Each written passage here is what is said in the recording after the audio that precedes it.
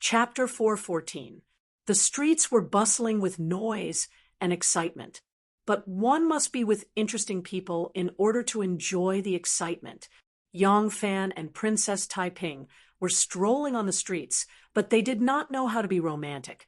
The city was filled with lanterns, and the streets were as bright as day. However, to Yang Fan, that feeling was far from the dreamy and illusionary feeling he had last night. Princess Taiping's mood was even lower than Yang Fan's. The unintentional words of those girls swept away the joy in her heart. Thinking of her brother, the Li family, and her own unpredictable fate, she was depressed. Let's go to the Tianjin Bridge. It's so noisy here. The two of them spoke at the same time. Although their words were not exactly the same, their meaning was the same. Therefore, they turned around and walked toward the Tianjin Bridge. They could see the Tianjin Bridge in the distance. The lights at the bridgehead made the graceful bridge look like a crescent moon on the horizon. At this moment, a woman and a young boy hurriedly rushed over and walked opposite to Yang Fan and Taiping. Because of their hurried footsteps, they almost bumped into each other. The streets were crowded with people. Since Princess Taiping wanted to enjoy the life of the common people, the 8 strong women could not drive away anyone who could get close to the princess. This was the foot of the Son of Heaven. Under normal circumstances, no one would come out and hurt people without saying anything. Although the woman's footsteps were hurried, she was a woman, and the child she was leading was also an underage child. Therefore, the 8 maids did not appear to chase her away. By this time, they almost bumped into the princess. 2 maids wanted to step forward to protect her. Yang Fan saw the matron was in a hurry to avoid Taiping and almost fell down. Hastily, he reached out to support her. Seeing her clothes and hairstyle, he noticed she was a married woman. He slowly said, "Auntie, be careful." "Thank you, Langjun." The woman thanked him. She pulled the young boy and was about to leave when 3 people hurriedly chased after her. The one in the middle pointed a fan at her and shouted, "Wife, don't go!" He caught up with her in a few steps and stretched out his hand to stop the woman. He laughed and said, "Dear, I'm not a man-eating insect. Hee, I just want to treat you to a cup of wine. Why are you in such a hurry to leave?" The woman was angry and anxious. She said, "I am a woman. I don't know you. Why would I drink wine with you? How rude. Get out of the way." The man, surnamed Pan, winked and said, "It's fine if you don't recognize him at first. Won't you recognize him after a drink?" Yang Fan and Princess Taiping looked at each other. They did not expect that they would encounter such a vulgar plot of molesting a civilian girl when they were about to reach the bridgehead. However, the more vulgar it was, the more common it was. In the boundless world, spring and white snow were definitely not the theme of life. That's why Confucius said, "I have never seen anyone who is as virtuous as lustful." Fortunately, they were at the side of the bridgehead, and the light was not bright enough. Princess Taiping, dressed in men's clothing, was standing next to Yang Fan. The man hurriedly glanced at her and did not see her beauty clearly. Otherwise, he was afraid that Princess Taiping would have provoked him. Seeing this situation, Yang Fan and Princess Taiping could not help but look at the woman seriously. The woman was tall and slender, her skin was fair, her buttocks were small, her waist was slender, and her neck was slender. She looked like she was full of life. Looking at her age, she should be about 25 or 26 years old. She looked dignified and intelligent, with a different kind of beauty. Whether it was her eyes that were as bright as spring water or her skin that was as smooth as jade, her whole body emitted a kind of pure aura. Therefore, her dignified temperament and beauty were especially moving. Next to her stood a young man of about 13 or 14 years old. He looked strong and stocky, probably her younger brother. As for the youth surnamed Pan, he was about 24 or 25 years old. His appearance was not ugly, and his brows were delicate and pretty. However, his gaze and expression, along with a faint smile that was not a smile, gave off a sense of wretchedness. At the foot of the Son of Heaven, the universe is bright. Please conduct yourself with dignity, the beautiful woman said with a frown. She pulled the young man and wanted to leave. The young man, surnamed Pan, laughed mischievously. He waved his hand, and the two people who followed behind her grabbed her from the left and right. Seeing this scene, Yang Fan and Princess Taiping were not in a hurry to leave. Yang Fan had seen young masters of rich and powerful families or ruffians take liberties with beautiful women, but Princess Taiping had never had the opportunity to see such a scene. Therefore, she stopped and only watched from the side. Both sides exchanged a few words. Yang Fan and Princess Taiping stood to the side and understood the general situation. It turned out that this woman was not the young man's elder sister, but his mother. The young man was already 13 or 14 years old. It seemed that this beautiful woman should be a few years older than her young appearance. This mother and son also came out to play on the Chinese Valentine's Day. They did not expect to meet this refined scum surnamed Pan. This surnamed Pan was called Pan Junyi. Today, he also came out to play with his two servants. At first, he chose to go to the crowded places. He squeezed and rubbed against the crowd. He rubbed against the woman's plump buttocks and touched the girl's breasts. He rubbed against them until his heart bloomed with joy. He was playing happily when he met this beautiful woman who was shopping with her son. It must be said that this Pan Junyi had good taste. It was probably because he had seen a lot of flirtatious and charming women. Seeing this woman's dignified and refined appearance, he was like a diner who had eaten a lot of fish and meat and suddenly saw a plate of juicy side dishes. He immediately drooled with greed. In fact, he was also very careful. He deliberately followed this young woman around for half a day. He saw that she was only accompanied by her son. There was not even a maid or maid by her side. He knew that she came from a small family. His courage grew, and he thought of a crooked idea. He chased and teased along the way. Pan Junyi's temper was aroused, and he could not let it go. Princess Taiping was somewhat curious at first. When she heard the story clearly, she immediately revealed a disgusted look. She said to Yang Fan in a light tone of anger, "Why are you still looking here? Quickly send this disgusting thing away."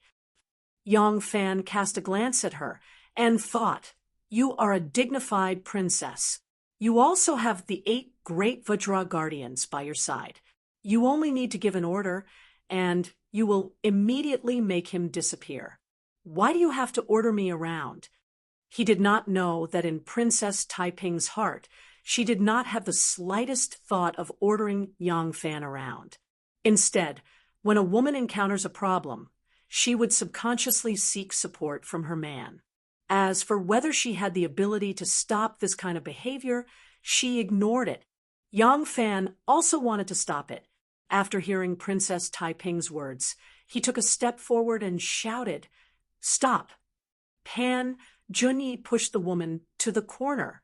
Her son, who was angrily cursing, was also pushed to the side by a servant. He was about to reach out to hook the woman's round and lovely chin when he suddenly heard Yang Fan's loud shout. He turned his head and gave him a look. His face sank, and he coldly said, "Your Excellency, this path is very spacious. Walk on your own path, and don't meddle in other people's business." Yang Fan smiled and said, "To me, this is not other people's business. Since I have seen it, if I don't do something, I will be neglecting my duty." After saying that, he took a step forward and put his hand on Pan Junyi's shoulder. He exerted a little force. Pan Junyi cried out in pain and quickly let go. Yang Fan was still holding his shoulder without moving. He said to the woman, "Auntie, take your son and leave." The woman was shocked and scared. She quickly thanked Yang Fan and looked at her son in fear. Her son was currently being twisted by one of Pan Junyi's servants. Princess Taiping waved her fan. A female sumo wrestler dressed as a man's hand flashed past and reached out to pat the servant's shoulder. The servant turned his head to look, only to see a fist as big as a bowl flying towards his face. With a pung sound, his face looked as if a dye house had opened up with multicolored hair draped over it. The man's head was covered, and he fell to the ground. When he got up, he felt a great pain. He wanted to open his mouth to curse, but he suddenly found that his teeth were exposed. He reached out to touch them and only felt blood on his hand. It turned out that a few of his teeth were also knocked out. That woman was only a woman from an ordinary small family and could not bear to see such a scene. As soon as she saw her son had escaped, she quickly took his hand and hurriedly thanked Yang Fan and Princess Taiping as they hurriedly left. Pan Junyi saw that they were even more overbearing than him. He couldn't help but fly into a rage and said, "How dare you? You are just a few street dogs. How dare you injure this young master's servant? This young master will send you to the Luoyang prefecture to eat the plank." Princess Taiping impatiently said to Yang Fan, "Are you going to have a court hearing here? Hurry up and send them away." Yang Fan laughed. The hand that was holding Pan Junyi's shoulder slid down to the back of his neck. Pan Junyi couldn't even speak. He choked and coughed. Another family member saw this and was afraid that his Lang Jun would suffer. He quickly called out, "Stop! My Lang Jun is the youngest son of the Minister of Examinations in the Ministry of Appointments. How dare you be so rude?" Yang Fan made a sound of surprise and said, "So you are from an official's family. This kind of behavior is really a disgrace to your family. This official will teach him a lesson on behalf of his father." After saying that, he lifted his leg and kicked Pan Junyi's, but with a bang. Yang Fan did not hold back his strength in this kick. Pan Junyi cried out in pain. Yang Fan used Pan Junyi's, but like a ball. He seemed to be performing the technique of bouncing the ball.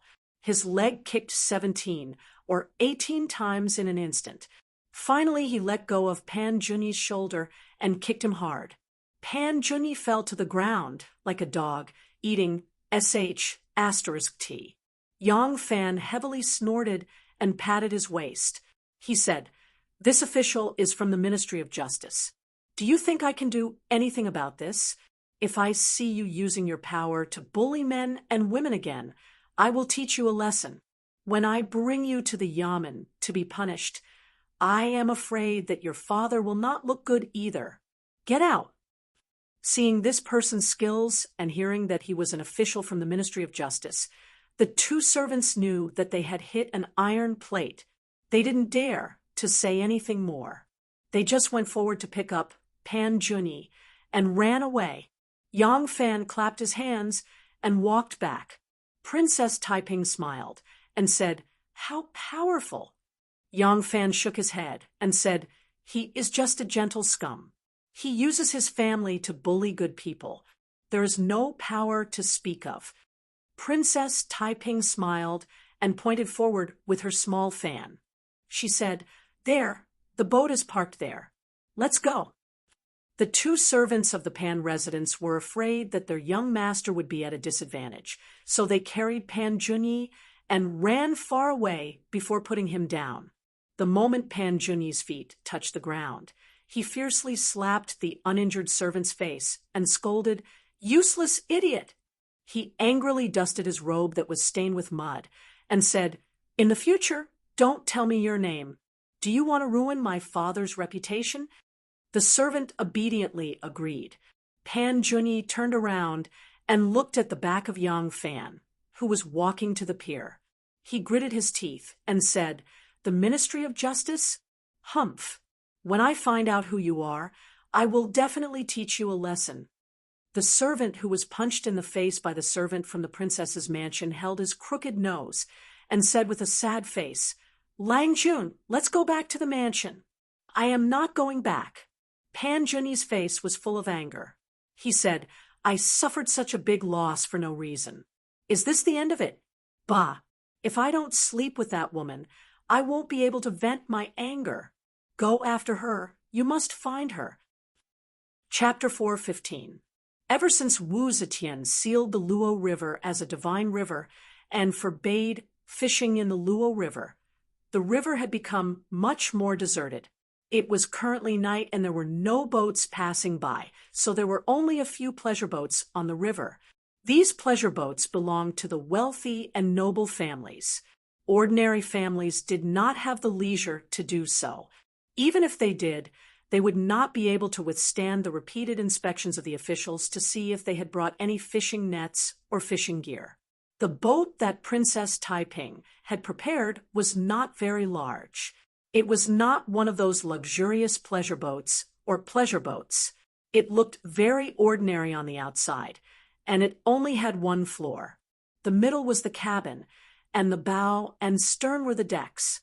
At most, it could hold 20 to 30 people. Footboards had already been set up between the boat and the shore. The officials inspecting along the river already knew who the owner of the boat was, so they did not dare to obstruct them. Princess Taiping and Yang Fan boarded the boat. They untied the ropes and raised the sails. The boat slowly sailed to the center of the boat and then followed the Luo River downstream. On both sides of the shore, there was still an endless clamor of music and dancing. However, there was still some distance between them, and the boat was much quieter. On the front deck, there were only two people, Yang Fan and Taiping. The 8 maids had already retreated into the cabins. The two shores were lit by lanterns, and above them was the Milky Way. The water sparkled and gradually became hazy. Although it was already autumn and the gentle autumn wind blew, it did not cause one to feel cold. At some point, Princess Taiping had already taken off her head. Although she was still dressed as a man, her long hair fluttered about her shoulders. Under the starlight, there was an abnormally gentle and beautiful feeling. Princess Taiping lightly sighed. Looking at the scenery slowly gliding by on both shores, she sweetly said, "Only here do I feel a bit more relaxed." Yang Fan turned his head and stared at her, asking, "Isn't it good to be on the street?" Princess Taiping shook her head and softly said, "Loneliness. There are too many people there. So, I am very lonely." These words seemed very difficult to understand, but Yang Fan understood. Yang Fan was silent for a while. His gaze met the slowly approaching pleasure boat and said, "Perhaps for you, loneliness is already an unbearable pain. But is it really so hard for a proud daughter of heaven? If that was the case, how could he be envied by the world? Most of the time, it's not that ordinary women don't have the same feelings as you. It's just that they don't have the time to feel sorry for this kind of feeling because they have suffered much more than you and they have experienced much more bitter things than this."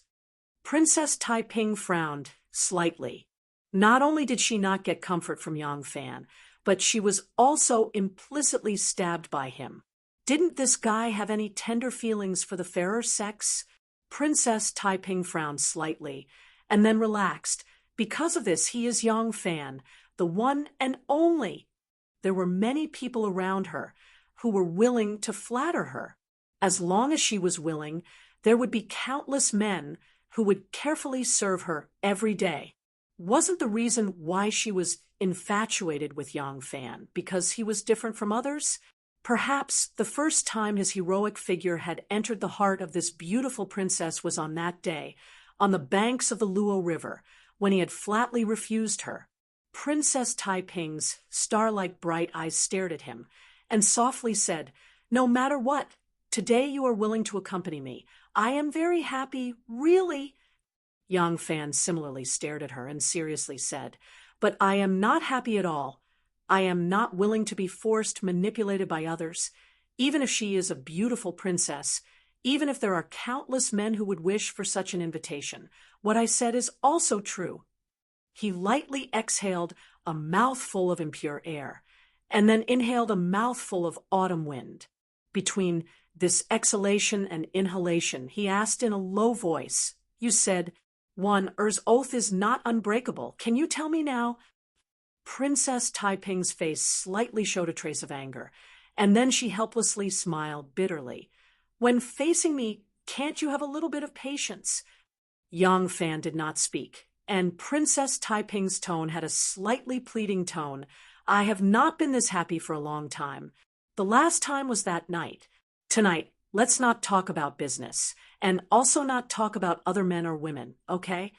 After a moment of silence, she added, "Tomorrow morning, I will tell you everything you want to know." Yang Fan's hands held onto the side of the boat.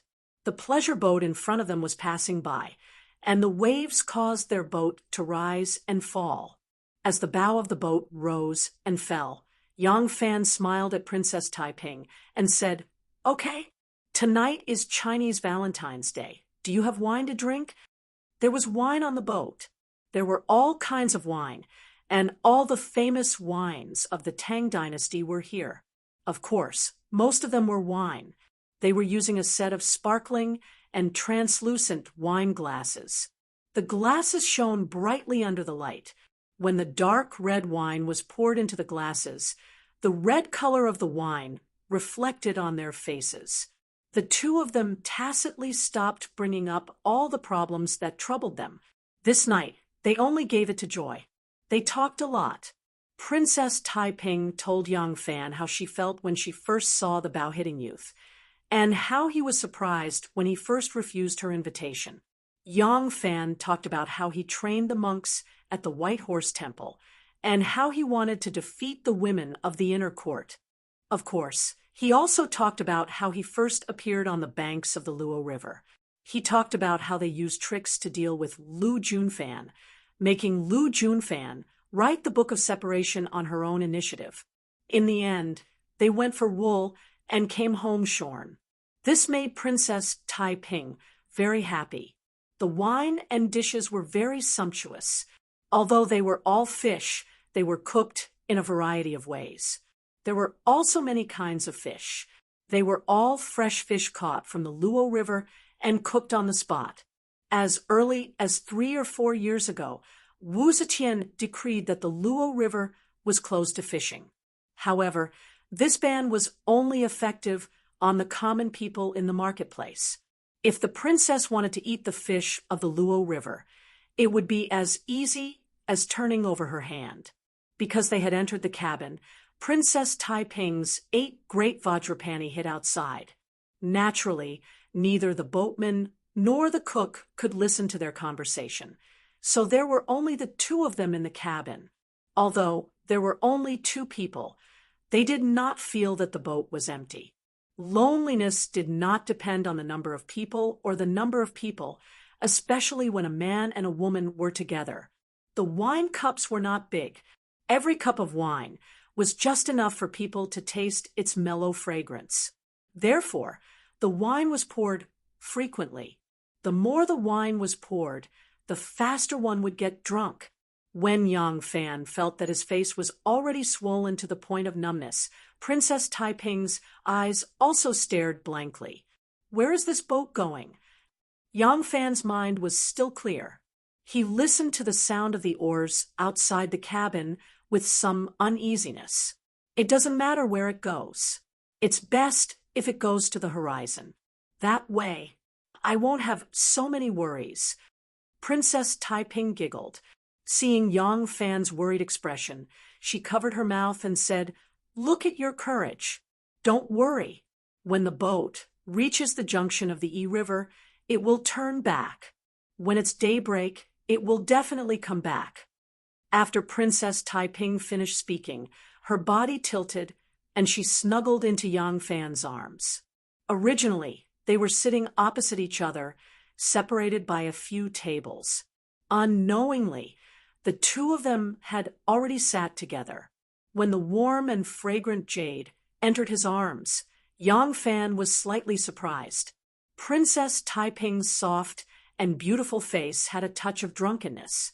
She hugged Yang Fan's waist and said coquettishly, "I want you to hug me to sleep. Coax me to sleep." Yang Fan smiled bitterly. It was not the first time that he had pushed away the princess's hug, but this drunken princess, precisely because she was unconscious, how could she do this? Yang Fan's hand had already reached her shoulder. In the end, he did not use force. He just gently slid down.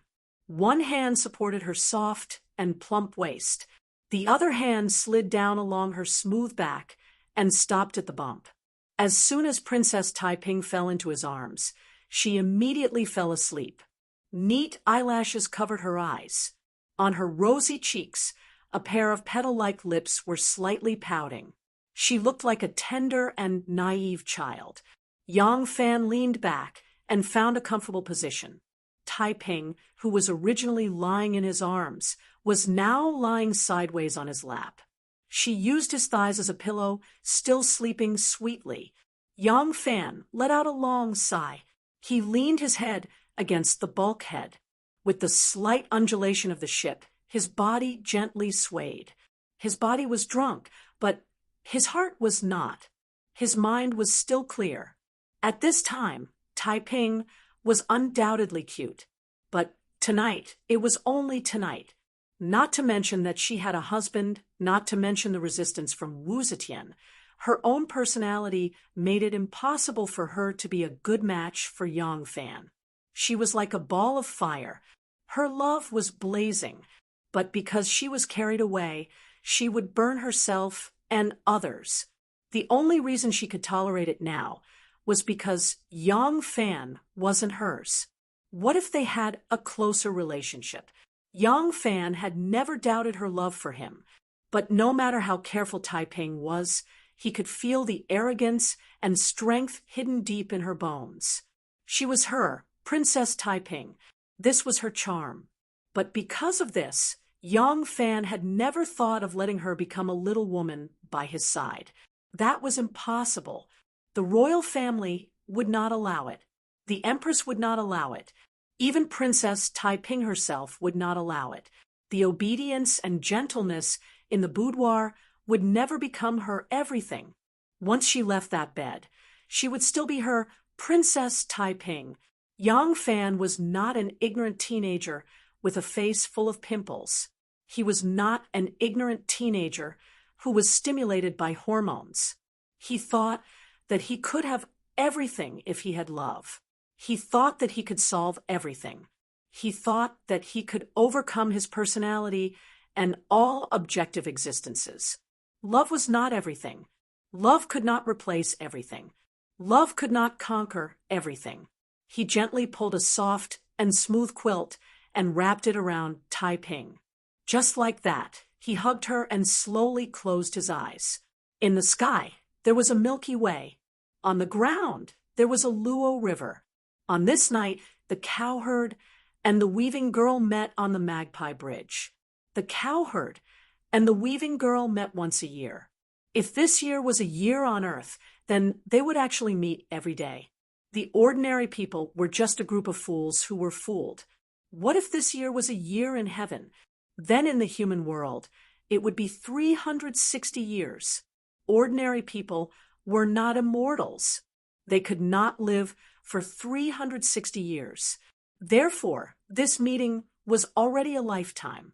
Yang Fan and Taiping, were they in heaven or on earth? In the Milky Way, the magpies were building a magpie bridge. In the Luo River, the bow of the boat was plowing the water. In the sky, in the water, on the shore, on the boat, in the eyes, in the heart, they weaved together and danced in heaven, and on earth it was a mess. Chapter 416. It was dawn. At dawn, the boat was anchored by the Tianjin Bridge, rising and falling with the waves, just like Princess Taiping's plump chest. Princess Taiping woke up leisurely. As soon as she opened her eyes, she saw Yang Fan quietly staring at her. His eyes were clear. He was sitting, and it seemed that he had been sitting all night. Princess Taiping was surprised when she saw the situation on the boat. She hurriedly got up and said apologetically, "You didn't sleep all night?" Yang Fan smiled and said, "It's okay to not sleep occasionally." He paused and said, "Listen, many people on the bridge and on the street didn't sleep all night. They are going home now." Princess Taiping said, embarrassedly, "But you have to go back to the yamen to work today." Yang Fan smiled again. "It doesn't matter. In fact, I am more free than anyone else in the yamen. I can sleep at any time. No one will bother me." Princess Taiping couldn't help but laugh and said, "I vaguely know about your situation in the Ministry of Justice. I know that you sleep every day, but I also know that you are not a person who likes to admit defeat. Although your counterattack may not necessarily be a victory, if you don't fight back, then it is too abnormal. I think many people are probably waiting to see what you can do." Yang Fan frowned slightly and asked doubtfully, "Many people? For example?" Princess Taiping said sweetly, "For example, the Mother Empress Mi, King Liang, and Cui Yuanzhong." Yang Fan gently stroked his chin and said leisurely, "So many people? I didn't expect that." Princess Taiping gently moved her messy hair away from her temples. She rested her head on Yang Fan's lap. Her cheeks were pressed by the folds of her clothes, which made her look like a lazy and charming mature woman. She used her long and slender fingers to tuck her hair behind her ears gracefully. She said slowly, "The Queen Mother sent you to the Ministry of Justice, so it's impossible for her not to be concerned about your actions there. Wu Sanxi's greatest opponent is Wu Qingxi. If you can control the Ministry of Justice, then you'll be a great help to him. So it's impossible for him to not be concerned. As for Cui Yuanzhong, his abilities may be limited, but to be able to sit in such a position other than Fu Yue, that kind of trash, there's definitely no idiot. And we have the same goal. Of course, I also hope that you can establish yourself in the Ministry of Justice." Princess Taiping stared at him and said word by word, "Therefore, many people are waiting and watching. If you can't get a foothold in the Ministry of Justice, then neither the Queen Mother nor Wu Qingxi will hesitate to give you up. After all, they want you to be of help to them, or to make them worry less. They don't want to treat you like a child who hasn't grown up and run to you every day to support you and worry about you. As for Cui Yuanzhong, he has only been in the Ministry of Justice for a short time. He has reached a delicate balance with Chun Dong for the time being. After all, he is the head of the Ministry of Justice. This advantage can ensure that he can suppress Chun Dong. Therefore, he also doesn't want a person with a strong background to jump out and raise a tiger." Yang Fan smiled and said, "It sounds so complicated. This is why I don't like the officialdom. There are too many insidious people here. In comparison, being in the army is better. And those influential officials, although they are all arrogant and domineering, they show their emotions on their faces. They are not like those people in the Ministry of Justice, all of whom are like smiling tigers."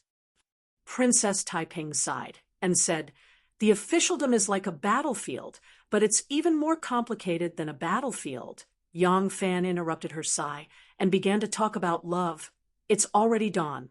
Let's not beat around the bush. I went to the appointment last night because you forced to make a poisonous oath. How can this oath be broken? If you don't tell me earlier, it will always be like a thorn in my heart." Princess Taiping's expression darkened, and she asked gently, Has she told you about the oath?" "Yes. Did she tell you what I said? Do you need to say it? You and I are allies." "Of course, allies can also be abandoned. So, if I say that you came to save me because you and I have a common goal, and we are allies, I will be speaking against my conscience. However, I appreciate your kindness, but it doesn't mean that I can let you bully my woman.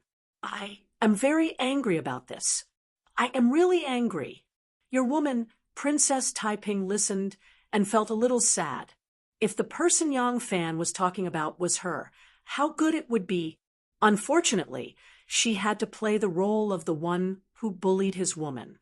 Princess Taiping lowered her eyes and said softly, I said to her, if I can't get it, you can't get it either. I can save her, but you have to make a poisonous oath. If you break the oath, then he will.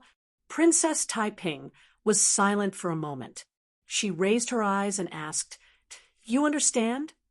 Yang Fan frowned and said blankly, What do I understand? Princess Taiping's face was a little red, and she said, I said, if I can't get it, you can't get it either. This is the premise of her poisonous oath. So it's not unsolvable. Yang Fan thought for a moment and suddenly understood. He was shocked, and his expression was complicated. Then the expression on his face became more and more interesting. Princess Taiping lowered her eyes and didn't dare to look at him. She secretly glanced at his expression, and her face became redder and redder like a hen laying eggs for the first time. In fact, this bold princess sometimes liked to be shy. Yang Fan's expression kept changing. After a while, he suddenly said in a low voice, But when you made Xiao Man swear, you didn't say that. Princess Taiping glanced at him faintly and said faintly, Because I didn't know that you loved her so much. I only thought that it was enough if she didn't pester you. Isn't it good to have one less person to share with me? But you can like Xiao Man after one air. Why can't you like me? How can I be with you? Why not? Princess Taiping raised her head, and her eyes were shining. Now everyone thinks that I am with you. What about it? As for the future, it is not impossible for me to divorce the emperor's son-in-law. If the emperor's son-in-law divorces me, I can also do it. Impossible. As long as your mother is alive, it is absolutely impossible.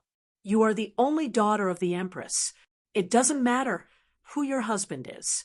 The important thing is that his surname is Wu. When she is alive, I can be with you without any status. My mother is getting on in years. One day, she will leave me. So what? At that time, you can have a status? Princess Taiping was silent for a while and became angry. Now I can be with you without any status. In the future, can't they give up their status? Seeing that Yang Fan's eyes became sharp, Princess Taiping quickly gave in and explained, It is not that I want to be aggressive, but because of my identity. Even if my elder brother is the emperor, he will not allow his sister to share a husband with another woman, unless I am the emperor. After saying this, Princess Taiping suddenly became stunned. Her eyes suddenly brightened, and no one knew what she was thinking. Yang Fan said, If you are the emperor, I will not be your empress. There is already an empress in the world. Perhaps she has the ability to be an emperor better than many men, but because of the opposition of the people, her wisdom and energy were used to eradicate the dissidents. As a result, if it were not for the strong foundation laid by the 2 generations of the Taizong and Gaozong, she killed so many members of the royal family, good ministers, and famous generals, and the world would have long been rotten. These words were simply rebellious, but the 2 people in the cabin had the idea of, after the empress, they will restore Li Tang's empire. Naturally, they would not care about these words. Yang Fan said in a deep voice, Therefore, one empress is enough. No one can stand another one. Unless there is a day when the women in this world can be on equal footing with the men, you'd better give up on this idea. Princess Taiping said, Let's not talk about the world. Let's talk about you and me first. Yang Fan said, Speaking of you and me, I am naturally grateful to be able to win the heart of your highness. But your highness's plan is always unbearable. You always feel that you have suffered a lot and made a lot of concessions, but you never seem to think about other people's feelings. Xiao Man is my first wife, and I have been in love for a long time. I will be with them for a long time, and in the future, we will have children. Then, one day, you tell me to divorce them and kick out the children they gave birth to for me. But your magnanimity is you can allow them to secretly contact me without a name. You still feel that you have made a great sacrifice and suffered a great grievance. Princess Taiping was somewhat at a loss and said, "What did I say or do wrong? What is wrong?" Yang Fan held his forehead and said in distress, "Your Highness, you've been high and mighty since you were born, noble beyond words. Your identity is naturally different from ours. As a child of the royal family, your thinking will never be on the same level as ours. I don't know how to communicate with you." Princess Taiping frowned tightly and looked innocent. Even though she was extremely smart, she still couldn't understand what Yang Fan was talking about. She was a descendant of the emperor, and indeed had an essential difference from ordinary people. Her identity, her environment, made it impossible for her thinking to stand on the same level as ordinary people. Yang Fan's previous worries were not wrong. Some things were deeply rooted in the bone marrow along with a person's living environment and status. When it was formed, it was difficult to change because of other things, even if it was love. The longer they were together, the more estrangement and divergence there would be. The prince and the princess lived a happy life from then on. That was a fairy tale. They might be together sweetly, or they might be more and more bored. They might be intimate, or they might have an affair. They might have a cute little prince or princess, or they might be resentful towards each other because they couldn't have a child. They might be 4 generations living under the same roof, or they might have a conflict between mother-in-law and daughter-in-law.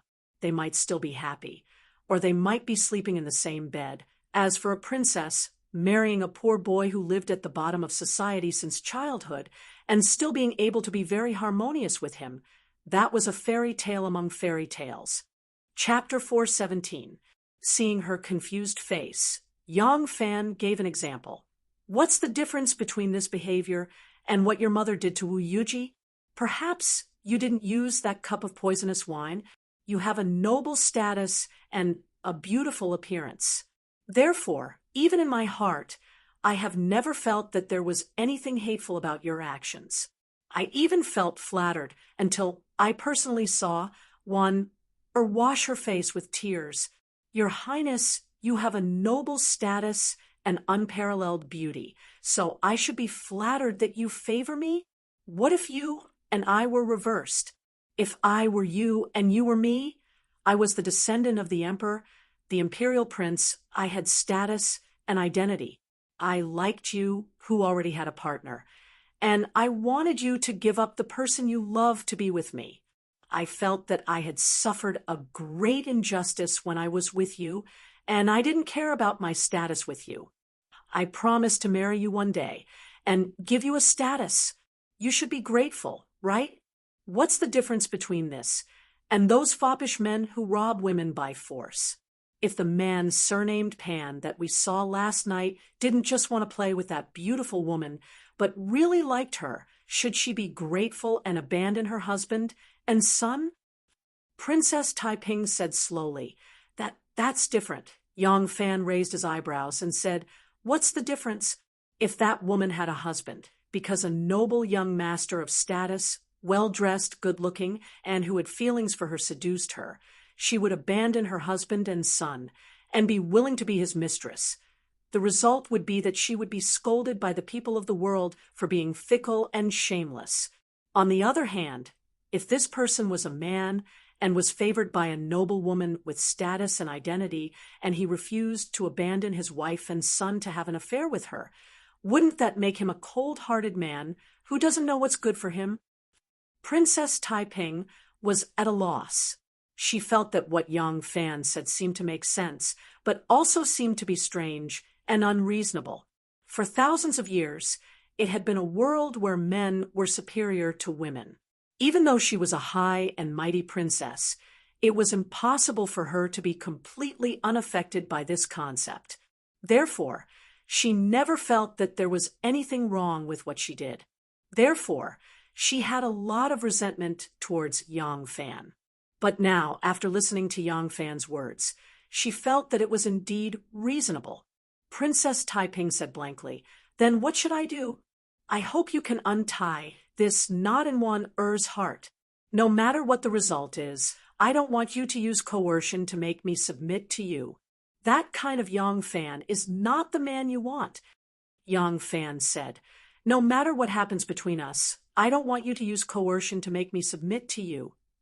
But Princess Taiping was so confused that she did not notice. She only stammered, But how can I untie the knot in her heart?" "That oath," Yang Fan said. "I've never believed that the gods in the underworld would care about what vows everyone has made. An oath is like a devil in the heart." Princess Taiping was silent. Yang Fan looked at her expression and did not say anything else. She was an intelligent woman. It did not take much effort to talk to intelligent people. If she could understand, these words were enough. If she could not understand, then it would be useless to say more. Dong, dong, dong, dong, dong, dong. The bell and drum on the gate of heaven sounded, startling countless jackdaws that flew all over the sky. The gate of heaven was close at hand, so the sound of the bell and drum was especially loud. Even the river under the Tianjin Bridge seemed to be rippling, as well as stirring up ripples in their hearts. Yang Fan listened to the sound of the bell and drum and said to Princess Taiping, "I have to go to the Ministry of Justice in a while. With regards to the situation in the Ministry of Justice, I already have some plans. Duguan Zhongzhong, Sun Yuxuan, and Simon Zhongzhong Yen Xiaojun are 2 fence-sitters. I plan to start with them first. If I want to knock these 2 down, I need to borrow their power. I need to borrow your power." Princess Taiping raised her eyes and glanced at him. There was a beautiful expression in her eyes. "Why not King Liang or Shui Huai?" Yang Fan said, "That's because you're the weakest among the 3 forces. I can't reveal all my trump cards to others at once. Sun Yuxuan and Yen Xiaojun are not worthy of my trump cards." Princess Taiping gritted her teeth and said hatefully, "You just said that I am a playboy who bullies men and tyrannizes women, and now you want my help. Does this count as going back on your words?" Yang Fan sternly said, "You have to be clear, my princess. Right now, we are talking about official business. This is a matter between allies. If you help you will be helping yourself. If I gain a foothold in the Ministry of Justice, it will be of great help to your plan. It is better to separate public and private matters." Princess Taiping hesitated for a moment and said, "Mother Empress is watching how you are going to open up the situation. If I step in, will she think that you are a hopeless fool?" Yang Fan smiled. "Our emperor is a person who wants to achieve nothing and does not care about trifles. If I call for reinforcements for every matter, I will be an incompetent person. But if I just want to open up the situation and do not use my ready-made connections because I am afraid that people will talk behind my back, then I will be foolish. A foolish person will not be able to achieve anything. Chundong has the geographical advantage. He has been working hard in the Ministry of Justice for many years. Chui Yuanzong has the timing. As the head of the Ministry of Justice, he can naturally recruit a large number of confidants. This is their strength. I have the strength of harmony. Why should I not use it? Should I tie my hands and feet and give up my advantage because I am afraid of being ridiculed? I have what you don't have. That is my ability. You have to admit it." Yang Fan said it very calmly and naturally. It seemed that after being locked up in the sensory court, he had really thought through a lot of things. He felt as if he had been reborn. Princess Taiping looked at him, and there was a faint feeling of fascination in her eyes. Now he was a little overbearing and a little unreasonable, but she just liked his taste. It was probably because there were too many men who surrounded her from childhood to adulthood. So she could only see this man in her eyes, and in her heart, she was only willing to let him live in her. Yang Fan was about to leave when he suddenly stopped and said to Princess Taiping, "I don't want to make one sad anymore. You tied the knot, so you untie it." After thinking about it, Yang Fan was still worried. He looked at her again and said, "If you are not willing to do it, I will do it myself. I am not helpless. Swore in my name. To tell you the truth, Yang Fan is only the name I am using now. My surname and name are not Yang Fan. I am not from Jiaoji. My childhood actually grew up in a small place called Taoyuan Village in Shaozhou." Princess Taiping's face changed. Yang Fan was very satisfied with her reaction. If one was a man, she would be a very upright gentleman. Regarding things like vows, some people could be as casual as eating and farting, but Wanner was different. She would value vows and keep them, especially this oath that concerned her life and death. Even if there was a chance that it could be fulfilled, she would rather be wronged than offended. Although Yang Fan did not believe this, he could not make one not believe it either. Therefore, he could only let Princess Taiping untie this knot herself. He believed that as long as Taiping was willing to do it, there must be a way. Yang Fan opened the cabin curtain and walked out. When the 8 strong women, the bosun, the helmsman, and even the cook saw him come out, they quickly looked at the sky and the water, pretending that they did not see him at all. The princess and this man had spent the night together in the cabin. This was a very embarrassing thing for them, so they could only pretend that they did not see him. The pedals had not been put down, but the ship was not very high. Yang Fan only needed to jump and lightly landed on the soft sand. Then he brushed off his robe and walked towards the Tianjin Bridge. He did not notice that when he said the words Taoyuan Village in Shaozhou, Princess Taiping's eyes flashed with horror and fear. The Peach Blossom Village was a small place, and the high and mighty princess should never have heard of it, because he and the princess were conspiring against each other. He was not worried that if the princess was curious, she would inquire about the Peach Blossom Village. But it was obvious that Princess Taiping already knew about this place. And Yang Fan thought that this trump card had shaken Princess Taiping's mind. The trump card should always be thrown out cleanly to look cool.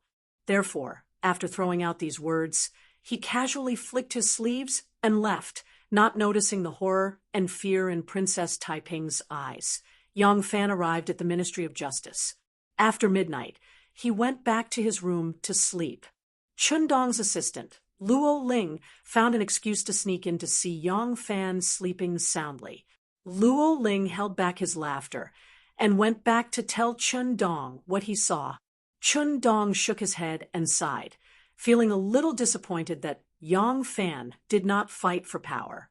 Since Yang Fan was so sensible, although Chun Dong still hated him for taking away the position of the left minister, he also knew that it was not up to him to come and go. As long as Yang Fan did not fight for power with him, then he would be the de facto leader of the Ministry of Justice. And with a puppet like Yang Fan in the middle, he could avoid direct conflict with the aggressive assistant Minister Cui. Therefore, at lunch that day, Chun Dong's attitude towards Yang Fan was a lot more polite.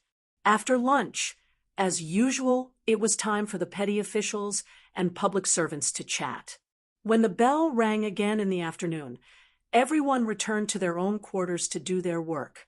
Yang Fan burped and said to Feng Shihui, who was about to leave, "Tomorrow is a 10-day holiday. Help me make an appointment with Dr. Sun and Dr. Yen. I want to treat them at the Golden Hairpin Drunk." Yang Fan smiled and said to him, "You should come too. We haven't had a gathering yet." When Yang Fan said this, he suddenly remembered that on the first day he reported to the Ministry of Justice, Dr. Chun Dong seemed to have said that he would hold a banquet to welcome him. Now it seemed that this banquet could not wait for the time being. If he wanted to let old Chen treat him, he would probably have to wait until he had a showdown with old Chen or even old Chui. Feng Shihui looked at his thoughtful expression and suddenly felt that something was wrong. Although he was not optimistic about Yang Fan, since he had decided to rely on Yang Fan, he originally had the idea of keeping a rare commodity. If that was the case, as a subordinate, should he first treat his superior to a meal?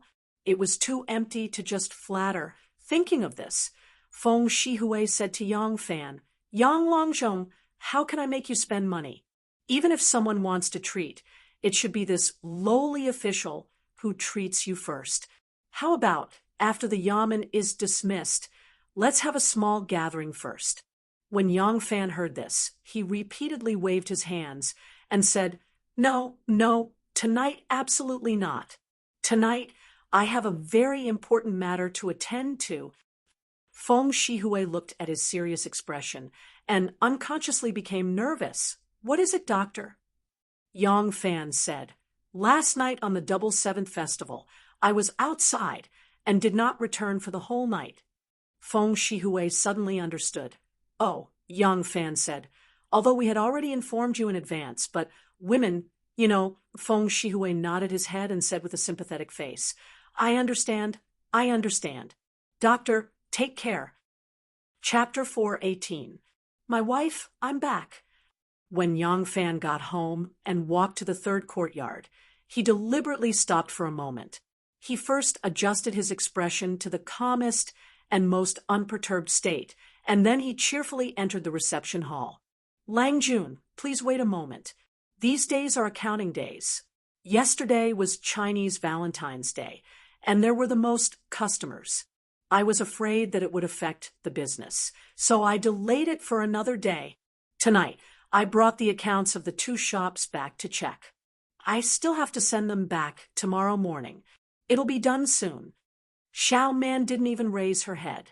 Her slender jade-like fingers tapped on the abacus beads. When Yang Fan saw that Nyonyo didn't greet him as happily as usual and was now busy with accounting, his heart slightly shivered. He quickly lightened his footsteps, gently approached, and carefully sat down next to her. Xiao Man held a pen in one hand and was still very nimble when she tapped on the abacus beads. Her other hand was flipping through the account book. Yang Fan sat to the side. His wife's face was as white as a duck's egg. She had beautiful long and neat eyelashes, beautiful eyes that were like lacquer, a small nose, and cherry lips. Xiao Man's expression was very focused, so Yang Fan was very nervous. Pa! A crisp sound, like a big whip being used to the best of the best. The big whip exploded in the air, and Xiao Man hooked her pinky finger. The abacus beads hit the bamboo crossbar and made a very loud sound. Yang Fan immediately shivered, and his body suddenly straightened. Xiao Man said happily, "All right, I've finally snatched these 2 accounts." Yang Fan quickly flattered, "You've worked hard, my wife. My wife's accounting skills have also improved. It's only been a while, and the accounts of the 2 shops have been finished." Xiao Man rolled her eyes at him and said, "How are they 2 shops? This is just 1 shop's account. We'll talk about the other shop's account after dinner." Yang Fan hurriedly said, "That's amazing speed. Only my wife has this kind of ability. Otherwise, our family's business would not be so prosperous. Last night, I had a dream. I dreamed that my wife was the reincarnation of the boy of wealth." As Yang Fan spoke, he suddenly realized that after hanging out with manager Feng Shihui for a few days, his ability to flatter had actually improved. Indeed, he who kept company with ink would be stained black. Xiao Man giggled and snorted, "You're unaccountably solicitous. Did you do something wrong?" "Not at all, not at all. I've already told you about what I told you the other night." Yang Fan nodded and bowed. He quickly took out something from his pocket and said to Buchi, "Here, wife, look, what is this?" "Ah, so beautiful." Xiao Man's eyes lit up. Yang Fan said contentedly, "That's right. I snuck out of the yamen early this afternoon and wandered around the market for a long time before choosing this one that I like the most. Isn't it beautiful? Only my wife deserves such a jade ornament. What Yang Fan took out was a jade hairpin. It was crystal clear, simple and unadorned, but not lacking in elegance. It was a jade hairpin that was as slender as a crescent moon, with a spring jasmine at the top. It was carved from a single piece of jade. At the bottom, there were 3 slender jade ornaments that looked like willow leaves. They were all beautiful greenish-white jade, with extremely fine lines on them. There were fine holes at the top of the petals, which hung from the jade hooks above. This jade hairpin itself was an extremely high-quality jade. To carve holes on this beautiful jade and carve different layers of patterns, branches, and lines, it required especially superb jade carving skills. Among the 3 shops that Xiao Man ran before she got married, the most important one was a bead shop, so she naturally knew what it was. Beautiful, right? Come, let me put it on for my wife. Yang Fan hurried forward and took off the gold and ivory hairpin from Xiao Man's head. He then gently inserted the jade hairpin into her jet black hair. The jade leaves swayed gently, and it really added a bit of spirituality to Xiao Man's temperament. Yang Fan immediately clapped his hands in admiration. Xiao Man gently stroked the hairpin in her hair and said with a faint smile, "Lang Jun, are you eating now?"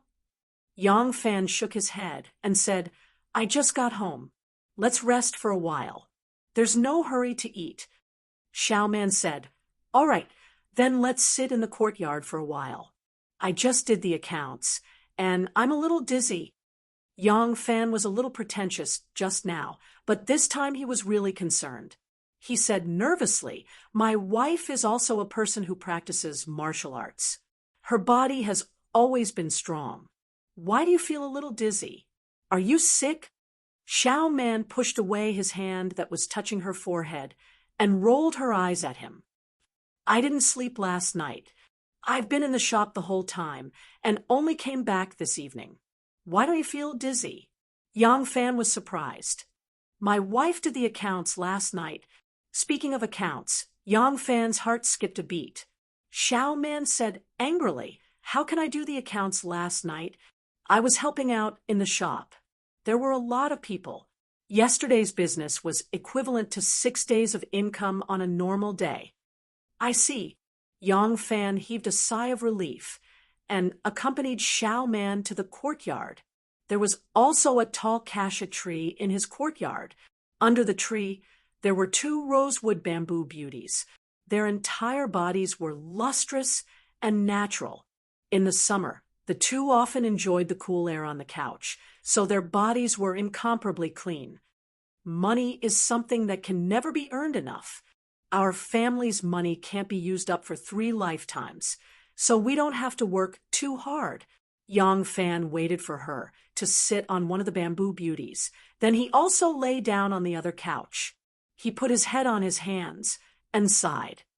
"I also didn't sleep last night, but fortunately, I made up for it in the yamen during the day." Xiao Man's handsome eyes slid over. "Oh, Lang Jun also didn't sleep last night." Yang Fan took the opportunity to say, "Yes, we wandered around Ding Ding Street for half a day and almost walked from the side door to the Ding Ding Gate. Yesterday, the emperor threw 7 whole needles and golden needles down from the side gate. I wanted to pick one for my wife and bring it back to beg for mercy. Too bad I didn't hit the head cage. That needle fell to the ground. Where am I going to find it? Then I crossed the Tianjin Bridge and walked all the way."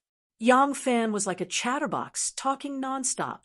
Not only did he talk about the donkey's intestines being pulled out and the duck being fried, he also talked about how he saved a girl when he saw injustice on the road. He also carefully recalled the various games he saw yesterday, adding details and embellishments in order to fill up the empty space of the night with this public scene. Unfortunately, he really didn't spend much time on the long street last night. so halfway through, he suddenly stopped. Xiao Man blinked and said, "Continue, where did you go?" Yang Fan was stunned. He met Xiao Man's gaze and suddenly lost the courage to talk nonsense. He stammered, "Later, we took a boat to the Luo River." Xiao Man's eyes narrowed slightly. "Just the two of you?" Yang Fan immediately said. "There was also the boatman, the helmsman, the cook, and 8 female sumo wrestlers." Xiao Man rolled her eyes at him. "They were also in the cabin with you too?" Yang Fan didn't say anything. After a moment of silence, he swore, "I can guarantee that although there was only 1 man and 1 woman in the cabin last night, we absolutely didn't do anything." Xiao Man's pearly white teeth gently bit her thin, red lower lip. She said with a smile that wasn't a smile, "Lang Jun, oh, tell me, if I was alone with a man in the dead of night, and then I said nothing happened, would you believe me?" Yang Fan's face twisted like a steamed bun. "I believe you." Xiao Man's eyes widened. "You really believe me?" Yang Fan nodded vigorously. "I really believe you. Then why do you have such a bitter face?" Believe me, but I'm also not willing." Uffed. Xiao Man couldn't help but laugh. She quickly straightened her face and snorted coldly. "You also know you're not willing, so she's willing?" Yang Fan said in a low voice. "Didn't I tell you in advance that some things are better explained to her? Tell me, in this kind of situation, what else can I do with her?" It seemed that conventional methods would not be able to make his wife calm down. Yang Fan's eyes turned and secretly swept a glance. He did not see Senjier and Tao Mei, those 2 maids, in front of him. He leaned towards Xiao Man and quietly said, "Your husband can prove my innocence." Xiao Man asked curiously, "How can you prove it?" Yang Fan leaned half of his body out and whispered in her ear for a while. Xiao Man's pretty face suddenly blushed. She stared at him with a mix of anger and amusement. She said angrily, "Hey, don't give me that. You didn't even feel tired after a night of torment. What can this method prove?" Yang Fan saw that the method of handing over the grain to prove his innocence was not used. He couldn't help but innocently say, "Then what do I have to say to make you believe me?" Xiao Man smiled slightly and said, "All right, I won't make things difficult for you. From the beginning, I believed you. If I don't even believe you, who else can I believe?" Yang Fan's heart warmed as if a big stone had been dropped. He couldn't help but take her little hand and put it in his palm. He didn't speak, but let the body temperature gradually fuse together. His heart was infinitely warm. Under the osmanthus tree, in the shadows of the lanterns, a young couple whispered, "My wife clearly believes me. Why did you deliberately play tricks on me? Just now I really thought you were unhappy. You don't know how anxious I was. Then who is to blame? You obviously didn't do anything, but you made it look like you have a guilty conscience. It's infuriating to see." In that case, it was me who overreached myself. That's not it. Although Lang Jun had no choice last night, I also believe in Lang Jun's character. But even if I believe everything, I still feel a little uncomfortable in my heart. Tell me, if I don't vent my anger on you, who should I vent it on? Ahem, my wife's words make sense. Also, Lang Jun should be more careful in the future. Huh? What did I do?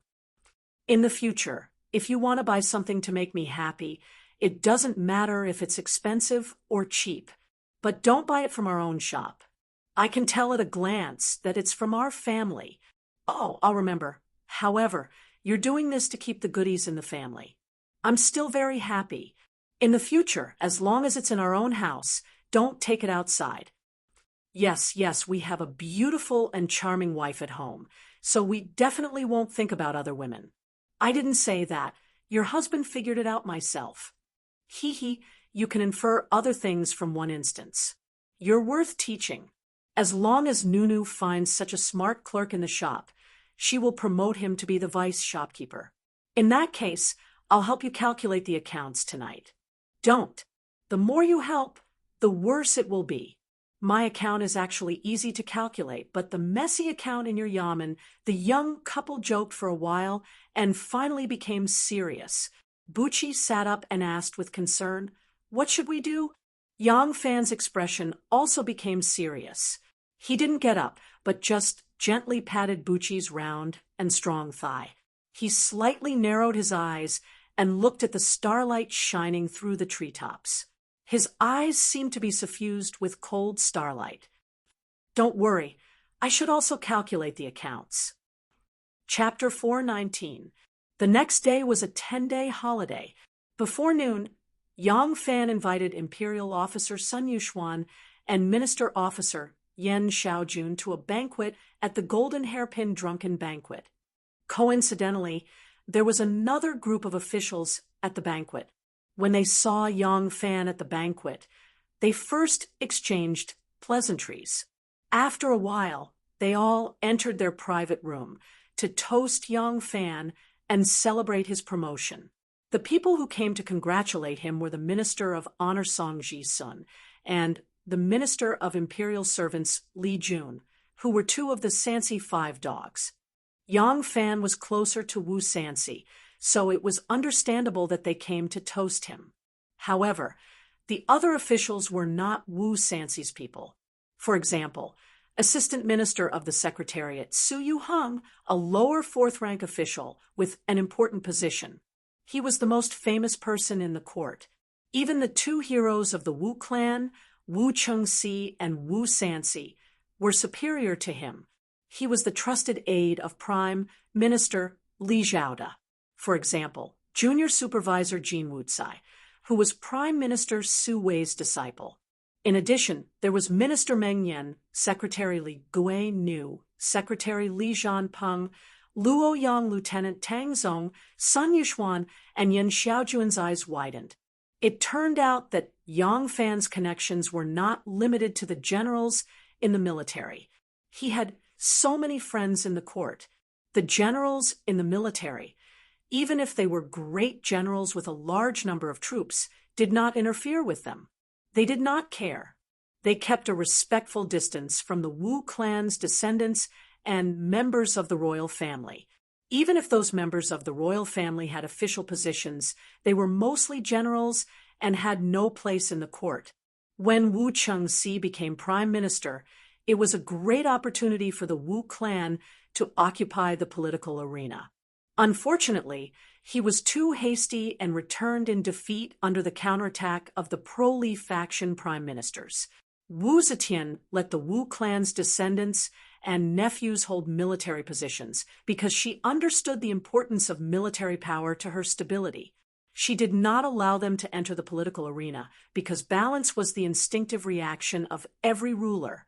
Therefore, Yang Fan's 3 backers could ensure that he would not be bullied too much in the Ministry of Justice, but they could not attract enough attention from the officials of the Ministry of Justice. However, these officials who appeared at this moment were inseparable from them. Some of these people were on the same level as them, and some were even 1 or 2 levels higher than them. They all saw the respect and affection these people had for Yang Fan. When they realized that Yang Fan's connections in the political arena were even more extensive than theirs, their arrogance was swept away. They thought that they had given Yang Fan enough face by showing their faces. Yang Fan politely returned the toast to the people who came. He knew that these people were arranged by Princess Taiping to be his sedan bearers.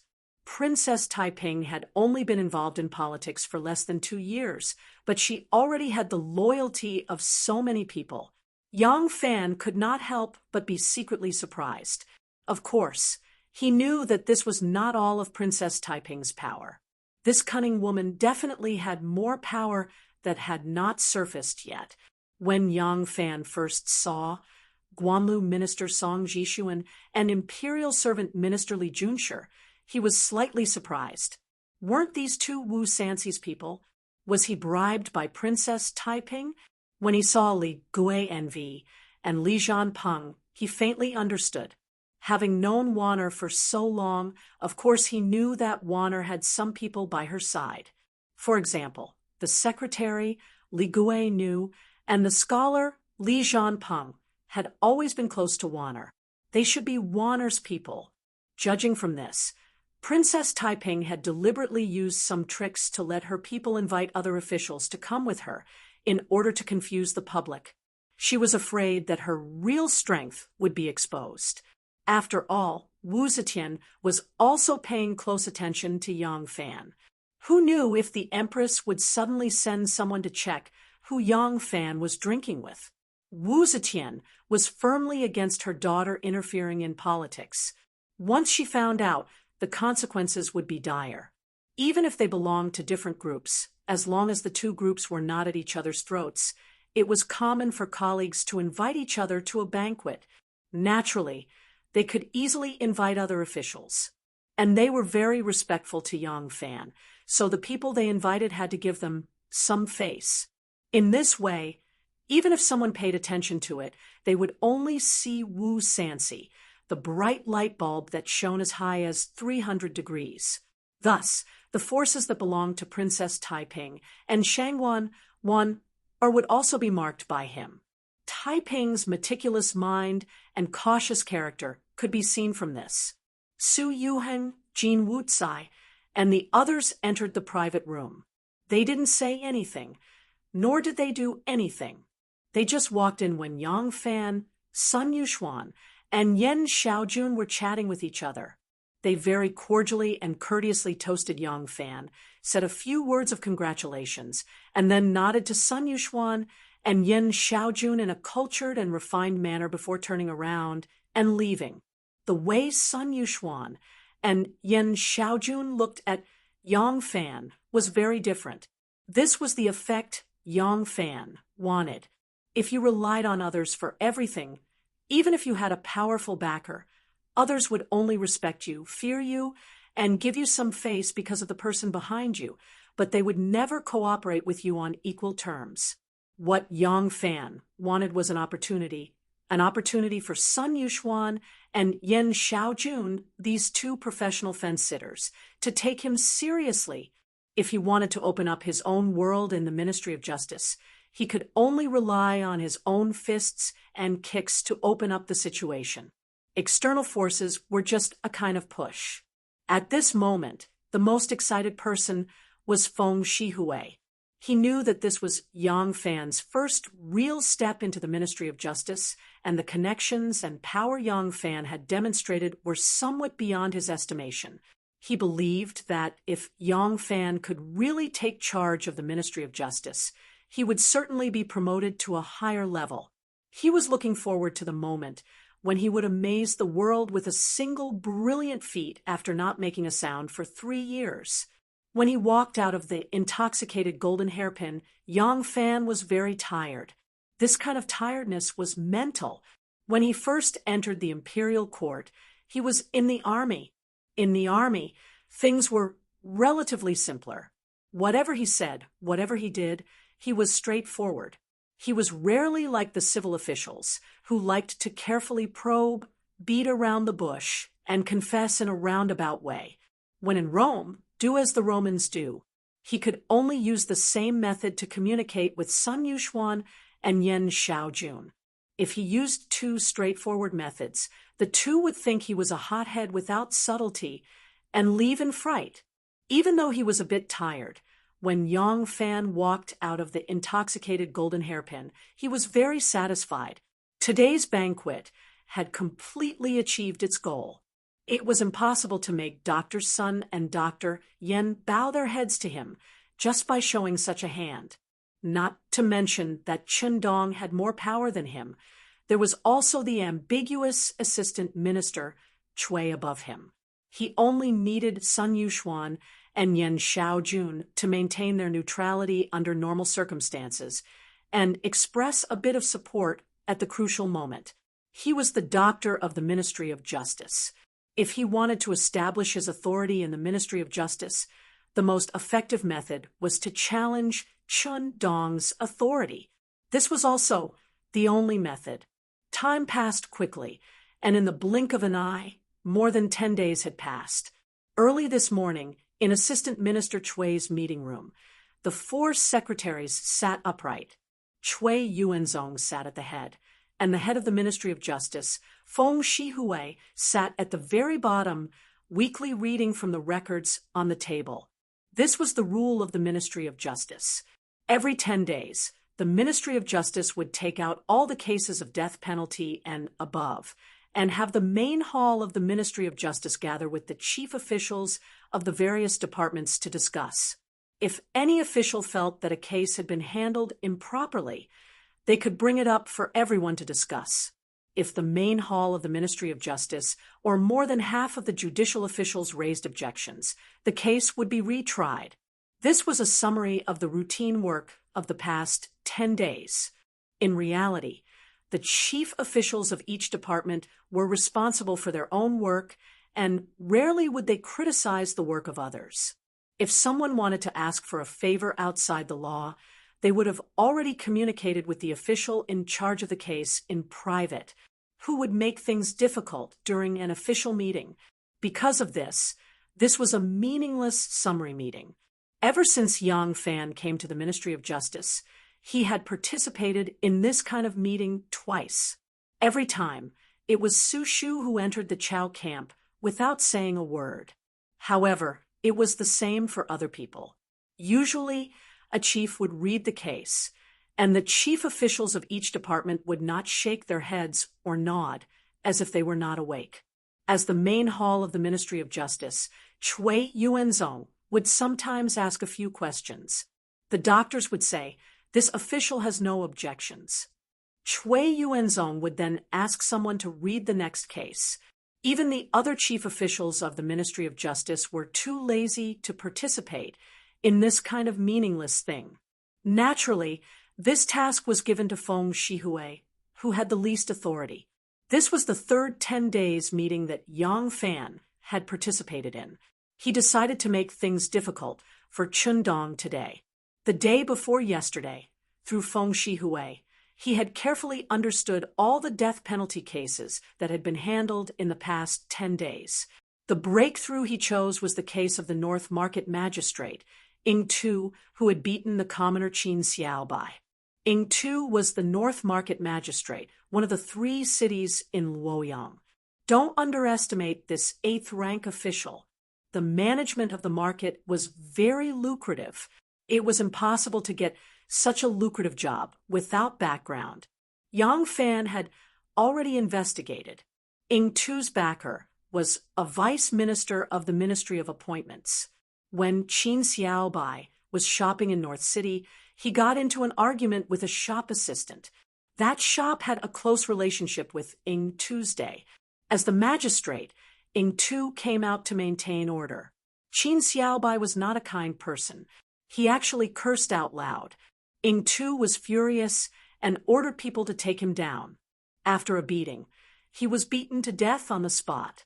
It involved human life. This was a case above the death penalty. However, Dr. Chen of the Ministry of Justice's decision was acquitted. The reason was that Ing Tu, as the magistrate, had the responsibility of maintaining order in the market. Qin Xiaobai resisted the magistrate and disturbed the peace. Ing Tu used the cane to punish Qin Xiaobai. Qin Xiaobai's body was weak. The strength of the cane used was different, which was why he died. Therefore, even though Ing Tu was suspected of using improper punishment, he did not kill intentionally or negligently. Because he was performing official duties, he was not punished. The main reason why the pardon was passed smoothly was that the victim's family did not pursue the matter. In this aspect, Yang Fan had already secretly investigated. He knew that the deceased Qin Xiaobai's wife had received a large amount of money from the other party. Therefore, they had made a private settlement. According to the laws of the Great Zhou dynasty, making a private settlement was also a crime. If he could turn Qin Xiaobai's case around, he could also touch the vice minister of the Ministry of Appointments. In this battle, he was not only challenging Chen Quan's authority, but it also involved the officials of the Ministry of Appointments. As long as he succeeded in this battle, he could bring down Chun Dong and establish his authority in the Ministry of Justice. The Ministry of Justice was in charge of criminal law.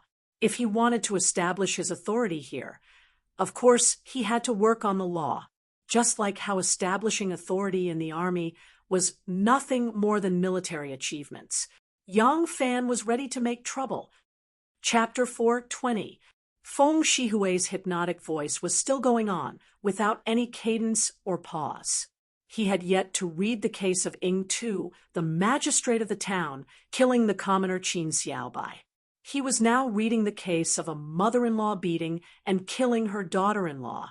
Because there was no case that he could use to make things difficult for him, Yang Fan, like the other officials, looked down and seemed to be dozing off. However, a sentence suddenly floated into his ears. The son of the deceased, Chang Ziyuan, said that on the night of the Double Seventh Festival, he accompanied his mother to Ding Ding Long Street and was harassed by this man with the surname Pan. The huge gambling debt that his father owed was also owned by this man with the surname Pan. Yang Fan was startled and immediately pricked up his ears. Feng Shihui continued to speak weakly. Yang Fan had only heard the second half of the story, but he had already understood the gist of it. It seemed that a man called Chang Lin had married a woman named Cheng. Her name was Yunenai. This woman was beautiful and attracted the covetous eyes of a man with the surname Pan. Therefore, the man with the surname Pan made use of Chang Lin's gambling addiction and lured him into a huge debt. Then, he forced him to give up his wife. Chang Lin was unable to repay the debt and returned home to complain to his wife, who knew that Cheng's wife was an extremely chaste woman and would rather die than comply. Chang Lin knew that he was in the wrong and did not dare to force himself on his wife. The man with the surname Pan then sent a group of ruffians to their house every day to demand for the debt, harassing and smashing things up. When Chang Lin's mother, Madame Doe, found out that it was her daughter-in-law who went on the long street on the night of the Double Seventh Festival that attracted the attention of the man with the surname Pan, she scolded her daughter-in-law for being a jinx and a vixen, for harming her precious son. This old woman was also a very unruly mother-in-law. After a round of beating, she actually hit her daughter-in-law's vitals and beat her to death. This turned into a murder case and was reported to the Luoyang government.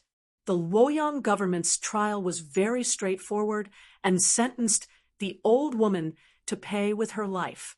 However, cases of banishment and above had to be reviewed by the Ministry of Justice, so the case was reported to the Ministry of Justice. The disciplinary officer, Chun Dong, had an objection to this case. His verdict was, a superior beating a subordinate is not a fight. Moreover, the old woman had a son, and the deceased was his son's wife. If he killed his mother because of his wife, it would not be filial, because the old woman is old once she is exiled to a foreign land. It is tantamount to throwing away her life, which violates the original intention of reducing her crime by one level. Therefore, the sentence is reduced by one level to imprisonment, and she is sentenced to work in the Sinong Temple for 2 years to atone for her crime. Because the starting point of Chun Dong's judgment was filial piety, and filial piety was the great Tao that everyone from the emperor to the officials and even the people of the world had to abide by. It was the cornerstone of ethics and morality, so Cui Yuanzong did not have any objections. He had already done a preliminary reading and was waiting for the ministers to discuss it today before sending it to the Luoyang prefecture for execution. After Feng Shihui finished reading the case, he raised his head slightly and took a sip of water to moisten his throat. Assistant Minister Cui waited for a while. Seeing that no one spoke, he cleared his throat and asked, "Does anyone have any opinions?" This lowly official wishes to take another look at the dossier. Because this case was concluded by Chun Dong, he did not need to express his opinion. Pai Erding, Sun Yuxuan, and Yen Xiaojun, the three doctors, were just about to cup their hands and say, "This lowly official has no objections." As per usual, Yang Fan spoke first. In this kind of routine meeting, it was already extremely rare to raise an objection to a case, but the one who raised the objection was actually Yang Fan, the second cult leader of the Ministry of Justice, who was publicly recognized as ignorant and incompetent. Cui Yuanzong could not help but look at him in astonishment. Feng Shihui was also somewhat astonished. This is not the case that Yang Longzhong had chosen to make things difficult for. Didn't I already agree? With Yang Longzhong? Why did he change his mind at the last minute? He looked at Yang Fan with some surprise, thinking that Yang Fan had remembered wrongly. However, Yang Fan smiled warmly at him and said slowly, "Manager Feng, please let me read the dossier." Oh, yes. In front of all the officers, Feng Shihui could not give him a hint by winking, so he could only bring the dossier in front of him. The dossier was open. Yang Fan flipped to the first page and carefully read it. Chun Dong saw his behavior and could not help but raise his eyebrows slightly. Pai Erding glanced at Cui Yuanzong. Cui Yuanzong's face was expressionless, but when he looked at the slightly uncomfortable Chun Dong, and then looked at Yang Fan, who had his head lowered and was seriously reading the dossier, a trace of understanding flashed through his eyes. Whether it was Chun Dong or Yang Fan, they were both obstacles to his sole control of the Ministry of Justice. However, Chun Dong had a deep foundation in the Ministry of Justice, and Yang Fan had many backers. With Cui Yuanzong's boldness, he did not have the guts to start an all-out war with them. Now that these two tigers were going to fight, Cui Yuanzong was happy to sit on the mountain and watch the tigers fight. He slightly lowered his eyelids and gently stroked his beard without saying a word. Seeing this, Pai Erding also had the idea of sitting on the mountain and watching the tigers fight. Sun Yuxuan and Yen Xiaojun looked at each other. Both of them had a ruminating expression on their faces. The room was quiet. Occasionally there would be a gulp sound, but it was the sound of Feng Shihui drinking water. Feng Shihui also did not expect that he could drink water so clearly at this time. Seeing everyone looking at him, he could not help but smile awkwardly. "It really is her." Yang Fan saw Chang Ziyuan, the son of the Chang family, who had provided the testimony in the dossier, mentioned that on the night of the Double Seventh Festival, his mother was molested by the Pan surnamed Foppish, and was subsequently rescued by a man who claimed to be from the Ministry of Justice. From this, he knew that the deceased was the woman he met that night. Yang Fan closed his eyes, and the appearance of the woman suddenly appeared in front of him. She had a slender figure, fair skin, a slender waist, and a slender neck. She was as clean and translucent as a duck's egg that had its shell peeled. Although his son was already 13 or 14 years old and had a strong head, she looked to be only 25 or 26. She was dignified, refined, and exceptionally beautiful. That day was the Double Seventh Festival. While it was true that the Double Seventh Festival was a festival for lovers, the common people had their own festivals to celebrate, and they would not let go of this rare occasion where the curfew was lifted and the streets were filled with merriment. But on that day, this woman called Cheng Yunny had brought her son Chang Ziyuan out to play. But where was her husband, Chang Lin? From this testimony, it could be seen that Chang Lin was a gambling addict. He was extremely fond of gambling, and most of the money he earned from working at the docks was spent on gambling. His family still relied on his wife's needlework to supplement their income. That night, when his wife was molested, he was probably at a gambling den, throwing dice with bloodshot eyes. This man, surnamed Pan, was clearly the youngest son of the assistant counselor of the Ministry of Personnel, Pan Junyi. The dossier did not mention a single word about his family background. Even though it could not be said that the officials were protecting each other, it was still a taboo for his father. The assistant counselor of the Ministry of Personnel was indeed not a high-ranking official in the capital, but his authority was not small. He was in charge of assessing the achievements of officials, and if there was no other choice, no one would be willing to offend him.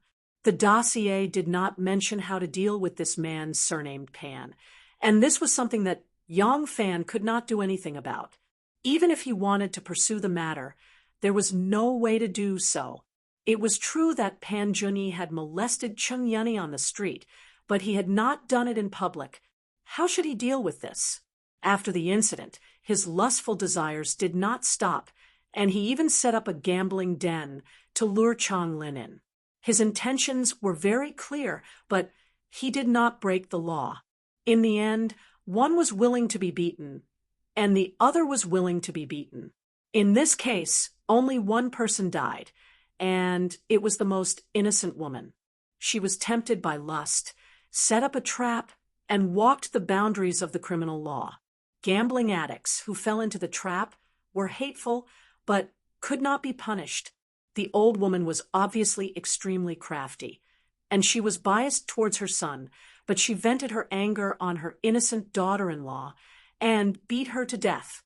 Such a fresh life, such a respectable woman, died just like that. How innocent that woman was, how unfair the heavenly axiom was. A ball of anger burned fiercely in Yang Fan's heart. He slammed the dossier shut, raised his head, and said solemnly to Cui Yuanzong, "Assistant Minister, this lowly official thinks that Director Chen's judgment is really unfair." As soon as these words came out, everyone was shocked. Sun Yuxuan and Yen Xiaojun did not know that Yang Fan was going to make trouble today, and they did not know what he had chosen to break out of. However, after the golden hairpin drunkenness incident, they knew that Yang Fan would make trouble for Qindong sooner or later. At this moment, when they heard this, their eyes instantly lit up. It has finally begun.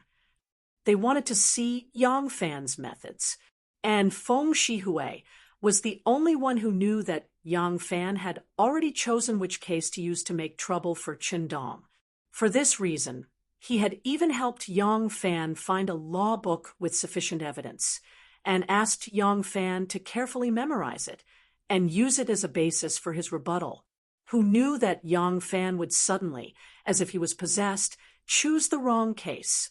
Feng Shihui was so anxious that he coughed repeatedly, but Yang Fan turned a deaf ear to him. Instead, Yang Fan looked at him meaningfully. Feng Shihui's heart trembled, and he did not dare to speak. Assistant Minister Cui slowly stroked his beard and asked softly, "I wonder what Yang Langzhong thinks is wrong with the case that Director Chen has decided?" These days, Yang Fan had not been idle at home. Every night, the only thing he did was to memorize all kinds of cases and their legal principles that he might encounter within the scope of his duties. Right now, he still could not think of all kinds of laws as soon as he used them. Although he had forcefully memorized all kinds of laws in his mind, when he needed to use specific related laws, he still needed to first think of the general category of laws in his mind, and then refine it down to some specific legal provisions. He knew that this was his shortcoming, so when he flipped through more than half of the file, he still pretended to read the file seriously, but in reality, he was already thinking of the laws that could be used. At this time, when Cui Yuanzong asked, Yang Fan immediately answered, according to the Zhou law, the third paragraph of the section on fighting and litigation, if an elder beats a lowly child, injures the injured, the punishment will be reduced by 1 rank. If it is a small merit or a great merit, the punishment will be reduced by 1 rank. If a person dies from beating, the elder will be hanged. Word by word, Yang Fan recited the law that just happened to be applicable, and then said, according to the law, if the old woman of the Chang family beats, or even cripples her daughter-in-law, because she is an elder, her punishment can be reduced by 1 rank. But according to the law, even if she is an elder, the person who causes the death will be sentenced to hanging. Therefore, this lowly official thinks that Director Chen's judgment is very wrong. Chui Yuanzong slightly narrowed his eyes, and after listening to Yang Fan, a trace of surprise appeared in his eyes. They all knew how Yang Fan became an official and how he became a military officer, so they had never thought that he actually understood the law. Chui Yuanzong seemed to see Yang Fan for the first time and looked at him seriously, then turned to Chen Dong and asked, "Director Chen, what do you have to say?" Chapter 4:21. When Yang Fan had spoken just now, Chen Dong had not uttered a single word. This was not because Chen Dong was able to maintain his composure in the face of the questioning of a junior and layman of the law, but because these were the rules. Yang Fan's statement was a questioning of him. Regardless of whether it was a questioning or an impeachment, as long as a superior was present and the other party's words were directed at the superior, he could not immediately refute before the other party finished speaking and the superior began to question him. It was the same in the imperial court. If an imperial censor reported against you, you could only listen from the side. Even if what he said was completely nonsensical and non-existent, you could only maintain your silence before the censor finished speaking and the emperor questioned you. You absolutely could not jump out halfway through the other party's statement and start spitting saliva at the censor with a flushed face and neck. While Yang Fan was narrating, Chen Dong was also anxiously thinking of how to phrase his words. At this point, how could he not understand that Yang Fan, who had been pretending to be a pig for nearly a month, was now starting to eat the tiger? Thus, Chen Dong's reaction was also extremely cautious. Chen Dong thought carefully for a moment and cupped his hands at Chui Yuanzong. "Assistant Minister, this lowly official's judgment is naturally somewhat inappropriate from a legal point of view. However, this lowly official has been in the Justice Department for many years, so how could I not be familiar with this kind of law? This lowly official's judgment was made after careful consideration." Chui Yuanzong smiled slightly. "Speak." Chen Dong glanced disdainfully at Yang Fan and said, "The law is nothing more than human emotions. This case is not a simple murder case, but rather a mother-in-law disciplining her daughter-in-law. She was too heavy-handed and caused death. In terms of filial piety, the relationship between parents is greater than that between husband and wife. In this case, Chong Lin has already lost his wife. If his mother was killed because of his wife, wouldn't that go against nature and go against filial piety? Moreover, Chong Lin's mother originally had no intention of killing, and it was a mistake. Moreover, she was already advanced in age, so this lowly official's judgment was reduced by one level." He smiled and casually added, "This case has already been reported to the assistant minister. Since the assistant minister has approved of this lowly official's judgment, I believe that this lowly official understands this lowly official's painstaking efforts to promote filial piety." Chui Yuanzong stroked his beard and smiled noncommittally. He then turned to Yang Fan and asked, "What does Yang Longzhong think of Dr. Chen's explanation?" Yang Fan said calmly, "I think it's ridiculous." "Oh," Chui Yuanzong chuckled and said, "Tell me your reason." Yang Fan said, "The law is nothing more than human feelings." On this point, Yang completely agrees. Advocating filial piety, this Yang completely agrees with this. However, this lowly official believes that a favor is not the same as abusing it. To promote filial piety, one must not do things that go against the harmony of heaven and go against humanity in the name of filial piety. Otherwise, that would be false filial piety. If it was purely a lecture, it was impossible for Yang Fan's understanding of the law to surpass that of Chen Dong, who had worked in the legal profession for most of his life. However, when it came to the sharpness of the tongue, he was not inferior to Chen Dong in the slightest. The huge pit that Chen Dong had dug had been easily and skillfully circumvented with a single sentence. The pit that Chen Dong had dug was filial piety. Moreover, he had been shouting all day that the dignity of the law could not be violated. Had he done it? What would the situation be like 1,000 years ago? That was a society ruled by men, where power was greater than the law, and these people who held power all placed filial piety at the top of all the virtues. If Yang Fan stubbornly acted as a legal warrior and shouted that the law could not be violated, and that since the law stipulated that the old woman should be sentenced to death by hanging, then he could pack up and go home. If this lawsuit was brought to Wu Zetian, he could forget about winning. Which was more important between the life and death of a wicked old woman and upholding filial piety? Yang Fan said, from the confession of the Cheng family's son, Madame Cheng did not do anything wrong. The one who set up a trap was the man surnamed Pan, and the one who was addicted to gambling and owed a huge debt was Cheng Lin himself. The old woman from the Cheng family vented her anger on her daughter-in-law and actually beat an innocent woman to death.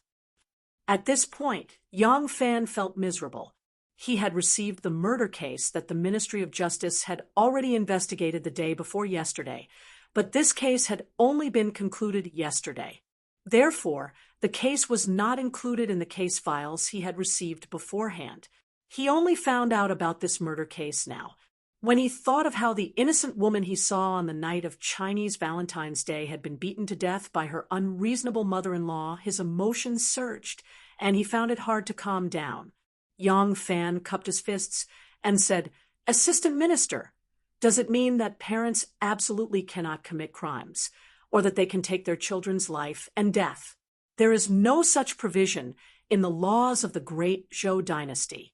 There are all kinds of parents in the world, and that is only for their children. The one who should be filial is Cheng Lin, so it is human nature for Cheng Lin not to sue. It is also human nature for Cheng Lin's son, Cheng Ziyuan, to sue his grandmother for killing his mother.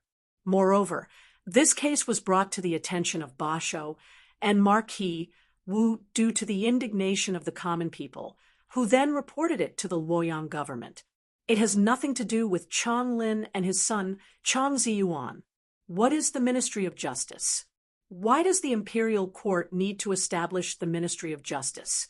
Isn't it just to manage the injustice of the world? Isn't it to bring the grievances of the common people that cannot be resolved by themselves to the law, so that the imperial court can uphold justice? Director Chen is not the son of that unreasonable old woman. So who is he being filial on behalf of? Moreover, he is using the life of Madame Cheng. So who is he being generous? Yang Fan waved his sleeves and said in a clear voice that shook the roof tiles, "Therefore, this lowly official believes that Director Chen, under the guise of fake filial piety, caused an innocent to die in vain and should be retried." Yang Fan's words were powerful and resonant, and the last few words were like the sound of metal and stone, piercing directly into the hearts of the people. As soon as he finished speaking, everyone in the meeting hall was moved.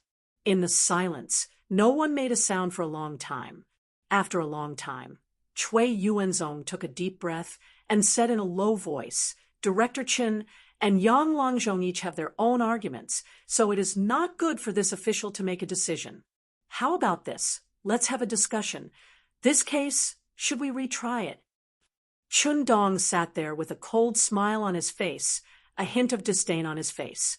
Yang Fan's words were quite touching, but the people present were all bureaucrats who had been through the ups and downs of officialdom for many years, not those ignorant commoners on the streets. A few words could make their blood boil, and they would be at the mercy of others if they were hot-headed. In the officialdom, which one of them did not put the word benefit first and weigh it again and again? Would anyone agree with Yang Fan's opinion? Yang Fan, what is that? Would someone take the risk of offending him and stand on Yang Fan's side? Chun Dong gently curled his lips and picked up the cup of water on the table. The water was already warm and not scalding, but he still pretended to blow on it a few times. Then he gently raised his eyelids and lightly swept his gaze over Yang Fan. The air of provocation was extremely thick. "Ahem." Sun Yuxuan lightly coughed and said, Assistant Minister, in this lowly official's opinion, since there are still disputes in this case, why not retry it? Chun-dong was startled and looked at him with some surprise. This fence-sitter, how come he has his own opinion today? Sun Yuxuan smiled with a harmless expression on his face, as if he was trying to smooth things over. That day, he had already seen Yang Fan's connections, and he had already calculated it clearly. At this time, speaking up for Yang Fan was like sending charcoal in snowy weather to Yang Fan. If Yang Fan could become powerful, he would have one more friend and one more path. Right now, Chun-dong had the upper hand. If he stood on Chun-dong's side, it would only be the icing on the cake. At most, he would go back and get a good look from Chun-dong. What else could he do? If he helped Yang Fan smooth things over at this time, and Yang Fan still lost because today's action was not as important to Chun-dong as it was to Yang Fan. At most, they would not be too harmonious in the future, and he would not anger Chun-dong too much. Yen Xiaojun had the same idea as him, but he hesitated for a moment, and Sun Yuxuan beat him to it. If he spoke again, he wouldn't be able to be as calm as Sun Yuxuan, so he was a little annoyed. However, he did not know that the reason why Sun Yuxuan spoke first was because he drank Yang Fan's free wine every noon and was a little embarrassed to hide behind. He covered his mouth and coughed twice, then said to Cui Yuanzong, Assistant Minister, a person's life is related to the heavens. This lowly official thinks that it is better to be cautious and re-examine the case. Other than Cui Yuanzong, who was the assistant minister, there were a total of 5 doctors present. Now that Yang Fan and Chun-dong had made their stand clear, and Sun Yuxuan and Yen Xiaojun both agreed to re-examine the case, 3 of the 5 doctors agreed to re-examine it. Whether Pai Erding expressed his stance or not, this case was destined to be re-examined. Pai Erding did not want to express his stance. He was Cui Yuanzong's man, and in his opinion, the battle between Yang Fan and Chun-dong was a dog-eat-dog situation. It did not matter who killed who. It was best if both of them died at the same time. However, Cui Yuanzong was secretly shocked. This Yang Fan is very scheming. Since when did he rope in Sun Yuxuan and Yen Xiaojun to be on his side? And I did not notice it at all. Cui Yuanzong secretly raised his guard and said with a smile, If that is the case, then this case should be re-examined. Chun-dong did not expect Sun Yuxuan and Yen Xiaojun to speak up for Yang Fan. Ever since Cui Yuanzong entered the Ministry of Justice, these 2 fence-sitters had pledged their allegiance to him. However, their allegiance was only to follow Cui Yuanzong's arrangements and not to drag Cui Yuanzong down. They had never stood up for Cui Yuanzong and made things difficult for him. Who would have thought that today? Chun-dong thought anxiously, could it be that Cui Yuanzong saw that he could not bring me down and has the intention to use the tiger to swallow the wolf? He wants to use Yang Fan to be my enemy, and he can reap the benefits from his position? Hearing Cui Yuanzong say that the case would be re-examined, Chun-dong was also angry. He said stiffly, Assistant Minister, my judgment is based on evidence. I do not agree with what Yang Longzhong said. Even if this case is re-examined, I will still make the same judgment.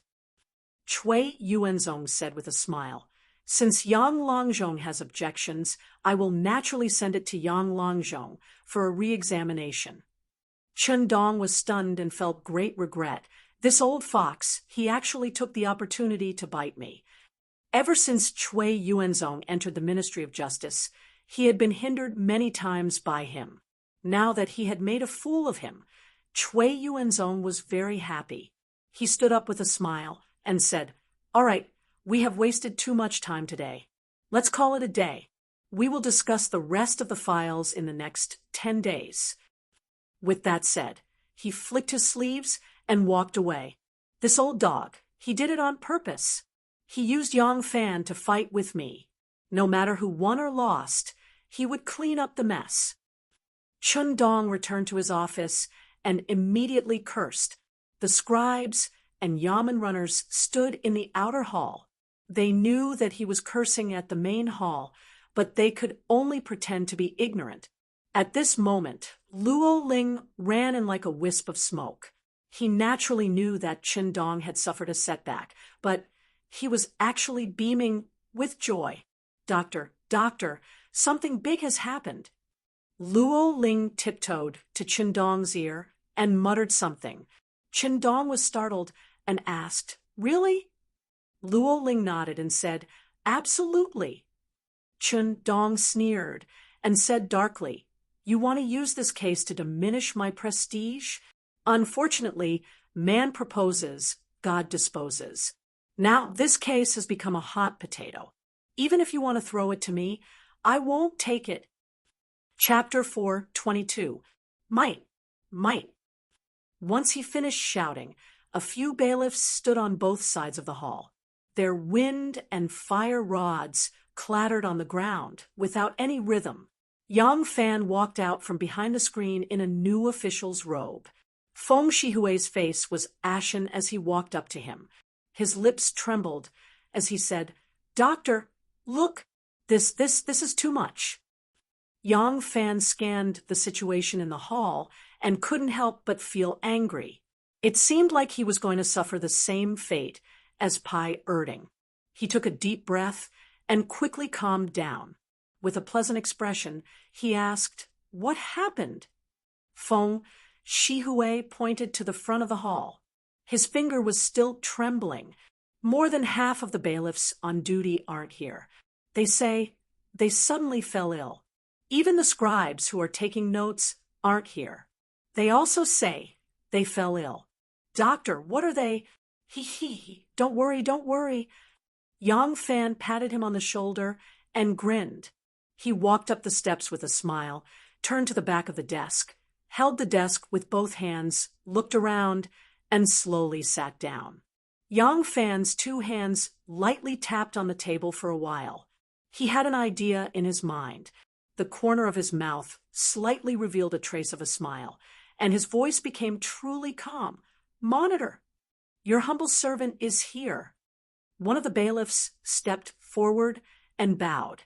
"Doctor, your humble servant is Deputy Monitor Yuan Han. Our monitor's name is Mo Chiu." "Oh, Deputy Monitor Yuan, Monitor Mo, and the other bailiffs who haven't arrived yet. Where are they?" Deputy Monitor Yuan hugged his wind and fire rod and cupped his hands. "Doctor, Monitor Mo, and the other bailiffs who haven't arrived yet have suddenly fallen ill. They're vomiting and have diarrhea, so they've taken sick leave."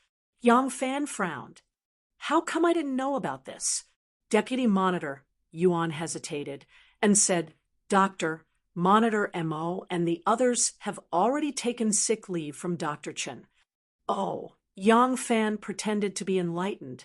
He turned his head and asked Feng Shihui, "Manager Feng, has there ever been such a case of so many officials in the Ministry of Justice being infected at the same time?" Feng Shihui said angrily, "Never." Yang Fan quickly pressed his hands together and said, "Don't be impatient. Calm down."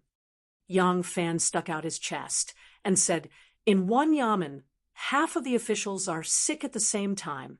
This kind of thing Benguan has never heard of before. You guys are so muddle-headed. Why do you still look so muddle-headed?" "Huh?" Feng Shihui and Vice Class Leader Yuan were stunned. They looked at him in a daze, not understanding what he was talking about.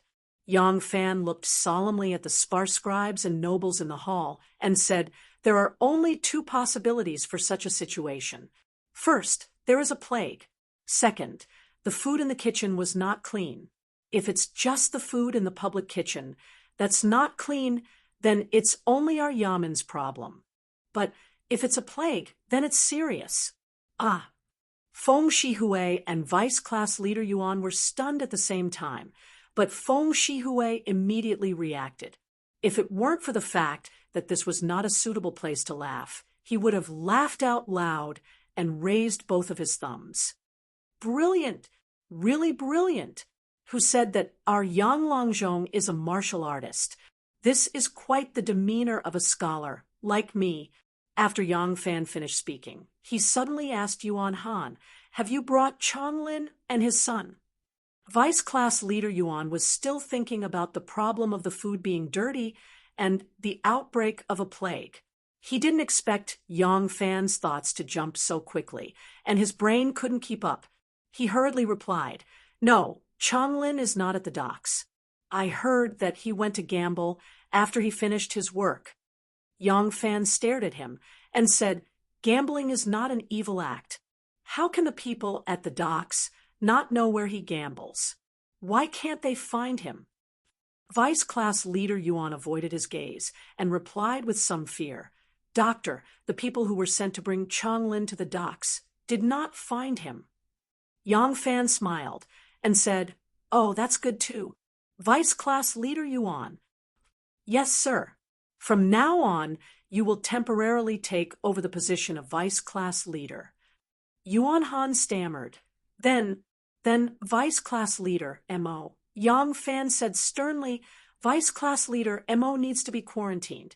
All public servants who have contracted a plague must be quarantined." Yuan Han's heart skipped a beat. He thought to himself, "How ruthless! Isn't he afraid of offending everyone?"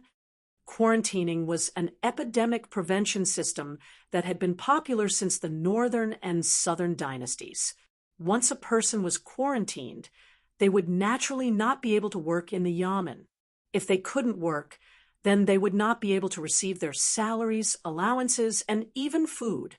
Money was a small problem. The problem was that once they were quarantined, they would have to be given an empty house and guarded together. What did that mean? It meant that people who were suspected of contracting the plague would have to leave their houses and move to the wilderness. They would have to build a few thatched huts for them and throw some food into the huts every day. They would leave them to their own devices and only return home when they were sure that they were fine. Yang Fan said sternly, "This is the capital city, the residence of the emperor. There are millions of people here. How can we not pay attention to the possibility of a plague?" He coldly swept his gaze across the hall and said, "Scribe, write this down." The scribe was sitting behind a small table and was in a daze with his mouth open. When he heard the word, "write down," he quickly spread out a piece of paper and picked up his brush. He did not dare to hesitate at all. Yang Fan also did not sit behind the table. He stood up and slowly paced in the hall. He thought for a while and said, "I said, you will do the polishing." The scribe hurriedly replied respectfully, "Yes, sir." Yang Fan said, "Even though we do not know if the people who are suffering from an emergency in my yamen are suffering from a plague, but once there are symptoms, we cannot be negligent. This has always been the rule of the imperial court. Therefore, I have the following measures. Assistant Minister Chui of my yamen, the Luoyang Magistrate, the Imperial Medicine Bureau, the Imperial Physician Bureau, the Medicine Depository Bureau, the Hanlin Academy Medical waiting for Imperial Edict, the Malady Square, and other yamens, please consult and report to the Political Affairs Hall." The scribe's hand trembled and left a blob of ink on the paper. There were some things that could be done under the table, but they could not be brought up to the table. Otherwise, they would be breaking the unspoken rules of the entire profession and would incur public anger.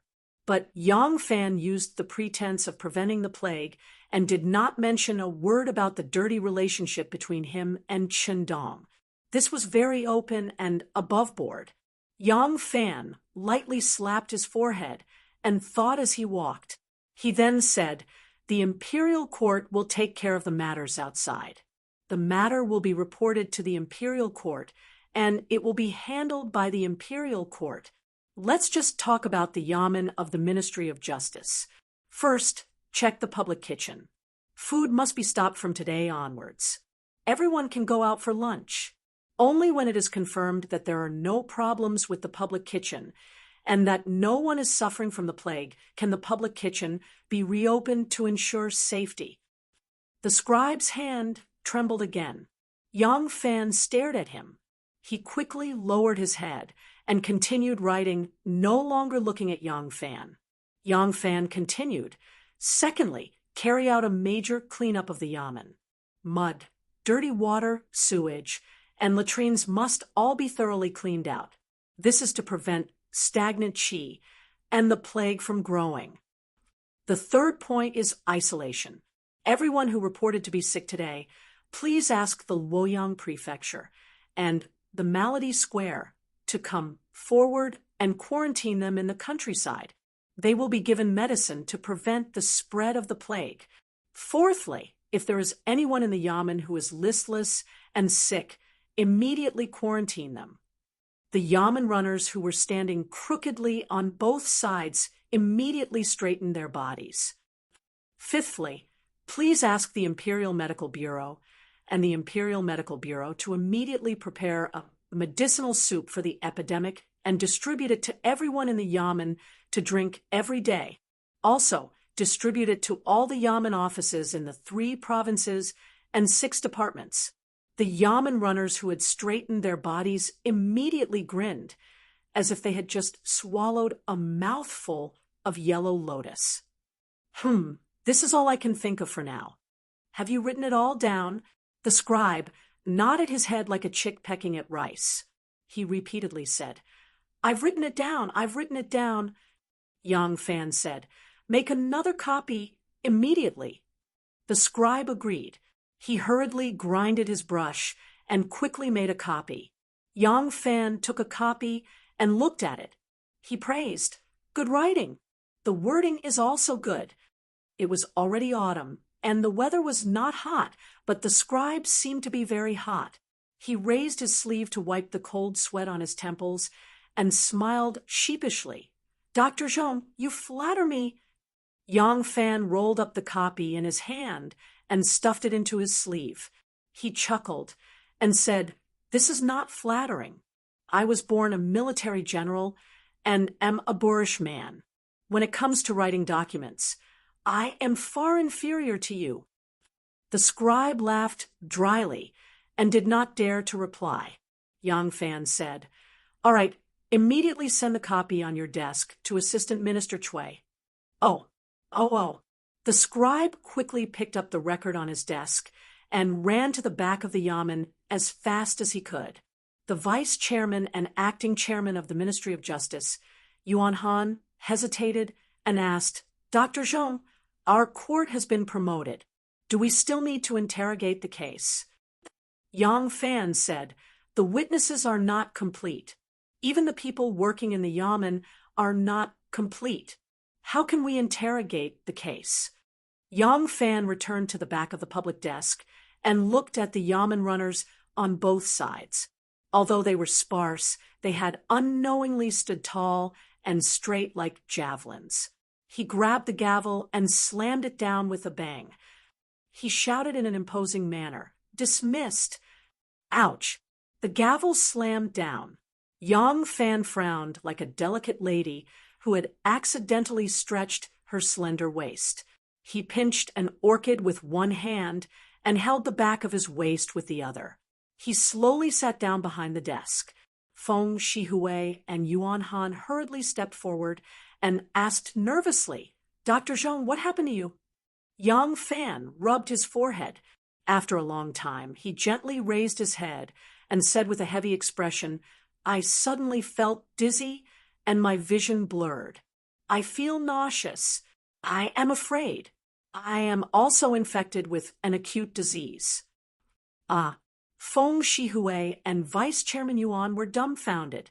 Yang Fan jumped up and said with a serious expression, you should quickly step back, lest you get infected by me.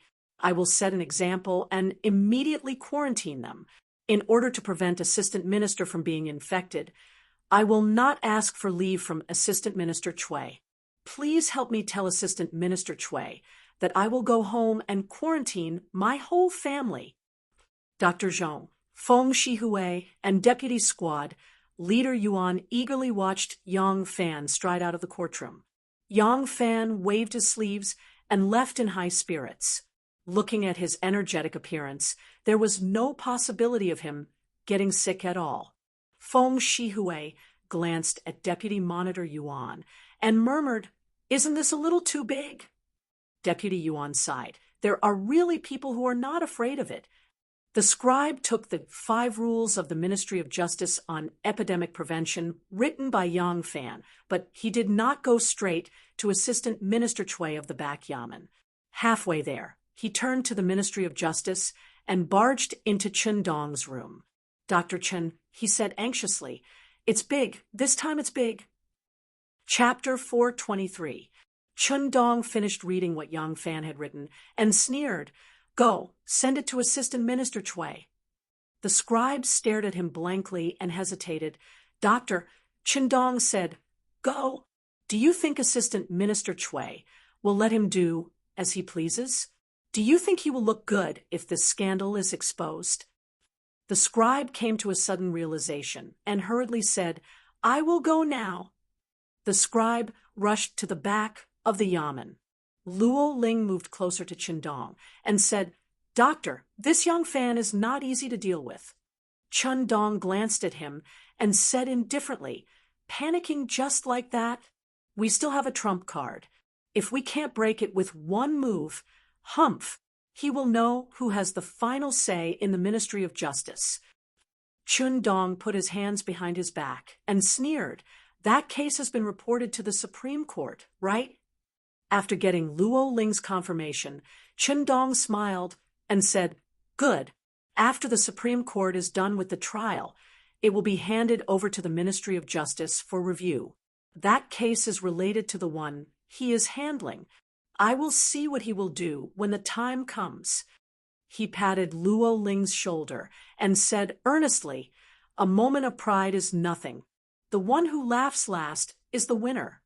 In the back of the yamen, Bodhisattva Chui received the document from the scribe and immediately frowned. He said unhappily, "Nonsense! If there's anything inappropriate, can't you tell me? How could you create such a mess?" The scribe said embarrassedly, "Yang Longzhong said that we should inform the medical bureau, the Luoyang prefecture, the Sufferer's Square. Ignore him." Chui Yuanzong's face darkened, and he waved his hand. "Go, ask him to see me." Before he could finish, Feng Shihui hurried in and bowed to Chui Yuanzong, saying, "Assistant Minister, Yang Longzhong said that he is feeling unwell. I am afraid that he has also contracted the plague, so he has been quarantined at home." Chui Yuanzong was stunned and said angrily, "He did not even inform me." Feng Shihui laughed dryly. Yang Longzhong said that he might have infected the vice minister. Chui Yuanzong didn't know whether to laugh or to be angry. He pointed at him and the scribe and said, "You two, go to the Yang family immediately and tell him to come see me. I'm not afraid of infection." When it was almost noon, Feng Shihui and the scribe returned. Chui Yuanzong saw that Yang Fan did not return with them. He stood up unhappily and said, "Where is Yang Fan?" The scribe said, "Yang Longzhong's movement is very fast." When lowly officer arrived at the Yang mansion and inquired, the Yang mansion's people said that Ah Lang and Nyangzi had already left the mansion. Chui Yuanzong sneered, "Did you imprison yourself in the countryside, or did you go sightseeing somewhere?" "Humph! Find out where he is and bring him back for me." Feng Shihui stepped forward and answered solemnly, "Lowly officer has already inquired. Yang Longzhong has gone to White Horse Temple." Chui Yuanzong sat back in his chair after hearing this. After a long while, he slowly picked up the 5 rules of the Ministry of Justice for epidemic prevention of the Yang family from the table. It seemed that he did not want to read it, but his expression was uncertain. Feng Shihui stole a glance at him and said ambiguously, "Yang Longzhong made 2 copies of this official document and took one with him. I don't know what is his intention." Chui Yuanzong's expression changed again. After a long silence, he said slowly, report the epidemic prevention to the Political Affairs Hall. The scribe was shocked and was about to say something when Cui Yuanzong stopped him with a cold look. At this time, the head chef Wang Wan came in with a sumptuous plate and said politely, "Vice Minister, it's time for lunch." Cui Yuanzong glared at him and said angrily, "What do you want to eat? Close the kitchen. From today onwards, all lunch services will be stopped." "Ah, why is that?" Cui Yuanzong wanted to say something, but hesitated. He first waved his hand to let Feng Shihui and the scribe leave. After the two left, the furious expression on Cui Yuanzong's face suddenly disappeared. He said with a relaxed smile, "Don't ask too much. Just do as I say." Wang Wan was quite reluctant. Cui Yuanzong glared at him and said, "Don't just stare at your small territory. Do as I say." Wang Wan had no choice but to agree and leave with the plate. Cui Yuanzong stroked his beard and thought for a moment. Then he smiled and said loudly, "Come, call Minister Pai to come with me to eat outside the yamen." There was a hint of schadenfreude in Cui Yuanzong's words. That old man is really a clay statue. He's not worthy of being a magistrate. He can't do anything about Yang Fan's nonsense. When Chen Dong heard the scribe's report, he slammed the table angrily and began to wander around the room. After a while, he chuckled and comforted himself. "It's nothing. Unfortunately, he still doesn't know that this case has caused another storm. Go ahead, go ahead. I'll let him be complacent for now. Let's see how he deals with this."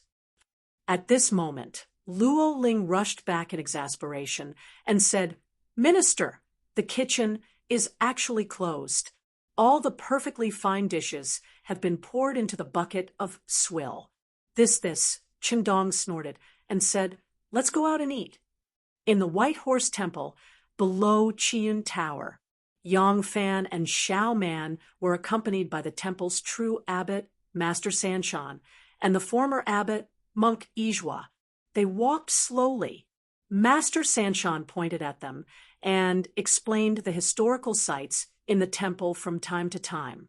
The White Horse Temple was the first ancient temple in China. It was the first temple built by the government after Buddhism was introduced to the Central Plains. So there were obviously many moss-covered ancient buildings and trees in the temple. Yang Fan saw Feng Shihui rush into the backyard and stand on the steps below Qiyun Tower. He smiled at Master Sanshan and bowed with his palms together. He said, "Master, please." Master Sanshan bowed back at him and led Xiao Man into Qiyun Tower with Monk Yizhua.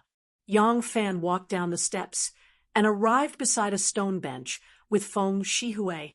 With a sweep of his sleeve, he brushed away a few fallen leaves and said with a smile, "Let's sit and talk." "Yes, yes." Feng Shihui was excited. He waited for Yang Fan to sit down before sitting to the side. He only placed half his butt on the stone bench to show his respect for Yang Fan. Yang Fan did not mind his careful behavior. He only asked with a smile, "How is it?" At this time, the sky was already slanting. Sunlight passed through the rustling leaves and shone on their faces, bodies, and the ground. The wind blew and the trees moved, causing their shadows to sway gently. Within the shadows of the trees, it seemed like only the two of them were motionless. It was quite a sight to behold in the temple. However, the words the two of them spoke were unbearably vulgar. It was nothing more than the mortal methods of fighting for fame and wealth and scheming against each other. Assistant Minister Cui had no other choice. He could only send Lang Zhong's records to the Political Affairs Hall. Minister Li reported it to the emperor, and the emperor decreed that the entire city of Luoyang should be vaccinated. Our Ministry of Justice is the most important disaster area. When Feng Shihui reached this point, he could not help but laugh. Everyone in the government office was mobilized. They cleaned up every nook and cranny. They worked for 2 whole days and sprinkled lime on the damp places. That was not all. The people from the Shang pharmacy also came. Every day, they brewed medicinal soup that was more bitter than bile and forced everyone to drink it. They drank it so much that no one had the appetite to go out for lunch. Yang Fan smiled faintly. The emperor still gave him face. Originally, you were the one who pushed me into the Ministry of Justice. Now that I have used my methods, if you do not cooperate and undermine me, then why did you let me come? Yang Fan did not want to hear about the sorry state of the Ministry of Justice. He only asked, what was the reaction of the officials? What did Assistant Minister Cui and Lang Zhong say? Feng Shihui beamed with joy and said, ever since Assistant Minister Cui sent Lang Zhong's records to the Political Affairs Hall, and after the emperor made his decision, he has become a clay bodhisattva again. He doesn't care what the higher-ups do. He doesn't care how the lower levels complain, as if nothing has happened. It looks like he wants to watch from the sidelines. Yang Fan smiled and interrupted. He did not want me to go back. Feng Shihui chuckled and said, why wouldn't I want to? It's just that when he heard that Lang Zhong entered White Horse Temple, he would not dare to come back even if you lent him the courage. Yang Fan gently stroked his knee and thought for a moment. He then asked, what about Qindong? Feng Shihui said, Dr. Chen is still stubbornly holding on. There's no need to talk about Assistant Minister Cui's speechlessness, but Pai Erding is taking this opportunity to attack him with all his might. In the beginning, everyone's meals were cut off and they suffered, and they still have a lot of complaints against Dr. Chen. But they can't do anything to you, and they can't extricate themselves. Under Pai Erding's instigation, this resentment naturally concentrated on Qindong. As for Sun Yuxuan and Yan Xiaojun, they are very slippery.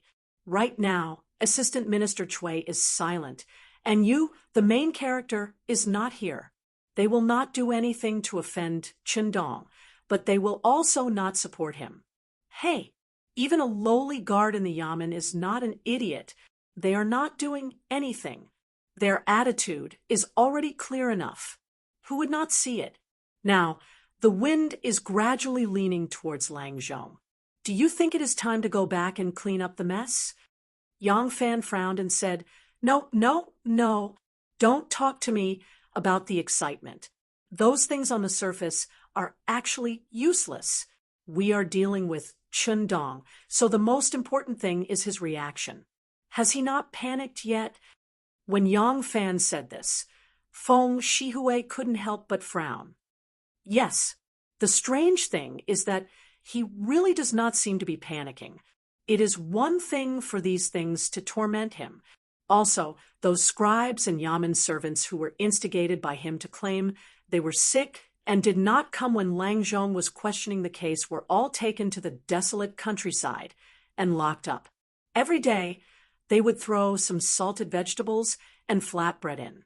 The parents and brothers of these people found out from somewhere that the reason their loved ones were like this was all because they were instigated by Qindong to go against you, the Minister of Justice. So they went to him every day to make a fuss, telling him to save their loved ones. They said all sorts of unpleasant things, and even the people by his side were annoyed, but he actually didn't panic. Feng Shihui thought about it and said, I have carefully investigated the details of his actions. He really does not panic. I even paid special attention to which restaurant he went to eat at noon. After he left, I went to the restaurant and asked the waiter about his appetite. It was no different from before. Yang Fan's brows furrowed slightly. He muttered, Does he not know that he does not need me to overturn the case? As long as he is unable to do anything to me, it will be enough to cause him to lose a great deal of prestige in the Ministry of Justice. What else does he rely on? Yang Fan stood up and paced slowly for a while. Suddenly, he stopped and said in a low voice, There is only one chance. We must be careful. Go back and investigate. especially the actions of his follower, Luo Ling. There are some things that he cannot show himself for, so it will most likely fall on this Luo Ling. I want to know what he is relying on. Chapter 4:24. Yang Fan watched Feng Shihui's figure disappear behind the yellow walls of the temple. He slowly turned his head and looked up at the Qiyun Tower. It was as tall as a mountain, also known as Qiyun. The 13-story tower was completely made of wood. It stood tall and straight, elegant and beautiful. There was only a single arched door on the south side of the tower, allowing one to look into the distance. At this moment, Master Sanshan and Monk Ijwa stood, with Xiao Man at the top of the tower that seemed to reach the clouds. They gazed into the distance and pointed around. Yang Fan did not go up. He stood with his hands behind his back and slowly paced around the bottom of the tower, going through the matters of the Ministry of Justice in detail again. As soon as he sorted through his thoughts, Xiao Man emerged from the tower under the accompaniment of Master Sanshan and the Ijwa monk. She smiled at him. Lang Jun, you can see all of Luoyang from here. It's really interesting. Why don't you go up and take a look? Yang Fan smiled. This isn't the first time, Master Shui, and I have ascended Qiyun Tower. Oh, after wandering around for so long, my wife should be rather tired. I'll ask Senior Brother Ijwa to accompany you back to the guest room first. Master Sanshan and I will take a stroll over there. Oh, Xiao Man could probably tell that something was up to Yang Fan. Her clever eyes flashed, and she pursed her lips into a smile before leaving with Monk Ijwa. The Master Sanshan counted his prayer beads and stood there with a smile the entire time. Only when Xiao Man had left did he bow towards Yang Fan and ask with a smile, "Doctor, is there something you want to ask me?" Yang Fan said, "Yes, I'd like to ask you, Master, if someone has become a monk in Luoyang, and I don't know which temple she's in, is there any way to find her easily?" The Master Sanshan was taken aback. He saw how strange his question was, so he guessed there must be something off about it. However, it was inconvenient for him to ask about it, so he answered, "May I ask if the person you're talking about is a man or a woman, and if they've become a monk or a Taoist?" Yang Fan smiled bitterly. "About that, she's a woman. As for whether she's a monk or a Taoist, I really don't know. I only know that she became a monk in Luoyang." Oh, when Master Sanshan heard it was a woman, he seemed to understand something, even though he did not actually understand it. He stroked his snow-like white beard and said, "It is naturally as difficult as ascending to the heavens for an ordinary person to find such a monk. However, with your status, Yang Longzhong, as long as you know her name, it is not difficult to find her." Yang Fan's spirits rose, and he hurriedly said, "Please advise me, Master." Master Sanshan said, "In the past, the affairs of monks and Taoists have always been managed by the Chamberlain of Dependency's lofty mystery bureau. Ever since the Empress ascended to the throne, the management of the monks and nuns was under the jurisdiction of the Ministry of Rites. The authority to manage the Taoists belonged to the Imperial Clan Temple. As long as Yang Longzhong checks with these two yamens, do you think he won't be able to find her whereabouts?" Yang Fan was overjoyed. He asked, "There must be records of their identities in these two yamens?" Master Sanshan said, "Of course. Anyone who becomes a monk must first study diligently under a master before being recommended by the master and approved by the court. When monks and Taoists are ordained in the two capitals of Chang, and Luoyang, an imperial censor is required to be present. Only then can they receive their credentials and become legal monks and Taoists. The court has a household register for monks and Taoists. They are like commoners, and they are registered once every 3 years for inspection. There can't be a mistake." Yang Fan felt like a huge burden had been lifted off his chest. He said happily, "That's good. I've asked around in private for a long time, but I still haven't received any information. Sure enough, I have to ask someone as understanding as you, Master. That makes things easier. All I need to do is... When Yang Fan reached there, he suddenly blanked out. He slowly turned towards Senshan and asked in doubt, Master, that can't be right. When I first became a monk, there were no imperial censors present. There was no one to verify my name or register me. Master Sanshan's brows twitched a few times. He pressed his palms together and said, Amitba. Master Huai was the one who shaved Langzhong back then. Master Huai's shaving needs no approval, and which imperial censor would be bold enough to testify? Yang Fan came to a realization. He said, That's good. No matter what, it's impossible for her to have been shaved by Master Shui. If that's the case, there'll definitely be records of it in the ancestral temple or the ancestral temple. That's not necessarily the case. Yang Fan's words reminded Master Sanshan of something. He hurriedly added, Is Lang Zhong sure that she's already a monk? If she's just a good faith who studies with her master and hasn't officially become a monk, then the authorities obviously won't have any records. Also, there's a class of people in the capital who call themselves monks the moment they put on Taoist robes. Actually, although these women wear Taoist robes, their daily necessities are the same as when they're at home. They even have many servant girls around them. Those people are also dressed like monks. Actually, Yang Fan could not help but frown when he heard that. She definitely won't go to the secluded cultivation places that you speak of. However, if she hasn't officially become a monk yet, Yang Fan slapped his forehead.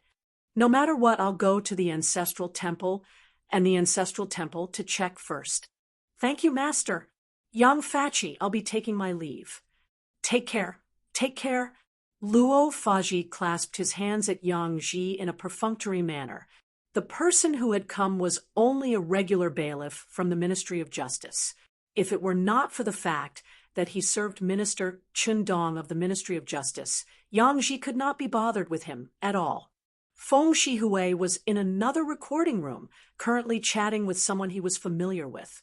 The window was open, so he happened to be able to see what was going on in the courtyard. As soon as he saw Luo Ling leave, he immediately bid farewell to his good friend and left the recording room, tailing Yang Ji. As soon as Yang Fachi returned to his recording room, Feng Shihui tailed him in. Feng Shihui might not be proud of his position in the Ministry of Justice now, but he had enjoyed some glory in the past. He knew Yang Ji as well. Although they were not extremely close friends, their relationship was not exactly cold. Feng Shihui smiled and clasped his hands at Yang Fachi, saying, Yang Fachi, long time no see. Feng Shihui stayed in Yang Fachi's recording room for about an hour before leaving with a smile on his face. Yang Ji sent him to the courtyard. Looking at Feng Shihui's receding figure, he shook his head in bewilderment. He muttered to himself, What's going on? Even if Minister Pan of the Ministry of Appointments asked for help, he should have asked the prison-breaking officer of this temple. Why did he go to the Ministry of Justice instead of what's close at hand? So many people from the Ministry of Justice came one after another, but none of them had any weight. Yang Ji could not understand, no matter how much he thought about it. He shook his head and returned to his room. Feng Shihui left the Supreme Court. Without even returning to the Ministry of Justice, he rode straight to the White Horse Temple. Yang Fan lived in the White Horse Temple in the name of recuperating his body and observing whether or not he was infected with any diseases. These days, he was really very idle. Every day, if he wasn't chatting with his fellow disciples, undressing and playing chess, he would accompany his wife to stroll around. He was really free and unfettered. Ever since the two of them got married, there had been many disturbances. This was the first time the two of them had put aside all the mundane affairs of the world. They were together day and night, and they were intimate. It was like mixing oil with honey. At this time, the husband and wife were fishing by the Luo River beside the White Horse Temple. This area belonged to the White Horse Temple. Since the White Horse Temple had the evil monk Shui Huai, no one dared to come here to check if anyone was fishing. Other than the people of the White Horse Temple, no one dared to fish here. Therefore, this area was very quiet, with only the husband and wife. A real monk would not kill. As for those fake monks, if they wanted to eat fish, they could go to the store to eat. Who would understand the joy of fishing? Therefore, the Luo River became a small world for the husband and wife. The sunlight had lost its power of summer.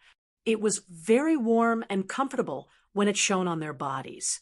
The surface of the water was sparkling, and the two bobbers were gently blown by the wind, drifting close to each other, yet far from each other. The fishing rod was stuck in the ground, and the beautiful woman was in his arms. Yang Fan leaned against a warm big rock. He held his wife's soft and delicate body in his arms. He smelled the fragrance of her hair. His head rested on the big rock, and his eyes were slightly closed.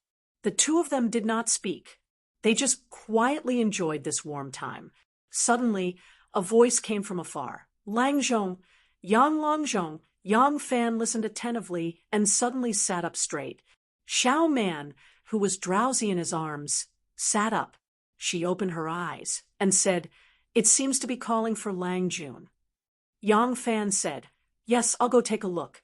There was a fish basket submerged in the water next to him. There were a few fat fish inside. The rope of the fish basket was tied to the stool under Yang Fan's buttocks.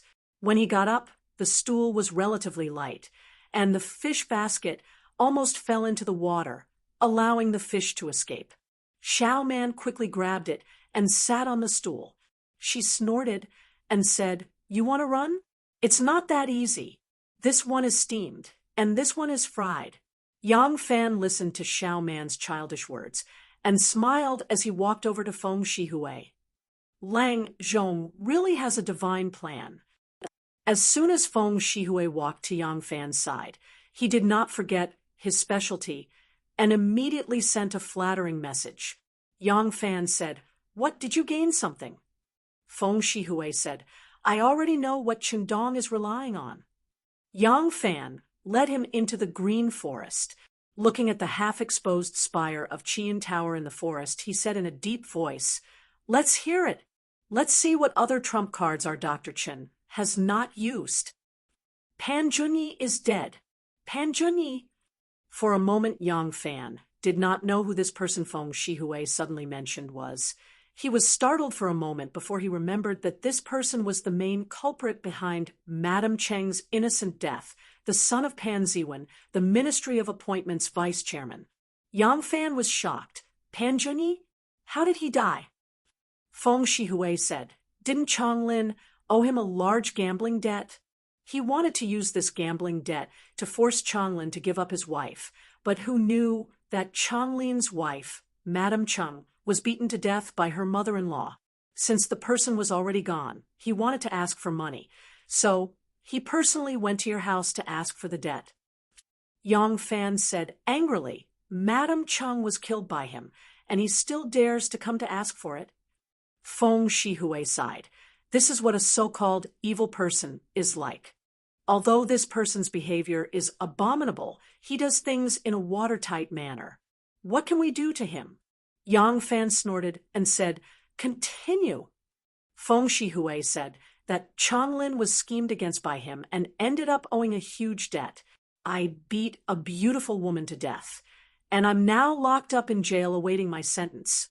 Yet this Pan Junyi actually came knocking on my door to demand payment. Even a rabbit will bite when it's anxious. Although this Changlin is useless, he has gone crazy and started fighting with Pan Junyi." Changlin's son, Chang Zhigua, was observing mourning for his mother in front of the memorial tablet. When he saw his father fighting with Pan Junyi, his face turned red, and he could not struggle, so he picked up his mother's memorial tablet and smashed it on the back of Pan Junyi's head. In the end, Pan Junyi died. Yes. Chapter 4:25. Yang Fan furrowed his brows. Leaves were already falling from the forest. The trees here were mainly elm and poplar trees. The leaves on the branches were dark green, and as the wind blew, some of the yellowed leaves fell off the branches and rolled on the ground, quietly gathering into a pile. When the two of them stepped on it, there was no clear sound of breaking leaves, only a rustling sound, like a silkworm swallowing mulberry leaves. When the two of them circled the forest for the second time, Feng Shihui had already explained everything. After Pan Junyi's death, the case was reported to the Luoyang government. This was because, other than major cases of rebellion, all other cases could not be reported to the higher authorities and had to go through this procedure. After the Luoyang government received the complaint, they used the excuse that Pan Junyi's father was a member of the Ministry of Justice's Board of Examiners and that he himself was a scholar with scholarly honors. Without a trial, they directly transferred the case to the Supreme Court. In the division of responsibilities of the three departments of law, the Supreme Court was responsible for the trials of cases involving officials in the capital, except for cases specially ordered by the emperor. For example, Yang Fan was an official in the capital. He was involved in a rebellion and should have been tried by the Supreme Court. However, the emperor had designated it to be tried by the office of imperial messengers, so the Supreme Court did not have to interfere. When the Supreme Court received the case, they did not pay much attention. This case was clearly a case of injury and death, and the victim was a descendant of an official while the other was a normal commoner. What was so difficult about this case? The facts were clear, and the verdict was well-founded. The Supreme Court quickly made a verdict: the murderer will die, and Chang Ziyuan will pay with his life.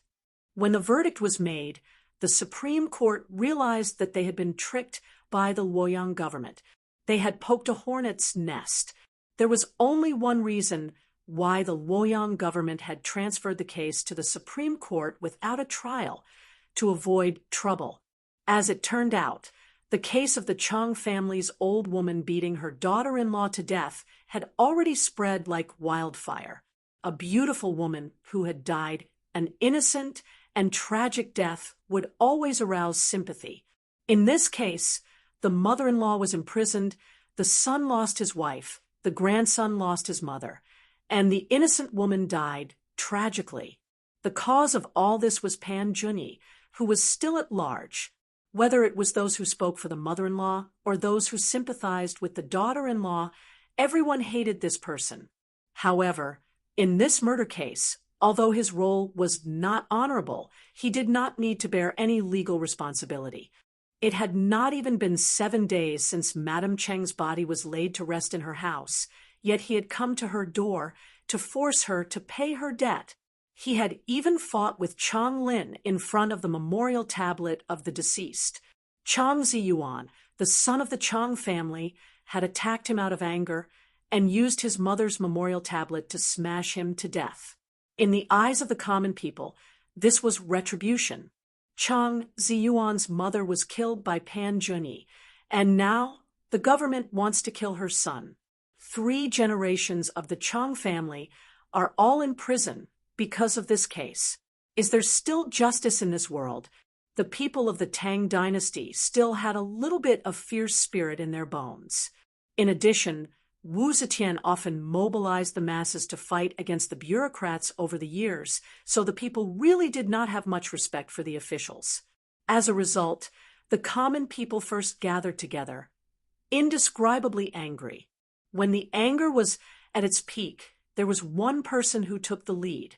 Everyone made a rallying cry and organized themselves to rush to the imperial envoy platform in a grandiose manner, to cry out for justice on behalf of the Chang family's brat.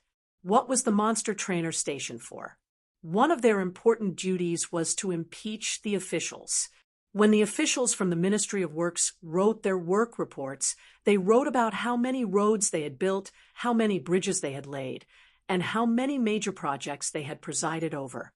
When the officials from the Ministry of Rights wrote their work reports, they wrote about how many examinations they had taken this year, how many schools they had opened, how many people they had educated. As for the imperial envoy, they wrote about how many officials they had sued. This was their main political achievement.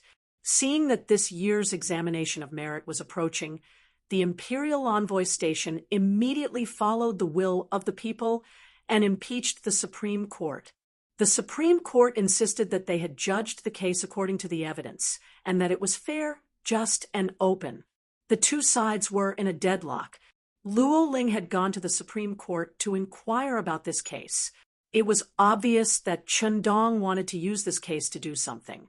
Yang Fan pondered and said, "The Supreme Court is responsible for the cases of the officials in the capital. Pan Junyi is not an official, but the son of an official in the capital. Although his scholar status is a scholarly title, he is not considered an official. The Supreme Court does not need to try this case, but they have neglected it.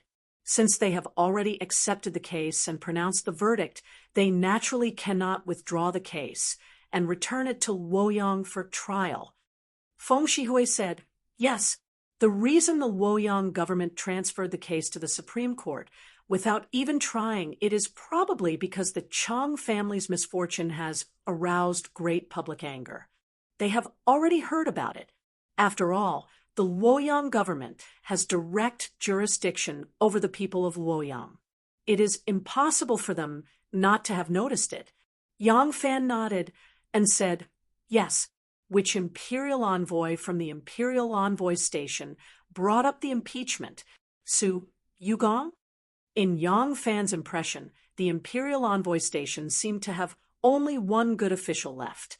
The one who followed the will of the people to impeach the Supreme Court was most likely Su Yugong. Feng Shihui said, "It is not Su Yugong. It is Wan Guojun." Yang Fan suddenly stood still and looked at Feng Shihui in surprise. Feng Shihui nodded his head and said, "Yes, it is Wan Guojun." Yang Fan said suspiciously, "Wan Guojun? He is Lai Junchen's confidant. He has always been hiding behind the scenes and advising Lai Junchen like a military advisor. After Lai Junchen was demoted to Tongzhou to join the army, he was promoted to deputy minister of the imperial censor. He has been flying low and retracting his wings, and the entire imperial envoy station has become quiet. This time, the victim is an official from the Ministry of Appointments, and the Supreme Court is the one handling the case. He has been making things difficult for these two yamens at the same time. If we say he is really pleading for the people, I am afraid we are giving him too much credit. What does he mean by this?" Feng Shihui frowned and said, "Flying low and retracting his wings might not really be willing to stay silent. Perhaps he is about to attack." Yang Fan thought for a moment and slowly nodded. "Yes, I think he is also unwilling to let the power of the imperial envoy station fall to someone else. The reason he is willing to interfere in this matter is probably because he wants to coerce the will of the people, rebuild his image, and restore the prestige of the imperial envoy station. Perhaps this is also a test of the emperor's attitude towards the imperial envoy station. That is why he chose this not too big of a case as a stepping stone." Yang Fan asked, "What does the imperial envoy station suggest?" Feng Shihui said, "The imperial envoy station thinks that Pan Junyi has lost his morals and made the first mistake. At that time, he was fighting with Chang Lin.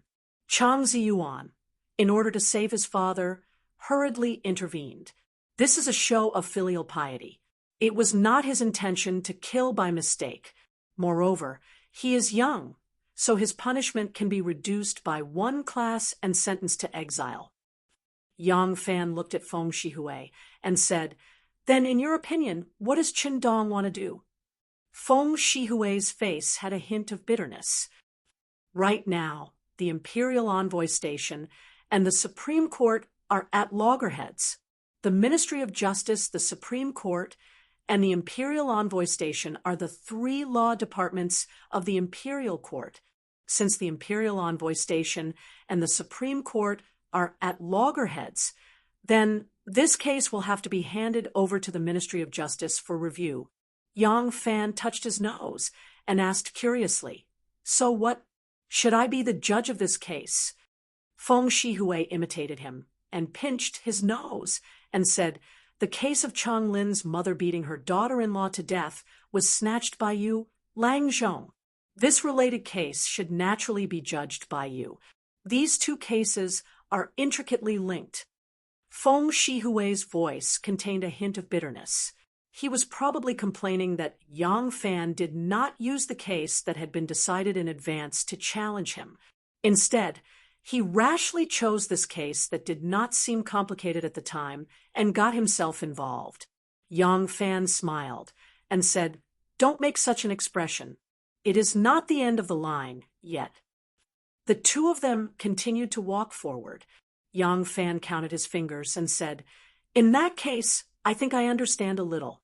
In the name of filial piety, Chun Dong reduced the punishment of the old woman from the Chang family, but I insist that he should be sentenced to death according to the law.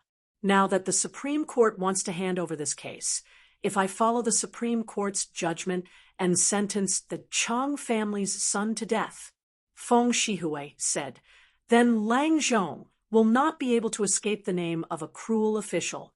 Not only will he lose the support of the people, but the Imperial Envoy Station will also have an excuse to attack you. As for cruel officials, everyone used to look at them with a respectful distance.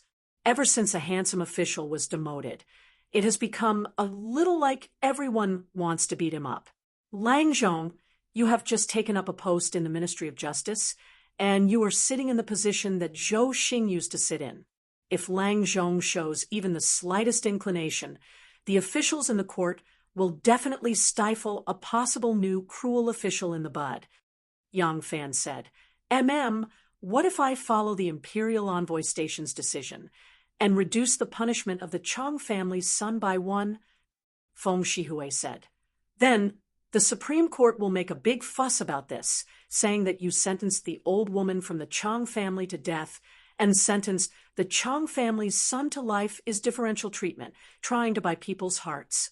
It is still hard to say now, but what can be predicted is that Sir will definitely offend the Supreme Court, the Ministry of Appointments, and also Wei Wang." Yang Fan's eyebrows slightly raised and asked, "What does this case have to do with Wei Wang?" Feng Shihui said, "The Ministry of Appointments Vice Chancellor is now Wei Wang's disciple." Yang Fan was stunned for a moment, then laughed involuntarily. Without drawing a knife, he can cut off the enemy's head. Dr. Chun is really good at scheming. Yang Fan was determined to make things difficult for Chun Dong, so he had to start with Chun Dong's case. No matter how many tricks he did in the dark, they were all in the dark. In the end, he had to use these things that were laid out in the open and defeat the other party fair and square. Only then could he ensure his position. As for which case he chose to make things difficult for, it was not important. Any case was just a weapon used in the battle between Chun Dong and Yang Fan. Therefore, when Yang Fan heard that the wife of the Chung family, whom he once knew, had died unjustly, he was stirred up by righteous indignation and changed his opinion on his own accord, choosing this case as a breakthrough point. But man proposes, God disposes.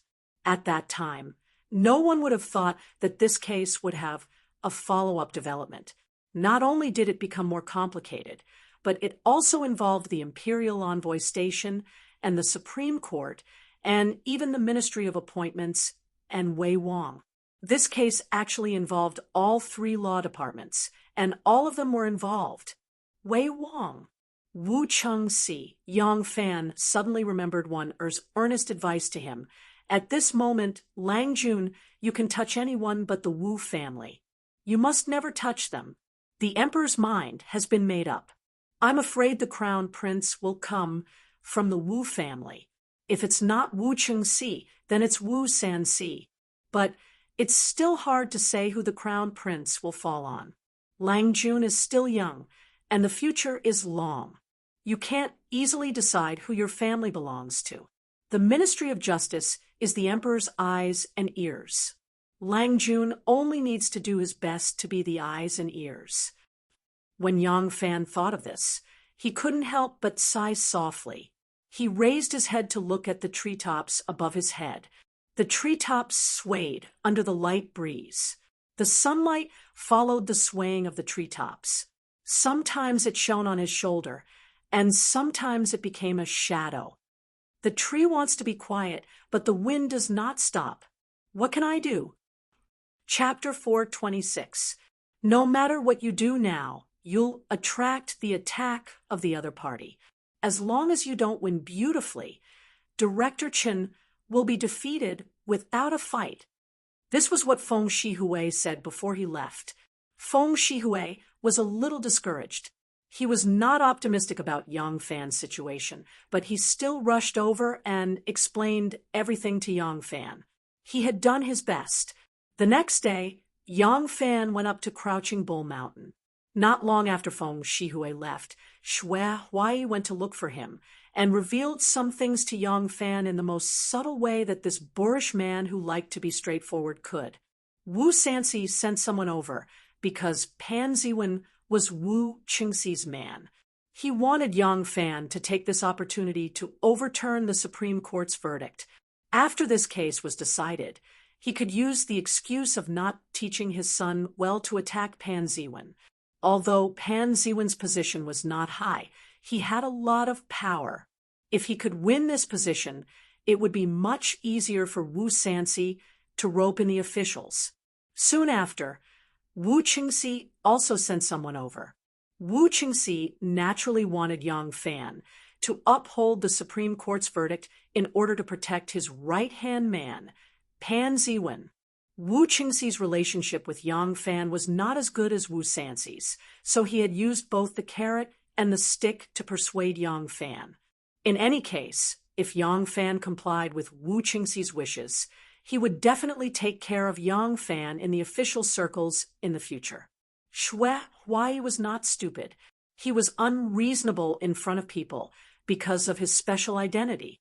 He also understood that his disciple did not have a golden shield to protect himself, so he pretended to be stupid and sent both sides away. He did not let them meet Yang Fan directly.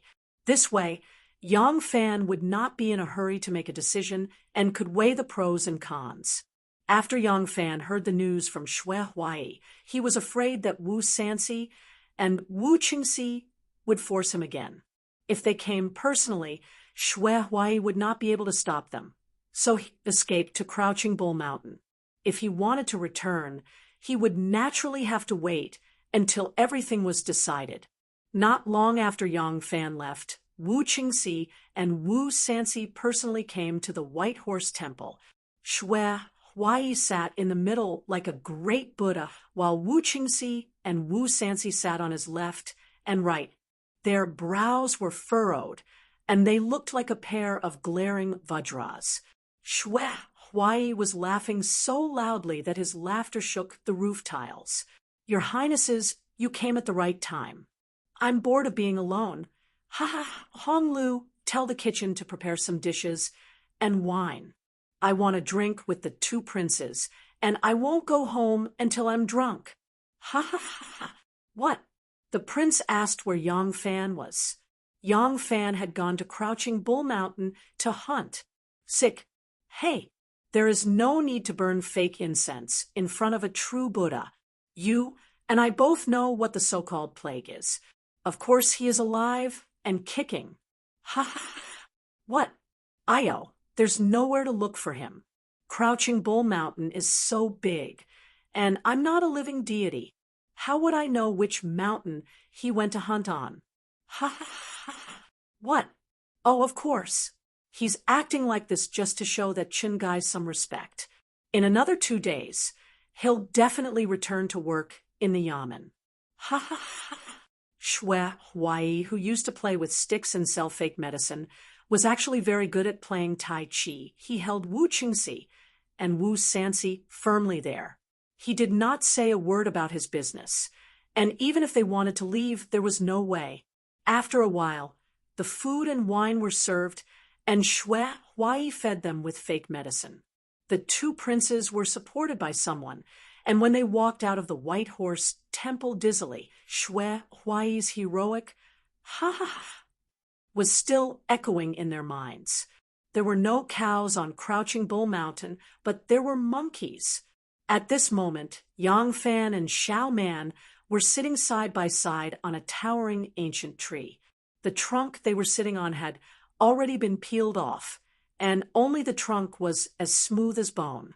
The two of them sat on top of it and looked at the group of monkeys in the forest in front of them.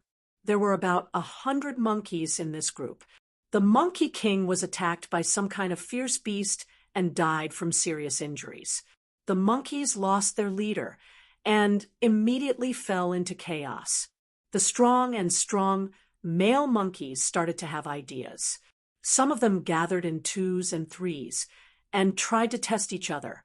The tall and fat ones, who were confident in their strength, stood on the branches and looked around, trying to recruit subordinates. Some of the male monkeys comforted their companions from time to time, and some urged the monkeys that had already pledged loyalty to them to provoke other monkeys that had formed small groups to test each other's strength. Because this was not a challenge to the Monkey King, but the Monkey King had suddenly died, and the monkeys were fighting for the position. Therefore, the situation became especially complicated. After a period of preparation, the Battle of the Monkeys finally began. It was unknown which monkey took the lead to attack its opponent, but the monkeys rushed forward as if they had heard an order. The female monkey screamed and jumped on the branches, waiting for the appearance of the king. On the grass, in the forest, the male monkeys began to fight. Some of them had their eyes injured, some had their fingers bitten, and some had their hair scratched off. Yang Fan watched quietly. A strong yellow-haired monkey was very powerful, so its opponents, a male monkey with long eyebrows and a monkey with black and yellow hair, formed an alliance and attacked it at the same time. After a few battles, the yellow-haired monkey was covered with cuts and bruises. Finally, it whined and admitted defeat. The curly-browed monkey was proud of himself. He stood up like a human and waved his arm at the female monkey on the branch. The black and yellow monkey, which was its ally just now, suddenly jumped up and pounced on him. After another fierce battle, the black and yellow monkey, which had one of its legs bitten off, escaped. The curly-browed monkey climbed up a bluestone cliff that was more than 3 people tall. With a sharp cry, its tail stood up high like a flagpole. The male monkeys gathered under the rock and looked up at it. The female monkeys jumped up the cliff one after another, squeezing and rubbing at him, winking at him. Xiao Mang found it interesting and couldn't help but laugh. These monkeys are so interesting. Yang Fan also laughed. He put his arm around her waist and said, "Well, a group of monkeys is actually quite scheming." Xiao Mang laughed and said, "Monkeys understand human nature, but their so-called scheming, in our eyes, is really childish and ridiculous." Yang Fan scratched her nose and said, "After all, they are a group of monkeys. They think that their scheming is brilliant, but in our eyes, of course, it is childish and ridiculous. Otherwise, the most intelligent of all creatures is not human." But when Yang Fan said this, his heart suddenly trembled. Was he now a monkey who wanted to fight for the position of Monkey King? Chun Dong was the current Monkey King of this mountain of the Ministry of Justice. He wanted to replace the strong male monkey and become the new Monkey King. Regardless of the female monkeys that were scratching their heads and throwing themselves into his arms, or the other male monkeys that were itching to try yet didn't dare to make a move. All of them could only wait until the end of the Monkey King hegemony competition before they would bow their heads and pledge their loyalty to the victor. From this point, even the flatterer monkey with the surname Feng was no exception. If he won, he would be the Monkey King of the Ministry of Justice. If he lost, he would push down everyone who was down. He couldn't even hide in a corner and pick up leftovers. What difference was there between this situation and this group of monkeys? However, no one could interfere with this group of monkeys fighting for the throne, but he was different. He still had a supreme emperor above him. This emperor sent him to the Ministry of Justice and specially instructed One to make it clear to him that he was to be the emperor's new eyes and ears. Would the emperor not ask about his actions in the Ministry of Justice? The scheming of this group of monkeys, in the eyes of him and Xiao Mang, only felt that it was childish and ridiculous. Between the two doctors of the Ministry of Justice, between the three departments of justice, between Prince Wei and Prince Liang, all kinds of scheming methods, once seen in the eyes of the high and mighty emperor, what kind of opinion would she have? He used methods to manipulate Qindong.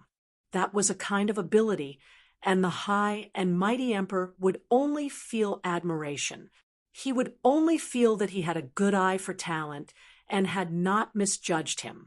However, if two great power groups interfered and the three law divisions fought openly and covertly, if he had to choose whose power was greater and who could obtain more benefits from them, would the emperor still maintain this kind of aloof attitude? What the emperor wanted to nurture was a trusted aide, not a capable general for her faction. In the forest, the newly born Monkey King was proudly receiving the worship of the other monkeys. The previous Monkey King's beloved concubine, the red-faced female monkey, had already gently moved to its side and become its concubine. It was now the supreme existence of this group of monkeys. However, Yang Fan only needed a flick of his finger to take its life. After that, the monkeys would once again engage in a fierce battle, and a new Monkey King would be born until he was satisfied. Regardless of whether it was the decisive battle between him and Qindong, the struggle between the three departments of justice, or even the struggle between Prince Wei and Prince Liang, once there was a so-called victor, would he be like this complacent Monkey King before him? As long as that high and mighty existence was dissatisfied, he could erase everything at any time and force them to start anew. A chill suddenly swept past Yang Fan's heart. Xiao Man sensed that something was wrong with him. She grabbed his hand and asked with concern, "What's wrong, Lang Jun?" Yang Fan said, I know what I should do about the current situation." Xiao Man's delicate eyebrows jumped, and she gave him a lively questioning look. Yang Fan pulled her into his embrace and gently stroked her beautiful hair. He leisurely swung his legs that were dangling from the branches and whispered into her ear, "What Ministry of Justice? What Ministry of Imperial Envoy? What Prince Liang? Prince Wei? Ha!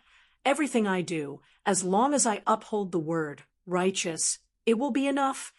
Yang Fan casually broke off a withered branch, and with a flick of his finger, it flew out with a whoosh and struck the flagpole-like tail of the new Monkey King.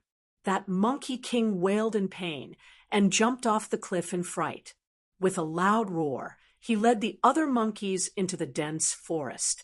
Yang Fan sighed softly and said, "If I can't uphold the word righteous and choose to rely on one of the various powers that are trying to recruit me, even if I win this time, I will still be defeated, and I will be defeated forever. If I can uphold the word righteous, even if I lose this time, I will still have another chance. Moreover, I might not necessarily lose." He slowly raised his head and gazed at the sky. The sky was clear and blue, and a few pure white clouds were drifting across the distant sky. Yang Fan looked at the clouds and said unhurriedly, "Because there are people up there." Chapter 427. It was another morning. The bells and drums in the city had just struck for the 800th time. The yamen of the Ministry of Justice was the same as usual. The people walking in front were prisoners wearing shackles and shackles. Behind them were officials in black robes who dragged their wind and fire rods and swayed lazily in the long corridor. There were low-ranking officials who were walking hurriedly in front of the departments. When they saw a superior with a higher rank, they would stop and greet him respectfully and warmly. There seemed to be something different. There were more people in the yamen today. Perhaps it was because of one reason or another. Some people who did not have to report to the yamen early in the morning had arrived early, or some people who liked to stay in the office after arriving at the yamen were also loitering in the courtyard looking for someone to talk to. Could it be today was payday? There was a courtyard with gray eaves in the northwest corner of the yamen. That was the public kitchen of the Ministry of Justice. After the smoke had stopped for many days, the sky above that courtyard began to emit faint smoke again early in the morning. When the low-ranking officials and officials in the yamen saw each other, they would stop and greet each other. Their greetings were all the same. The pestilence doctor is back. When they finished, they would smile tacitly and nod their heads. No one knew what they understood, but they would pass by each other. Some of the officials who were more or less in charge of some errands, even if they were minor officials of the lower ninth rank, inevitably had to put on some airs. When they saw low-ranking officials, they naturally didn't bat an eyelid. When they saw officials of the same rank, they just nodded and smiled. But that smile had an extra layer of inexplicable meaning than usual. It was only when they met their superior, a superior whom they were usually very close to, that they would hastily approach them, and with an expression even more anxious than that of the petty officials and officials, they hurriedly said, "Dr. Pestilence is back. What should we do?" Their superiors almost all had the same expression and the same words. They would keep a straight face and reprimand in a deep voice, "Watch your own mouths and do your own work. Don't ask around. When two bodhisattvas are fighting, when did you have the right to tell them what to do? This is just the beginning. Do you understand?" Whether the low-ranking officials understood or not, they just nodded their heads blankly as if they understood everything. No one knew what kind of Zen they were chanting, but the entire Ministry of Justice seemed to be shrouded in a mysterious and hazy atmosphere. The plague doctor was naturally Yang Fan. He used the plague stratagem to turn the entire Ministry of Justice upside down. Then he hid in the White Horse Temple and enjoyed his leisure time. From that day onwards, he was nicknamed Dr. Pestilence by the officials who had given him the nickname Chung Fong. It was still Assistant Minister Chui's office, and it was still one of the 5 great ministers of the Ministry of Justice. Gentle Blade, Chin Dong, window-breaking axe, Pai Erding, difficult to write, Sun Yuxuan, sweet potato waiting, Yen Xiaojun, and Yang Fan, who had just been given the elegant title of Plague Doctor, sat upright and still. Chui, Bodhisattva, the wooden sculpture, slowly walked out from behind the screen. He looked at the 5 lamps and coughed softly. The 5 of them stood up together and paid their respects to Assistant Minister Chui. "Greetings, Assistant Minister." "Everyone please sit." Chui, Bodhisattva, sat on the seat of honor and pressed his hands together. The 5 great ministers returned to their seats with a swoosh. Chui, Bodhisattva, coughed again and said, "A few days ago, many people in the Ministry of Justice fell ill with an acute illness. The symptoms were similar to the plague. To be cautious, the court temporarily isolated all the officials who contracted the illness. The affairs of the yamen were inevitably affected. Everyone knew what the plague was about a few days ago, but what could not be discussed on the table was not discussed. If it were someone in the military, they would have already used their bodies to speak. However, the people in the hall all looked calm, as if what Chui Yuanzong said was true. Chui Yuanzong continued, "Now that the Imperial Medical Bureau has investigated and confirmed that it was a false alarm, all the officials are here. We have to make the best use of the time to deal with the affairs that have been delayed these days. Otherwise, we will miss the time limit set by the court." Chui Yuanzong covered his mouth and coughed. He picked up a thick file from the table and gently caressed the hard leather cover.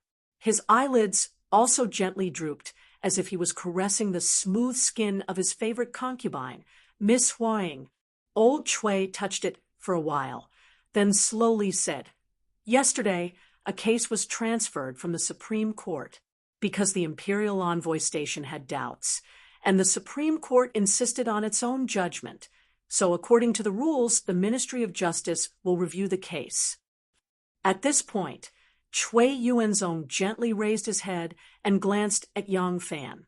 He said with a faint smile, "This case is closely related to the case handled by Yang Langzhong. According to the rules, it should be reviewed by Yang Langzhong. I have discussed this with Dr. Sun yesterday. Dr. Chen also has the same opinion. Yang Langzhong." Yang Fan smiled and straightened his back. He said seriously, "Since this is the rule and the assistant minister has already arranged it, I will comply." But the corner of his mouth curled up. He said mockingly, "If the scribe and Yamen officials suddenly get sick again, I'm afraid these two cases will be reviewed indefinitely." Hearing this, Chun Dong's expression became slightly uncomfortable, but he quickly put on a very calm expression. Seeing him agree, Chui Yuanzong secretly breathed a sigh of relief. He said repeatedly, "It won't happen, it won't happen. I promise that this kind of thing will never happen again." Pai Erding, Sun Yuxuan, and Yen Xiaojun all looked at him with a somewhat strange expression. The trick that Yang Fan played earlier was not like that of a new official. They did not believe that Yang Fan knew nothing about this case that had been transferred from the Supreme Court. Even so, Yang Fan was still willing to accept this hot potato. This matter was thought-provoking. Of the three doctors, only Yen Xiaojun looked at Yang Fan with a faint trace of sympathy. Old Yen was also a slanderous person. When he was still a small Yamen official, just because a melon farmer refused to give him a melon to eat for free, he could run to the Yamen and make up a lie about thieves hiding in the melon fields. In the end, the farmer's melon fields had no melons to harvest. Given his vengeful personality, he very much admired the way Yang Fan punished those small officials and Yamen officials who looked down on him. Therefore, Old Yen felt that Yang Fan was a hero and a hero. Yang Fan smiled again. He said, "This lowly official is in charge of the Ministry of Justice. I wonder if I have the authority to judge the officials of this ministry?" Chui Yuanzong did not know why he had suddenly brought up this topic. He couldn't help feeling surprised. After thinking for a while, he said, "Officials but not officials?" Yang Fan nodded. "Yes." Chui Yuanzong smiled. "Of course I have the authority to judge. However, whether it is scribes or Yamen officials, most of them are sons who inherit their father's position. This position is hereditary. Unless there is a big mistake, there is no such thing as dismissal." Yang Fan opened his mouth and smiled. He said lightly, "Assistant Minister's words are too serious. This lowly official does not want to dismiss anyone. It is just that during the last court session, I felt that the vice monitor named Yuan Han was quite easy to use. Now, I want him to be the monitor." Chui Yuanzong was stunned. He coughed and said, "He is just an ordinary official. As for the matter of moving him, the doctor can decide. There is no need to tell me." Yang Fan bowed and said, "Yes." Yen Xiaojuan's gaze towards Yang Fan had an additional tinge of admiration. Don't beg that monitor to listen to Chun Dong's instigation to make him look bad. Then he would put down his airs as a doctor and settle a score with this lowly official. He is one of us. He is indeed a man of my generation. From now on, I will no longer be alone." A trace of contempt flashed quickly in Chun Dong's eyes. A dignified doctor of the current imperial court was also one of the top officials in the Ministry of Justice, yet he was actually haggling over minor matters with a lowly official. This person's breadth of mind and vision was only SOSO. What great things could he do?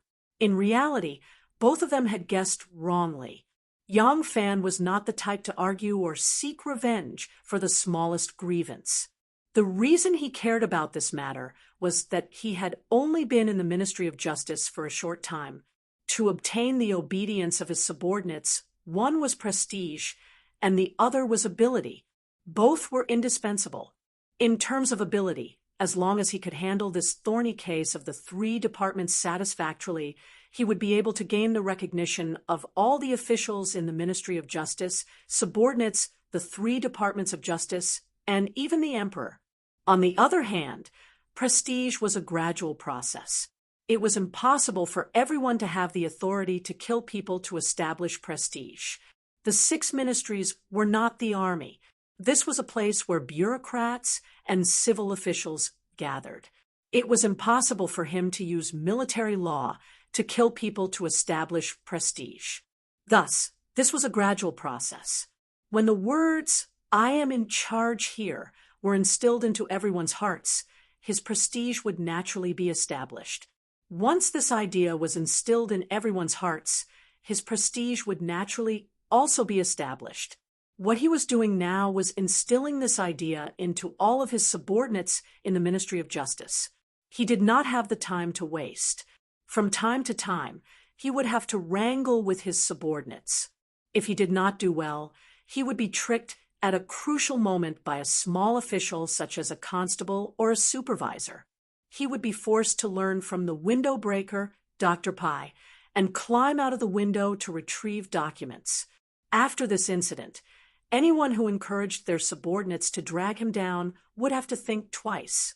Cui Yuanzong's expression became solemn. He said sanctimoniously, "All right, there is nothing else. I just want to tell everyone that the case Yang Longzhong is investigating involves the 3 departments of justice. Thus, when he needs the assistance of the departments, no one is to be negligent. In addition, Yang Longzhong has only just arrived and will inevitably be unfamiliar with matters. Dr. Chen has been in the Ministry of Justice for a long time. If Yang Longzhong has any matters to discuss with you, you must assist him." "Yes, we will solemnly obey the assistant minister's instructions. Many thanks for the assistant minister's protection." The 5 doctors rose together and bowed to Cui Yuanzong, respectfully sending the bodhisattva back to his seat. Cui Yuanzong then walked behind the screen. "Everyone, farewell." Pai Erding cupped his hands to everyone and floated out. Sun Yuxuan hesitated for a moment, then cupped his hands to Yang Fan. The case that the Supreme Court of Justice handed over may not be complicated, but it involves all the departments of the 3 departments of justice. This makes it very complicated. Yang Longzhong, be careful. Sun Yuxuan still gave him a word of advice because of the endless free drinks every day. Yan Xiaojun also smiled. This kind of case is not easy to judge. It is a pool of muddy water to begin with. How can we clear it? If we can make the 3 departments of justice leave some face, then it will be perfect. Ha! This is just a crude opinion. Please consider it. Farewell. He rather admired Yang Fan's personality, so old Yan also gave him a word of advice. When Chendong heard this, his face darkened slightly. Yang Fan's face was not very pale, but compared to him, he had a jade-like complexion and vermilion lips, a handsome young man. The others left, but Chendong could not. This was because he and Yang Fan were officials in the same department. Thus, one with a black face and one with a white face returned to the Ministry of Justice together. Chapter 428. Might, Might. In the hall of the Ministry of Justice, the shouting of Might of the Court this time was neat, loud, and dignified. The sound waves converged into a wave of air, as if a whirlwind had risen from the ground. The window lattice and people's hearts shivered in this shout of Might of the Court. The design of the hall originally had the effect of strengthening the might of the court. If the prisoners heard this frightening shout, they would lose some of their courage. The mirror of eminence hung high, and the seat of the presiding judge was still empty. The Yamen guards lined up on both sides with their wind and fire rods on the ground. They looked serious and strict. There was a short table on both sides of the presiding judge's desk. The supervisor and the secretary stood behind the short table, waiting for the presiding judge. The chief and deputy chief stood at the forefront of the Yamen guards, with their chests out and their heads raised. Their bearing. When it came to bearing, these two chiefs were really not imposing enough. Although they tried their best to straighten their bodies, they still looked like wilted ears of grain. Standing in front of the line on the right was Deputy Chief Yuan Han. Deputy Chief Yuan's expression was very unnatural. He had never been a chief before, but now that he had done it, he had ambition in his heart. As soon as Chief Mo came back, he, the acting chief, was immediately beaten back to his original position. How could he feel comfortable? Standing in front of the Yamen guards on the left was Mo Chio, the chief who had suddenly contracted an emergency last time. At this moment, Mo Ban looked like he was suffering from an epidemic. His head and face were swollen, and in the middle of the red lumps, there were a few deep and shallow streaks, like the long tails of comets sweeping across the sky. The red envelope was bitten by autumn mosquitoes when he was quarantined in the wilderness. The autumn mosquitoes in the wilderness were fierce. Bitten by a big bump, it was itchy, painful, and swollen. It would not go away for half a month. It would be uncomfortable if you didn't scratch it, and it would be even more uncomfortable if you scratched it. As for the tails of comets on his face, according to him, it was caused by the itching and scratching of his skin. However, almost everyone had been bitten by mosquitoes, and he had never seen anyone who scratched from the temples to the cheeks after being bitten by a mosquito. Scratching his face until it was blooming could relieve the itch. It was given to him by the class monitor's wife, who had accompanied him to be locked up in the wild and fed mosquitoes for many days, in a fit of rage. Yang Fan walked out from behind the screen and looked at the solemn court. He frowned and said to Feng Shihui, "Why is there such a grand display?" Feng Shihui said in a daze, "Sir, it has always been like this in court." "Oh, yes, it's my fault." Yang Fan suddenly understood and said with a smile, "I didn't make it clear. In these two cases, the murderer and the witness are all from the same family. 3 generations of grandfather and grandson facing each other in court is not a good thing. Let this official interrogate the case in the second hall. Bring them to the second hall. Also, bring them up one by one. Don't let them meet each other." Feng Shihui thought, what's so important about this case? Other than Dr. Chen, no one cares if the old woman dies or not. The case transferred over by the Supreme Court is more important. Instead of focusing on that case, Yang Langzhong wants to investigate the death of Lady Cheng as well. How can he not distinguish the importance of this case? Feng Shihui thought this, but he didn't dare to say anything. He hurriedly agreed and did as he was told. Just as Yang Fan was about to turn around and leave, he suddenly saw Mo Chio with a big bump on his face. He couldn't help but be startled and asked, "Who are you? Since you're the class monitor, why have I never seen you before?" At this moment, Mo Chio didn't have the slightest bit of arrogance left. Although he hated Yang Fan in his heart, he didn't dare to show it on his face. He just replied politely, "Doctor, this lowly one is this department's monitor, Mo Chio." Yang Fan replied with an "oh" and said indifferently, "So it's you." From now on, this department's monitor is Yuan Han. As for you, you'll be his assistant and be the deputy monitor. Yuan Han was surprised and happy when he heard this, but Mo Chio was both shocked and angry. In a moment of anger, he blurted out, "May I ask, Doctor, what mistake did this lowly one make to be removed from the monitor position?" Yang Fan glanced at him and said, "No mistake." "Then what's the reason?" "No reason."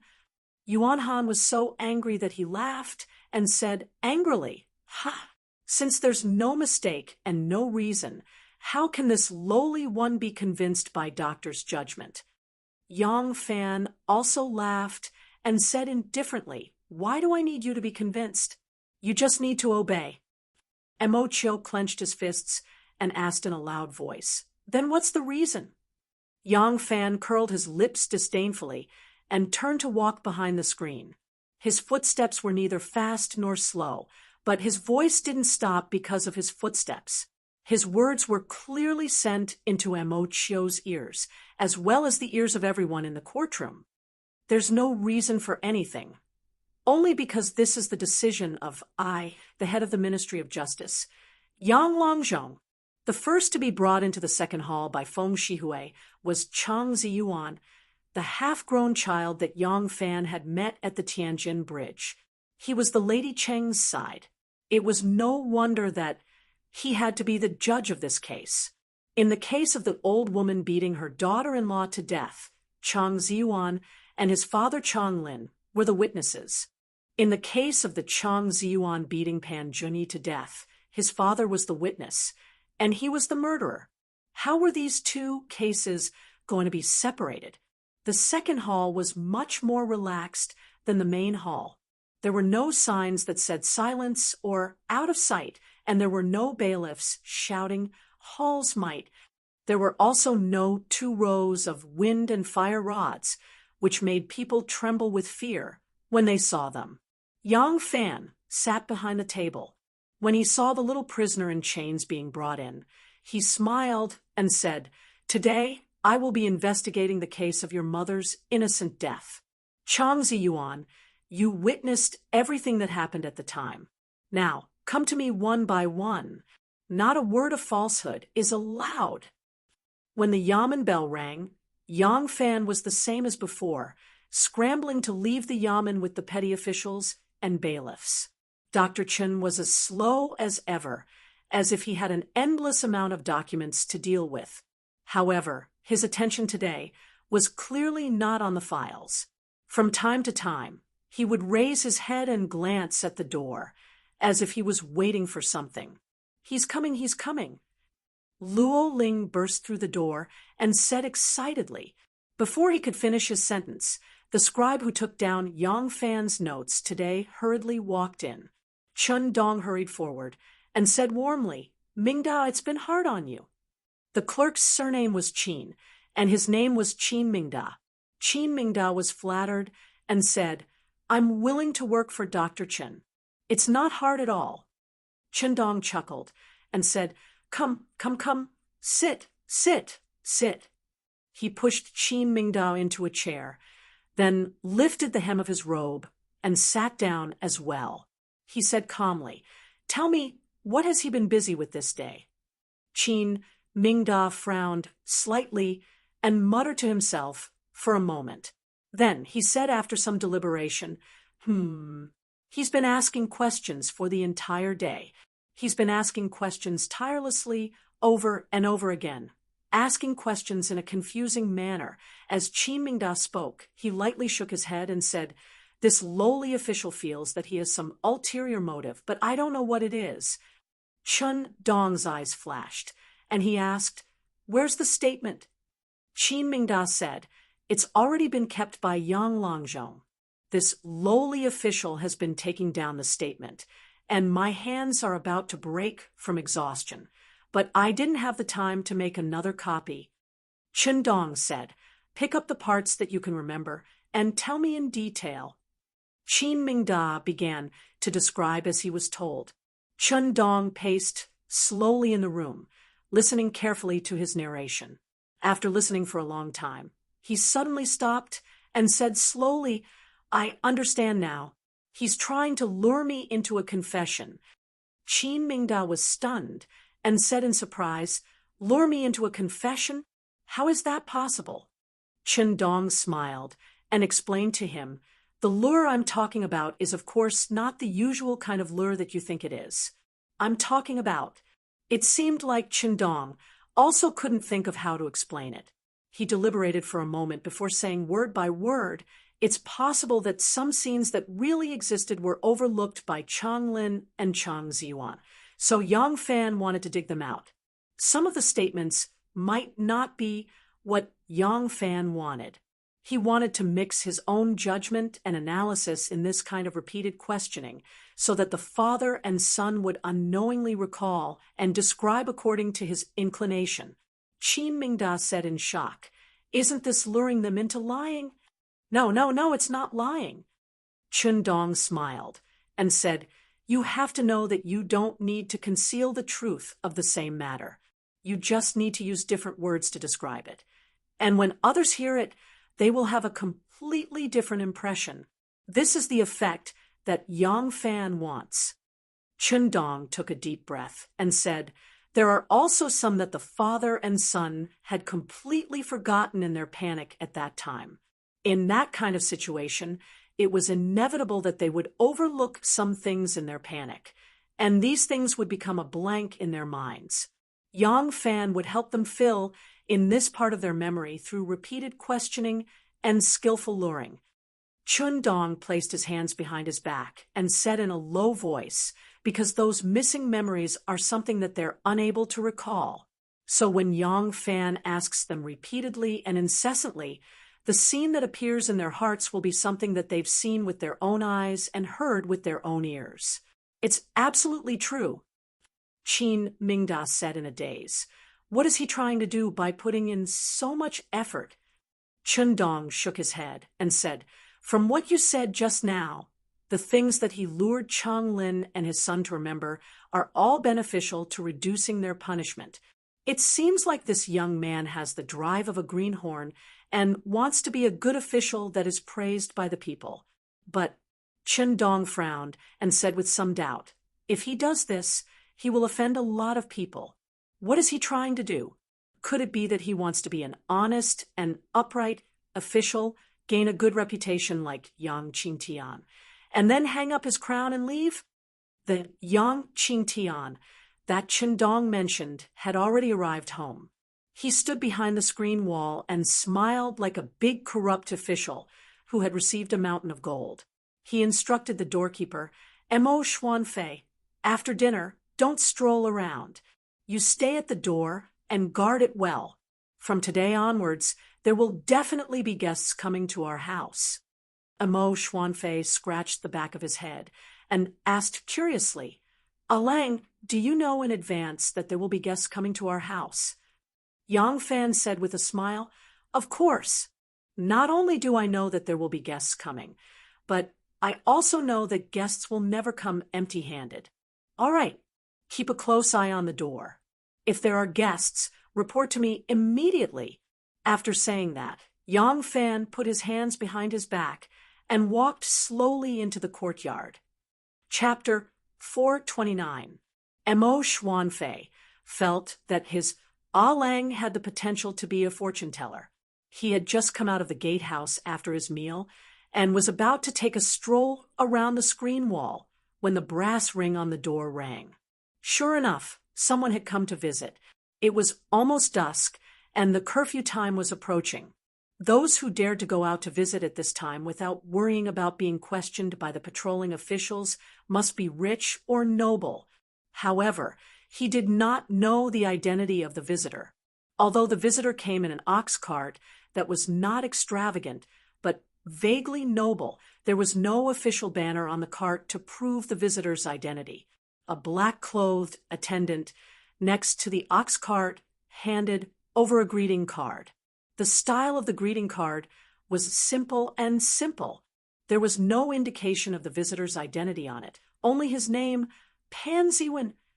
Pan Junyi's father, Pan Ziwen, was the minister-counselor of the Ministry of Personnel. The minister-counselor was one level lower than the minister-counselor, but Pan Ziwen was an official of the Ministry of Personnel. The Ministry of Personnel was the head of the 6 ministries, so he was not overly reserved. He did not need to write too much on the greeting card. He might not be familiar with the officials of other yamens, but it was impossible for the officials of other yamens not to know him. Minister Counselor Pan was welcomed into Yang Fan's study.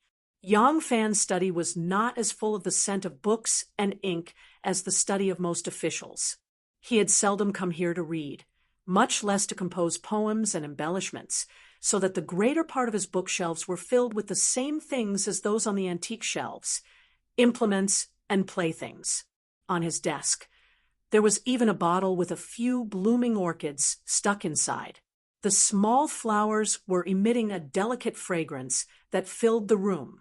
There was a lamp on the table, 2 bright lamps. These days, Yang Fan began to read by candlelight. Xiao Man was afraid that his eyes would be tired, so she made 2 lamps for him. The cover of the lamps was also pink and white gauze, with only a few plum blossoms on one side. It did not affect the light. Now that the 2 lamps were on, the study room was as bright as day, so Yang Fan could see the uninvited guest clearly. Pan Yuan was dressed in an indigo blue robe with a round collar and narrow sleeves. There was a horizontal stripe at the bottom of the robe. He did not wear a scarf on his head, only a black scarf with 2 white silk straps tied tightly around it. The scarf hung lightly behind his head. Minister Counselor Pan looked to be less than 50 years old. His body was thin, his cheekbones were high, and his chin was sharp. From his cheeks to his chin, there were 2 knife-like lines. His skin glowed green under the light. He had just lost his son, his most beloved youngest son, so his expression was somewhat haggard, and his slightly red eyes revealed a hint of sorrow. Perhaps it was because he had developed a habit of bossing people around in the Ministry of Personnel for a long time, or perhaps it was the privilege of someone whose family had suffered misfortune, but he didn't exchange too many pleasantries with Yang Fan, and quickly got to the point. I'm here today as the victim's father. I hope that Dr. Yang can understand the feelings of a father. The white-haired person has to send off the black-haired person. Pan Yuanweilang's voice was slightly choked. He calmed himself down and gently wiped the corner of his eyes. He slowly raised his head and stared at Yang Fan. The Imperial Envoy Station has an ulterior motive. They are using the so-called public opinion for their own selfish purposes. Yang Longzhong, do not be fooled by them. Yang Longzhong has also been to the Senate, so you should know the character and style of those cruel officials. If they are allowed to rise again, it will not be a good thing for you, me, or any other official. Yang Fan nodded in deep agreement. Pan Yuanweilang's face softened slightly. In a very gentle but clear voice, he said, "The Luoyang government has transferred this case to the Supreme Court. The Supreme Court's judgment is fair. I do not wish for my innocent son to die in peace in the underworld. Because of the obstruction of the Imperial Envoy Station, the Supreme Court's judgment cannot be carried out for a long time. Now, the case has been transferred to the Ministry of Justice, and to you, Yang Longzhong, as the victim's father, I sincerely ask Dr. Lang to uphold justice for me. As long as Yang Longzhong can judge impartially, you will obtain my friendship." Pan Yuanweilang had not brought any gifts. He had come empty-handed. This promise was his gift. People often said that it was easy to become an official if one had connections in the court. Then who did one rely on to become an official in the court? It was best to have someone in the Ministry of Appointments. This was a yamen that managed and tested hundreds of officials. To obtain the friendship of an official from the Ministry of Appointments was a gift that could not be bought with money. However, it was not only the Ministry of Appointments that officials did not want to offend. There was also the Imperial Envoy Station. If one was stared at by the Imperial Envoy Station, it would be like the Monkey King wearing a golden circlet on his head. And the Imperial Envoy Station was against Chang Ziyuan's execution. It was not easy to side with Yang Fan. Yang Fan's expression was very serious. His face was tense, as if this was not a study but a court of law. In a very serious voice, he said to Pan Yuanweilang, "Don't worry, Squire Pan. I will definitely judge impartially. I will let the dead rest in peace and comfort the living. I will definitely not bend to power and judge randomly. At that time, a squire was colloquially referred to as a minister-counselor, just like how a prime minister was referred to as a husband. It was not what later generations referred to as a rich man. Pan Yuanweilong's request for Yang Fan to judge impartially was to uphold justice for him. This justice was only for the Pan family. In his opinion, Yang Fan's promise was the most accurate response from Yang Fan. Thus, Pan Yuanweilong was very satisfied. With the proper business settled, the atmosphere eased up. The topic of conversation also changed from this matter to small talk. Pan Yuanwei praised Yang Fan's study for its elegant layout and unique style. Yang Fan praised Pan Yuanwei for his good health and for looking at least 10 years younger than his age. Pan Yuanwei asked if Yang Fan had any children, and Yang Fan casually asked if Pan Yuanwei had any children and if they were married. Unexpectedly, this brought up Squire Pan's sad memory. Squire Pan could not help but tear up. Yang Fan could not help but say a few words of restrain your grief and accept the inevitable to comfort him. The two of them chatted for a while before Pan Yuanwei stood up and said his goodbyes. Yang Fan was very respectful. Even though Pan Yuanwei repeatedly asked him to stop, he still opened the door wide and saw Pan Yuanwei out of the mansion. That night, no one else came to visit. Since Pan Ziwen was here, there was no need for Wu Qingxi to come. Pan Ziwen had already subtly revealed that he was on Wu Qingxi's side. Given Wu Qingxi's influence and status, Yang Fan did not have the right to ask him to pay him a personal visit. Wu Qingxi had appeared at White Horse Temple because Xue Huai was there. Bystanders did not have the right to ask for someone from this great Buddha's side. Wu Qingxi had been to White Horse Temple, and that was enough. As long as Yang Fan was not stupid, he would have to consider the consequences of offending King Wei. No one else came to visit that night. However, when Yang Fan was about to go to the Ministry of Justice the next morning, he coincidentally bumped into Wu Sanxi. King Liang enthusiastically invited him into his carriage. The carriage moved slowly, and the two of them chatted for almost an hour. Only then did Yang Fan emerge and head straight for the Ministry of Justice. There was naturally no need for Wu Sanxi to give him any gifts.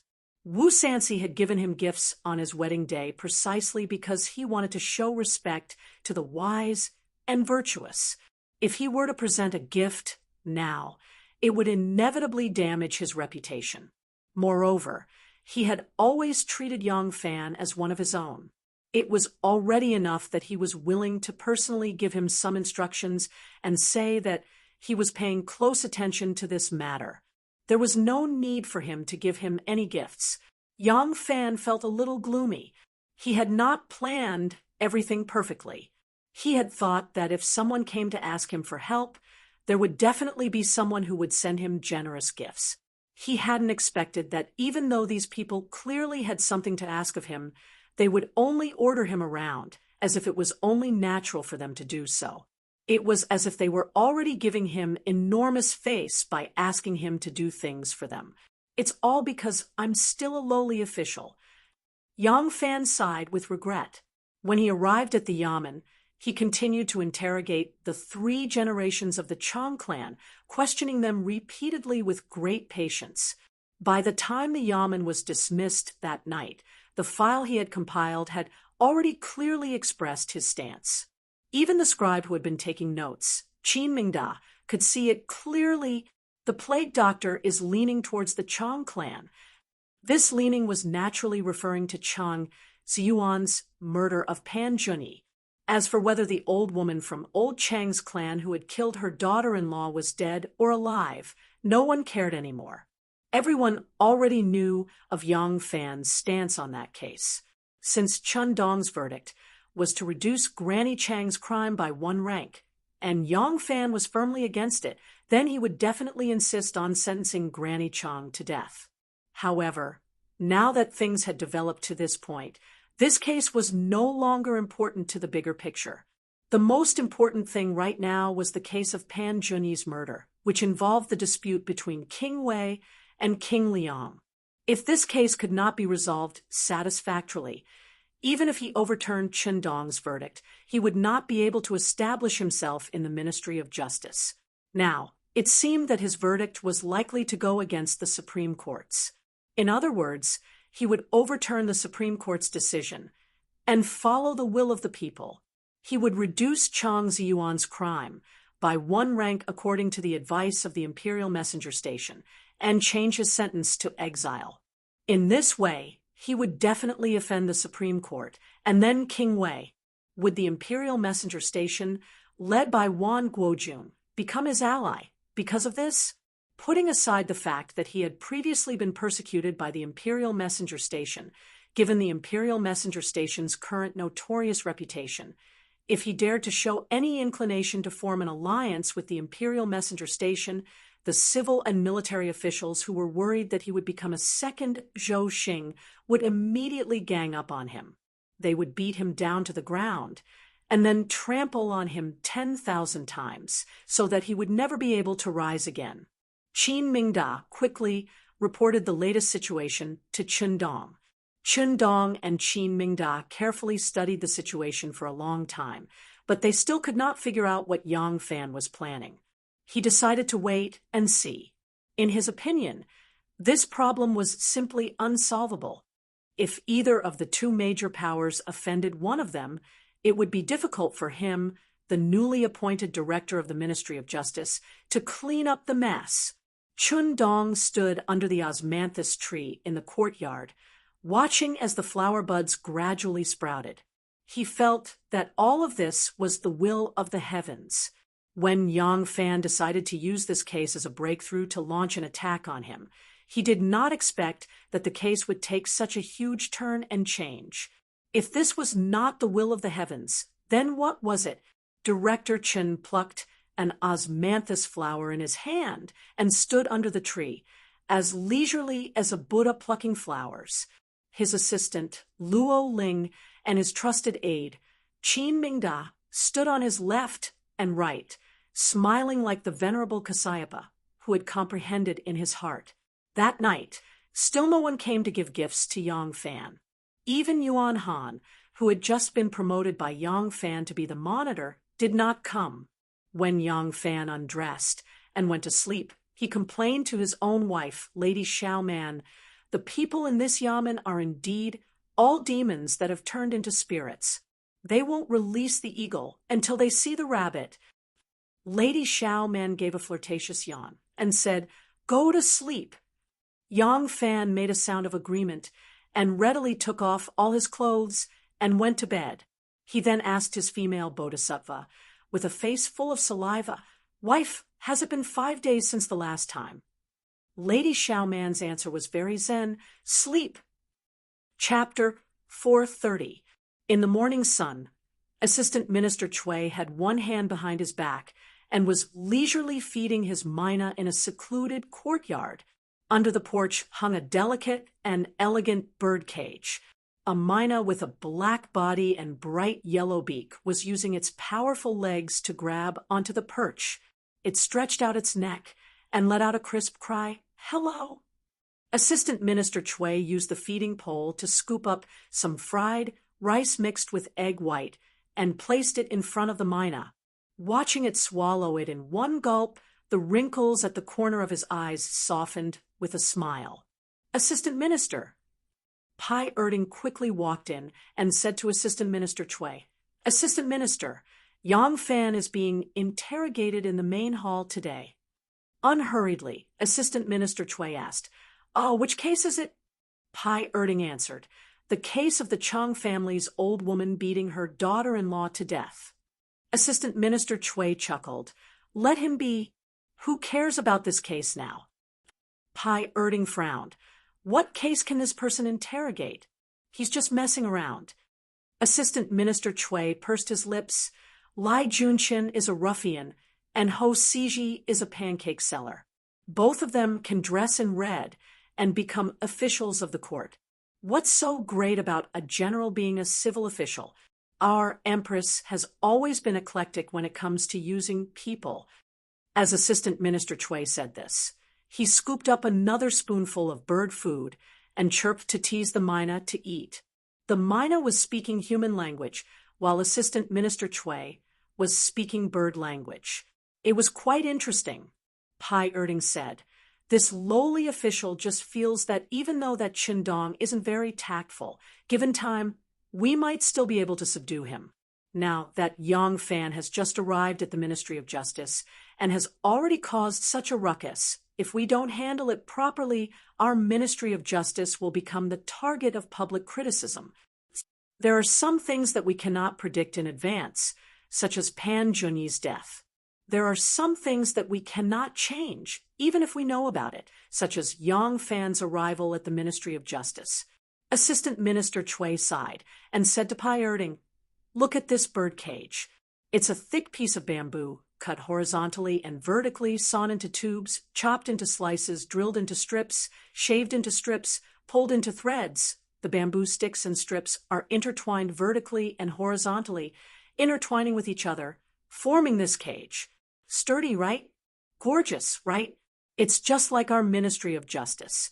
These bamboo sticks, strips, and pieces are all different and have their own uses. If you take out a bamboo stick or strip from the inside, bang, the whole cage will fall apart." Assistant Minister Chui turned around and said to Pai Erding with a smile, "This old man also thinks that this martial artist is a hindrance. At first, I asked Wang Wan to test him. I thought that he was a simple-minded boorish fellow, and that a little trick would be enough to make him leave, or at least make him squat there obediently and not say a word. I didn't expect that he wasn't stupid." Assistant Minister Chui put his hands behind his back and walked toward the center of the hall. He said slowly, "If I want to kick him out of the Ministry of Justice, I naturally have my ways, but that would be too obvious. He's someone personally arranged by the emperor. Is Chui trying to cover the sky with one hand in the Ministry of Justice by doing this? Don't look at Fu Yuyi. Fu Yuyi is unlucky, but what about those prime ministers who pushed him out of the political affairs hall?" Pai Erding bowed and said, "Yes." Assistant Minister Chui said lightly, "Let them fight it out. It's fine if one of them collapses, but it's best if they collapse together. When there's no other choice, this old man will come and clean up the mess. As for you, don't worry. This Ministry of Justice will be yours sooner or later." At noon, when the kitchen opened, the entire criminal court knew that Yang Fan had already tried the case of the Chang family's old woman beating up and killing her daughter-in-law, and had already made a verdict, overturning all of Qindong's previous verdicts and sentencing the Chang family's old woman to death. There were faint undercurrents surging in the criminal court, but no one made any obvious reactions because the current focus was on the case of Pan Junyi's murder. Qindong laughed coldly in the dark. "Right now, it doesn't matter whether the Chang family's old woman is dead or not. The problem is, how are you going to decide on the second case? The Ministry of Justice and the Supreme Court are in a standoff, and King Wei and King Liang are also in a standoff. No matter which side you lean towards, the other side will pounce on you like a pack of rabid dogs. Let's see how you deal with it." No one had expected that the calm and composed Yang Fan, who had been sitting under the cassia tree and chatting with a group of scribes, would suddenly start to try the case of Pan Junyi's murder in one go that very afternoon. Moreover, he made a verdict on the spot, and the verdict was even more unexpected. The Supreme Court's verdict was Chang Ziyuan should pay for Pan Junyi's life with his own. The imperial emissary's impeachment was the Supreme Court's verdict was unfair, and there was suspicion of officials protecting each other. The son of the Chang family's crime was unforgivable, and his sentence should be reduced by one rank, and he should be exiled. Yang Fan's verdict was Chang Ziyuan was not guilty of murder. The news was like a sudden clap of thunder, exploding in the entire penal court. When Assistant Minister Cui heard that Yang Fan had started to try the case of Pan Junyi's murder, he could no longer remain calm. He had been waiting in the office for news. When Pai Erding rushed into the office and reported the verdict to Cui Yuanzong forgot himself for a moment and actually pulled out a few strands of his beard. Old Cui said in exasperation, "Yang Fan is playing with fire." Luo Ling, who had been pacing back and forth outside the main hall waiting for news, also ran back quickly and reported Yang Fan's verdict to Chun Dong. Chun Dong was stunned for a long while after listening to it. Only then did he spit out a sentence in astonishment. "He is playing with fire." Chun Dong paced around the room anxiously. Yang Fan was about to go crazy and bring about his own destruction.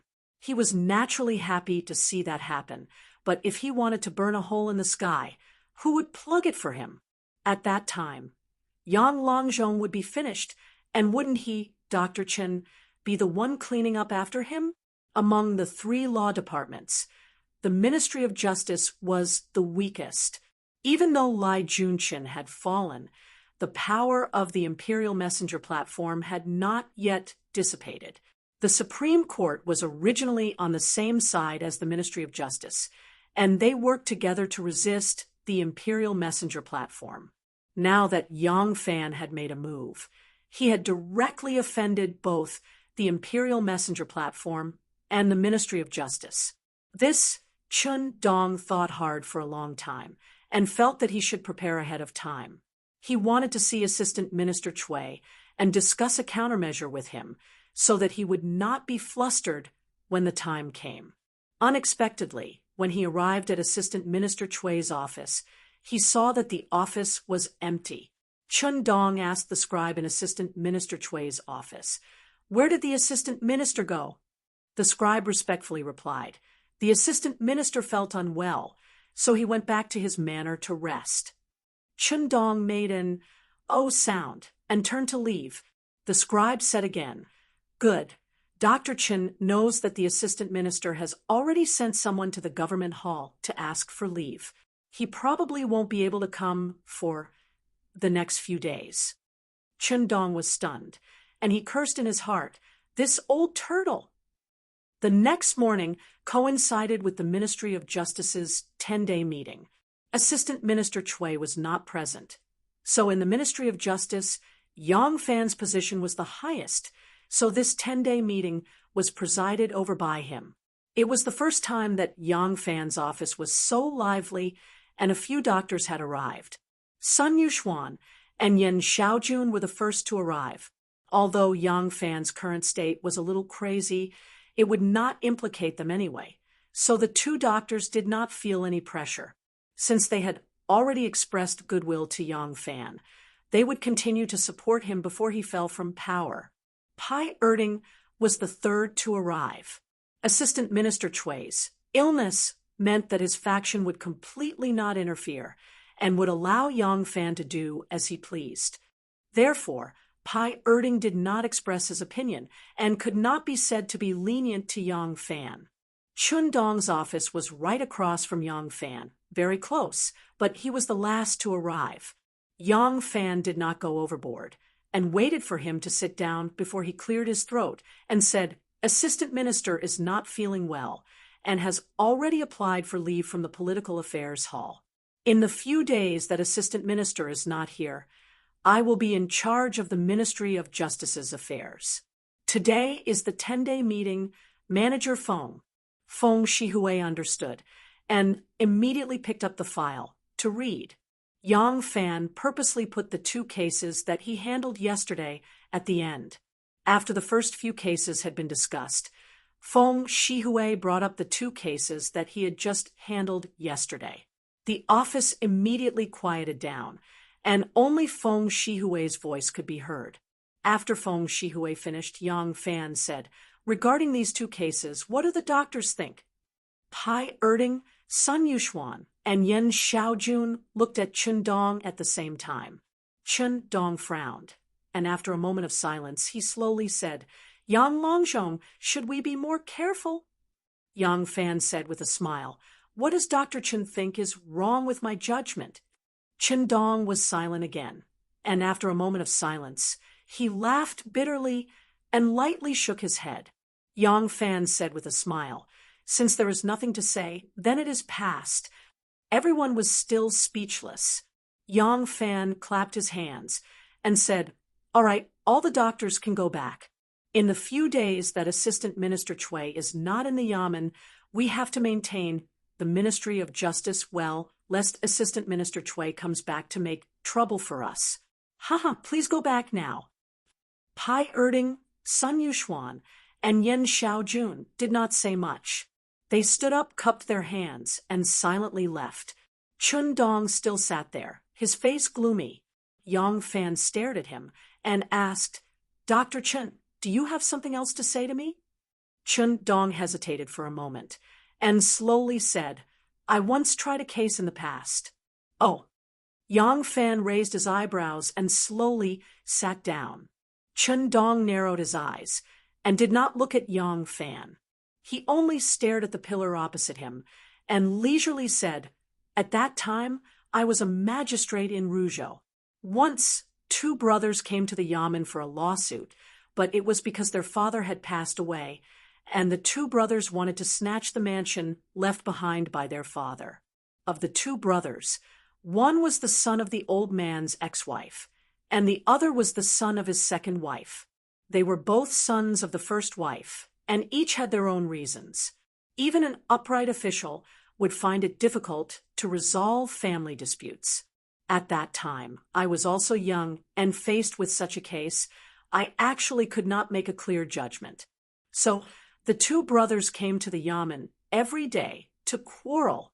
Chen Dong sighed and continued. The 2 brothers quarreled until their eyes were red. Over time, it was as if they were enemies. As a result, they attacked each other and spoke indiscriminately. As a result, as they spoke, they gradually revealed some secrets that were not meant for outsiders to know. Although they did not say much, I heard something strange. Yang Fan was a very qualified listener and immediately asked, what secrets? Chen Dong said, so it turns out that their father, who passed away, was the leader of a famous bandit group in the area. Their family's wealth was enormous, and it was naturally obtained through illegal means. In the end, naturally, they did not get the mansion. Not only did they not get the mansion, but they also lost everything. Chun Dong chuckled, stroked his beard, and said, Yang Longzhong, do you know why I was transferred from a small magistrate in Ruzhou to the capital to the Ministry of Justice, and step by step to where I am today? It's because I solved this big case. Chun Dong slowly stood up and looked deeply at Yang Fan. He slightly cupped his hands and said meaningfully, Yang Longzhong, you're on your own. Yang Fan stood up and watched him walk out of the door. Then he also smiled faintly. What an interesting person. Chapter 4:31. The next morning, Wu Zetian held a court meeting. The Supreme Court official Su Zhixiang was the first to step out and impeach Yang Fan of the Ministry of Justice. Su Zhixiang's impassioned voice echoed clearly in the Wanxiang Divine Palace. Today's matter is complicated. There are many lies and few facts. I'm afraid there are treacherous officials hiding among them, trying to drive a wedge between the emperor and the officials, or doing illegal things, or manipulating the country for their own personal gain. I am worried for your majesty. How can I sit back and watch? When the ancient prison is completed, the officials will listen, the emperor will pardon them 3 times, and then the punishment will be carried out. Today, the prison officers are acting arbitrarily, acting on orders. This way, the power is given to me, and it is not prudent. If there is injustice, how will your majesty be able to do it? Using a prison official to control life and death, stealing the authority of the emperor, the country's weapon, is not a blessing for the country. Using it lightly will bring disaster to the country. Minister Yang Fan of the Ministry of Justice pretended to be the will of the people and looked down on the authority of the Supreme Court, making arbitrary decisions, deciding life and death, guilt or innocence, all in one sentence. As the Supreme Court official and Your Majesty's trust, I have investigated the prison matter and have heard of it, and dare not report it. However, the power of review lies with the Ministry of Justice, and I have no choice but to report it to the heavens, begging Your Majesty to make a decision. The Supreme Court official Su Zhang, as one of the 9 ministers, wrote thousands of words in the Golden Hall, vehemently stating his views, impeaching the Ministry of Justice. The Supreme Court had finally declared war on the Ministry of Justice. When the left minister, Wang Guojun, heard what Su Zhang had to say, he immediately handed over another book to impeach Yang Fan. He said, "The Minister of Justice, Yang Fan, used the country's weapon to gain a false reputation, arbitrarily judged the case, and confused the law. Since the imperial envoy is responsible for supervising the officials, I dare not neglect my duty." Previously, the Supreme Court sentenced the son of the Chang family to death, disregarding the will of the people, so the imperial envoy impeached him. Today, Minister Yang Fan overdid the right thing in order to gain a false reputation, seeking favor from the will of the people, relying on the will of the people, lightly talking about life and death, sentencing the son of the Chang family not guilty, treating the law as child's play. So the imperial envoy impeached him. I beg for Your Majesty's judgment to show that our court is careful with the prison. The imperial messenger station also declared war on the Ministry of Justice. At the same time, they did not forget to drag in the Supreme Court and declared war on both the Supreme Court and the Ministry of Justice. As for the Ministry of Justice, the clay bodhisattva Chui Yuanzong had suddenly fallen ill, so he did not attend the court session. Therefore, no one from the Ministry of Justice was present to listen to the proceedings, so naturally, no one answered. Empress Wu Zetian listened to the memorials from the Supreme Court and the Office of the Imperial Messengers, but she did not make a decision on the spot. Instead, she said indifferently, "I understand." Because no one from the Ministry of Justice was present, they could not refute on the spot, so the two of them could only retreat for the time being. As soon as the court meeting was adjourned, news of the 3 law divisions' declaration of war spread like wildfire. In this regard, the officials were happy to see this happen. After all, the 3 law divisions not only controlled the laws of the people, but they were also restricted by the 3 law divisions. A mutually balanced and hostile 3 law divisions was far more popular than a united 3 law divisions. At this time, Yang Fan also officially entered the sights of the officials. However, because he wanted to challenge the Supreme Court and the Imperial Messenger Station by himself, and because there was no one in the Ministry of Justice who supported him, the officials were not optimistic about his outcome. Even though he was Xue Huai's disciple, and it was rumored that he had an ambiguous relationship with Princess Taiping, this was the imperial court. Even Xue Huai could not do as he pleased in the imperial court. Once one entered this circle, one had to abide by the rules of this circle, and no one was an exception. Just as Wang Guojun returned to the imperial messenger station, Ho Siji, Wei Suizhong, Huang Jingrong Wu Rang, Zhao Jiulong, and the rest of Lai Junshen's main subordinates all rushed over. Ho Siji angrily said, "Deputy Minister Wan, what is the meaning of this? We have made things difficult for the Supreme Court, and now that the Ministry of Justice has agreed with the Imperial Messenger Station, it is a good opportunity for the Imperial Messenger Station to take advantage of our victory, overthrow the Supreme Court, and restore the prestige of the Imperial Messenger Station. Why didn't you discuss it with us, and instead made the decision on your own, treating the Ministry of Justice as your enemy?" Zhao Jiulong said in a strange tone. "Deputy Minister Lai is temporarily demoted to a place, and the Imperial Messenger Station is temporarily handed over to Brother Guojun. Is this the case?" When Deputy Minister Lai left, he repeatedly reminded us that if there is something we must discuss, be careful and wait for an opportunity so that the Imperial Messenger Station can make a comeback. Deputy Minister Lai's words are still ringing in our ears, and Deputy Minister Wan is already acting on his own.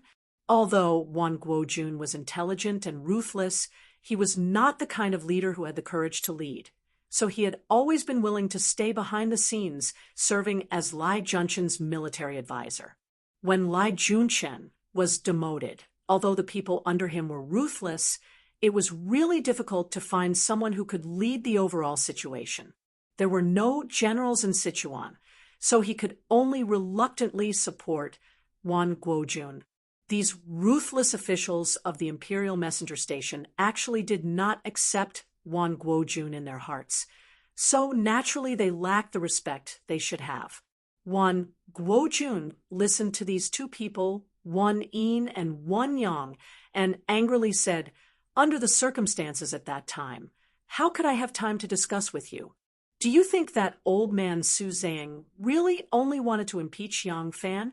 He said something like, 'The ancient prison is complete, the ministers will listen, the emperor will pardon 3 times, and then the punishment will be carried out.' Today, the prison officials are acting on their own. This way, the power will be given to the officials, and it will not be prudent. If the sharp weapon of the country is given to someone lightly, it will be a disaster for the country."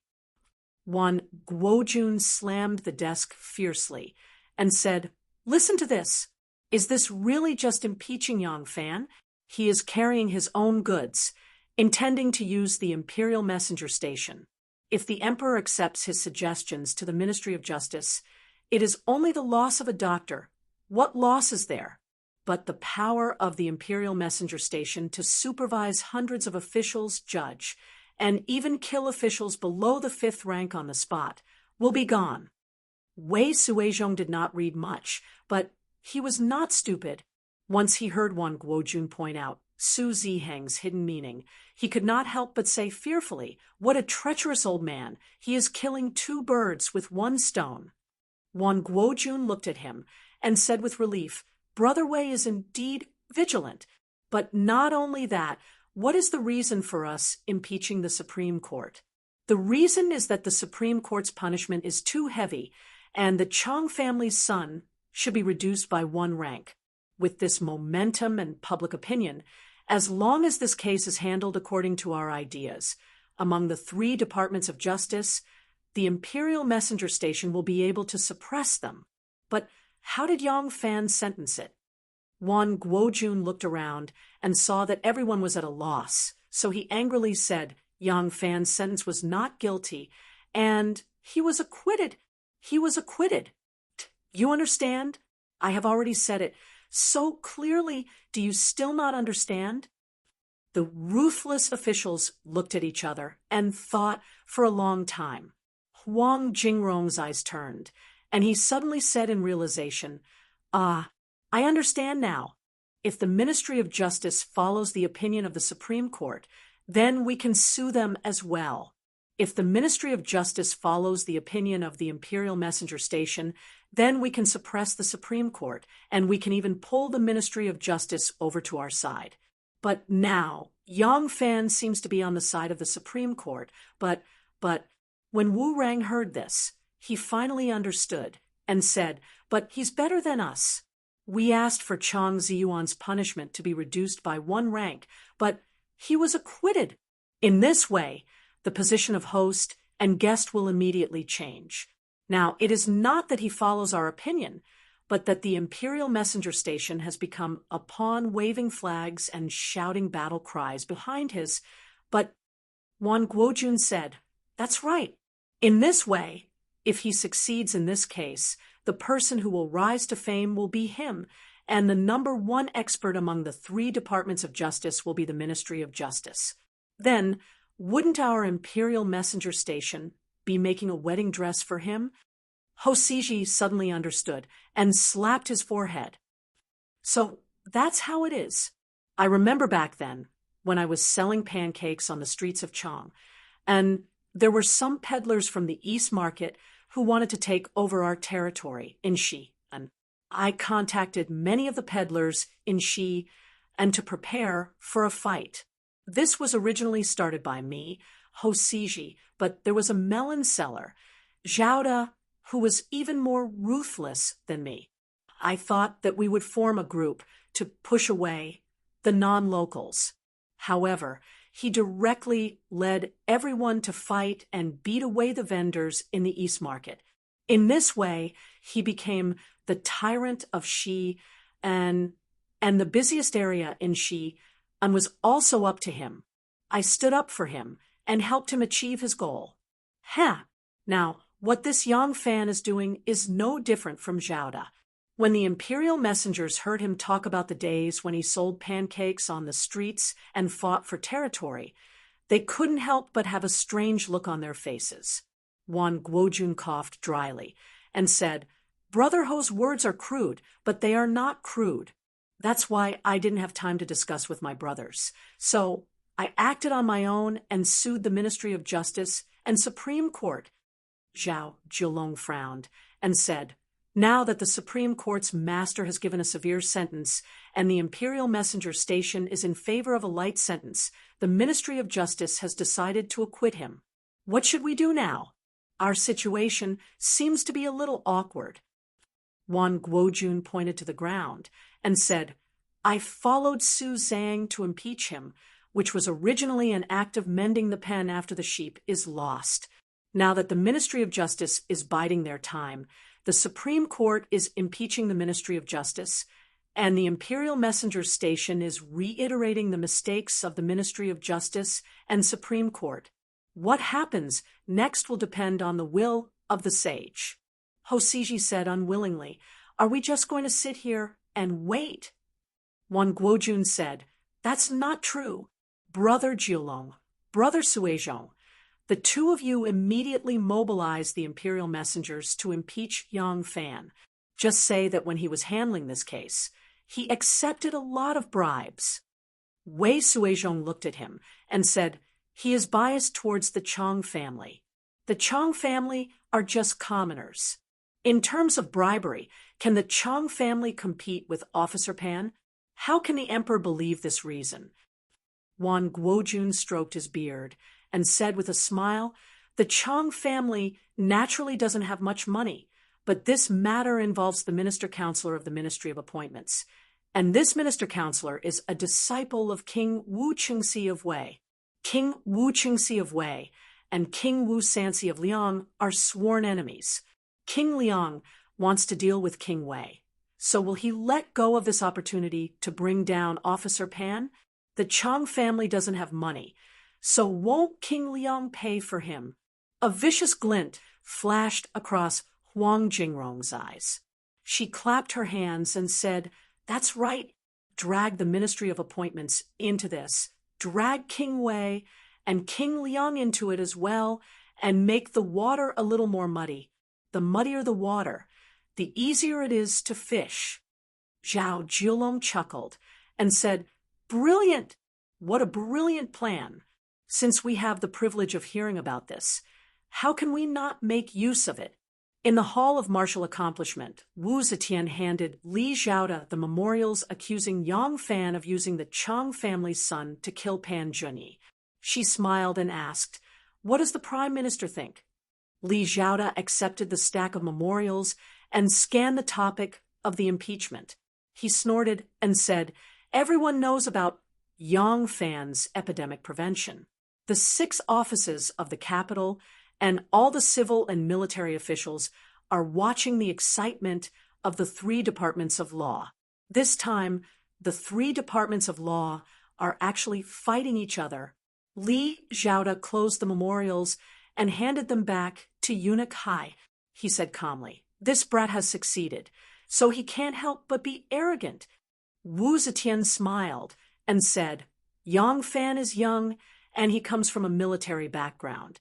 Naturally, he can't compare to Minister Li's maturity and prudence. Youngsters are always more aggressive." Li Zhaoda frowned slightly and said, "Right now, The Supreme Court is accusing the Ministry of Justice, and the Imperial Messenger Bureau is accusing the Supreme Court and the Ministry of Justice.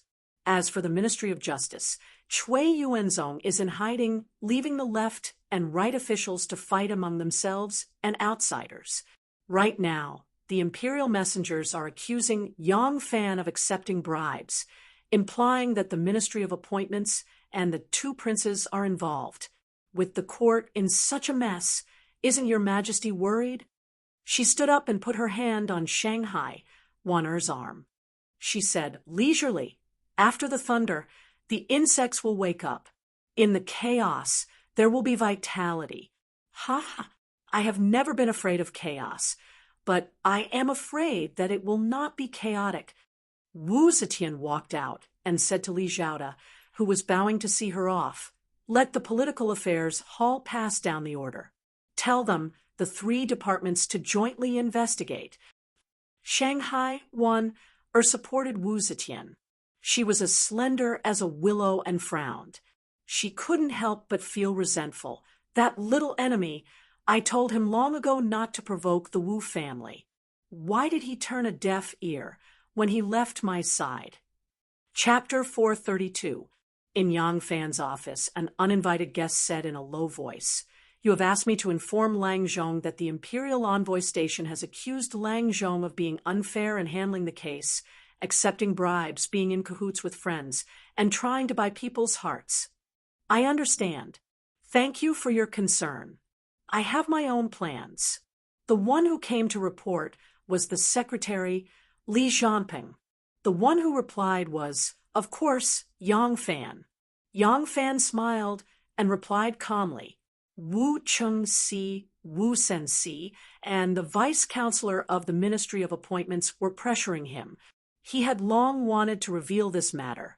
However, it was not easy to do a self-examination, as he would be regarded as a saint. Saints were meant to be praised, not to be befriended. Doing so would make him a loner and isolated in the officialdom. Now that the Imperial Messenger Station had lodged a complaint against him, they would not dare to put pressure on him so blatantly. Li Zhanping had just left when another uninvited guest came. Her Highness wants me to ask Lang Zhong why the Supreme Court and the Imperial Envoy Station have become enemies. Does Her Highness need to lend a helping hand? This time, the person who came to ask questions was Princess Taiping's groom, Su Hao. Princess Taiping's residence's head steward, Li Yi, was also considered to be somewhat famous. After Su Hao disguised himself, there were not many people who could recognize him. Yang Fan said, No matter which side I go with, I will be used by one side and offend the other side at the same time. If I don't want to be passive, I can only jump out of this shackle and lead them by the nose if I don't want to be passive. Her Highness does not need to intervene. Yang Fan wants Her Highness to know that Yang Fan is fighting alone. Su Hao left reluctantly. Yang Fan closed his eyes and rested. Seeing that it was about time, he tidied up his clothes and walked out. The Empress decreed that the three law departments would form a joint trial of Pan Zhenyi's murder case. The venue would be the main hall of the Ministry of Justice. The official name for the joint trial of the three departments was the Tribunal of the Three Divisions. It referred to major and difficult cases that would be jointly tried by the three law departments. There were three ranks in the three division supervisors: First Division Supervisor, Middle Division Supervisor, and Third Division Supervisor. The three departments formed by the Imperial Censor or Deputy Prime Minister, the Minister of Justice or Assistant Minister, and the Minister of Justice or Junior Minister of the Supreme Court were the three departments of the highest level and were called the Great Three Secretaries. The three departments formed by the Minister of Justice, the Minister of Justice, and the Imperial Censor were called the Middle Three Secretaries. The Ministry of Justice Vice Minister, the supervising Imperial Messenger, and the Great Court Judge jointly decided on the prison suspicions. They were known as the Three Marshals. At this moment, the joint trial of the three divisions held by the Ministry of Justice was of the second level. The Ministry of Justice had a total of 5 torture chambers.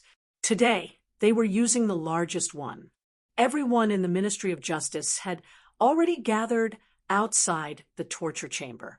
Seeing Yang Fan walk steadily in his new official robe, whether it was Pai Erding, Sun Yuxuan, or Zhu Yuanqing and Chao Chigan, or even the managers and secretaries of the various departments, they all looked at Yang Fan with complicated expressions.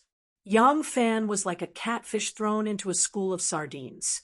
His arrival disrupted the peaceful routine of the Ministry of Justice, but it also brought a sense of renewal to the Ministry of Justice. When Zhou Xing was around, the Ministry of Justice was #1 among the 3 law departments. No matter how notorious Zhou Xing's reputation was among the people, when he was the head of the Ministry of Justice, the people in the Ministry of Justice felt dignity and glory, fear, and authority when they went out to work, even if it was to the Supreme Court or the Imperial Envoy Station, which were also part of the law sector. Their backs were always straight, and their voices were always rough. But ever since Zhou Xing's death, the status of the Ministry of Justice had been deteriorating. The people in the Ministry of Justice no longer had the confidence. When they went to the Imperial Messenger Station, they had to put on a smiling face. And when they went to the Supreme Court, they had to be polite. This was very uncomfortable for the people in the Ministry of Justice who were used to speaking with their chins held high. But they had no choice. With the situation like this, how could they not lower their heads? But now, someone had stood out from among them, daring to challenge the Supreme Court, daring to challenge the Imperial Messenger Station, daring to challenge the Supreme Court and the Imperial Messenger Station at the same time. For the people in the Ministry of Justice who had been suppressed for a long time, there was a feeling of exaltation. Even if they did not have high hopes for Yang Fan, and even thought that Yang Fan would be completely finished after the joint trial of the 3 departments, but at least right now, Yang Fan was a hero in their eyes, a man with courage. But after all, they were people who had been in the bureaucracy for a long time, and it was difficult for the blood of a bureaucrat to be heated up.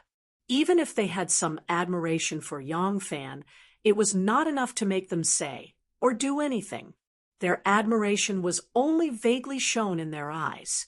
But it was not the case for the ordinary bailiffs and petty officials. The blood of those at the lowest level was always the easiest to boil. They subconsciously formed 2 human walls, looking at Yang Fan walking alone in the middle. Step by step, he was as steady as if he was about to set foot on the execution ground. Their emotions grew more and more agitated. The monitor, Yuan Han, looked at Yang Fan, his face red for a long time. Finally, he roared, "Yang Langzhong, good job." Yuan Han's words seemed to have opened a floodgate, and the crowd finally began to shout in support. "Yang Langzhong, I wish you victory. This is the Ministry of Justice. Yang Langzhong is a member of the Ministry of Justice. Yang Langzhong, everyone is standing with you. Yang Langzhong, you have to show the power of the Ministry of Justice." Yang Fan smiled, smiling at his colleagues from the Ministry of Justice who had sent him to court.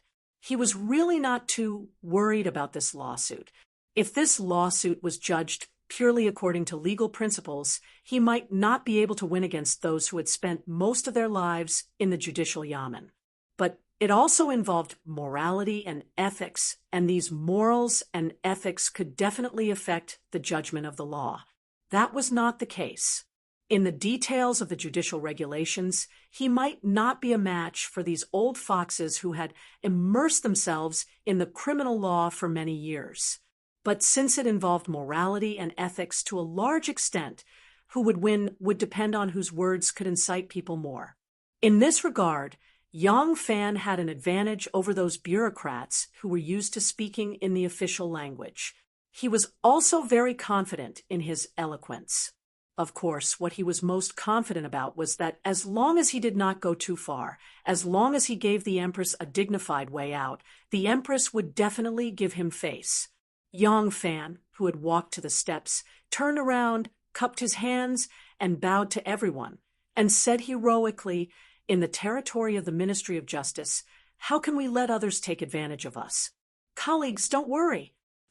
Yang Fan's action did not match the style of those officials who had been honed in the officialdom for most of their lives and had long lost their edges and corners, but it was to the taste of these people at the bottom. Once Yang Fan's words left his mouth, it was like a condemned prisoner on the guillotine shouting, "After 20 years, I will be a good man again." Immediately, everyone cheered. Sun Yuxuan and Pai Erding looked at each other and laughed bitterly at the same time. In the distance, Chun Dong, who was standing alone at the door of the Ministry of Justice, seemed to have heard these words. He shook his head, sighed, and shook his head again. As he shook his head, he sighed as he returned to the official office. The people in the court also clearly heard what he said outside the court. When he walked into the main hall, the people from the Supreme Court and the Imperial Censorate all looked at him strangely. Yang Fan did not care at all. When it came to scheming, he might not necessarily be a cut above others, but these people who were used to scheming beneath the stage could not compare to him. The reason why this case was so difficult to judge and why the three law divisions each had their own opinions was because it didn't just involve legal principles, but also reason and ethics. Everyone's understanding of morality and ethics was different, so there was a situation where everyone said they were right and everyone said they were right. However, most of them did not realize that this originally purely criminal case had already become a weapon of competition between the three departments of justice, between King Wei and King Liang. That was why its significance was no longer purely reflected in the law and ethics, but also in politics. Once politics was involved, would the emperor's judgment still be based on the case itself? The mirror of eminence hung high in the air. Beneath the plaque was a picture of auspicious clouds and red sun setting out to sea. There were 3 cases in front of the main judge's platform, and they were arranged in a straight line to show that they were on equal footing. This was the Ministry of Justice. So Yang Fan's case was at the center. Yang Fan sat down and cupped his hands towards the 2 officials to his left and right.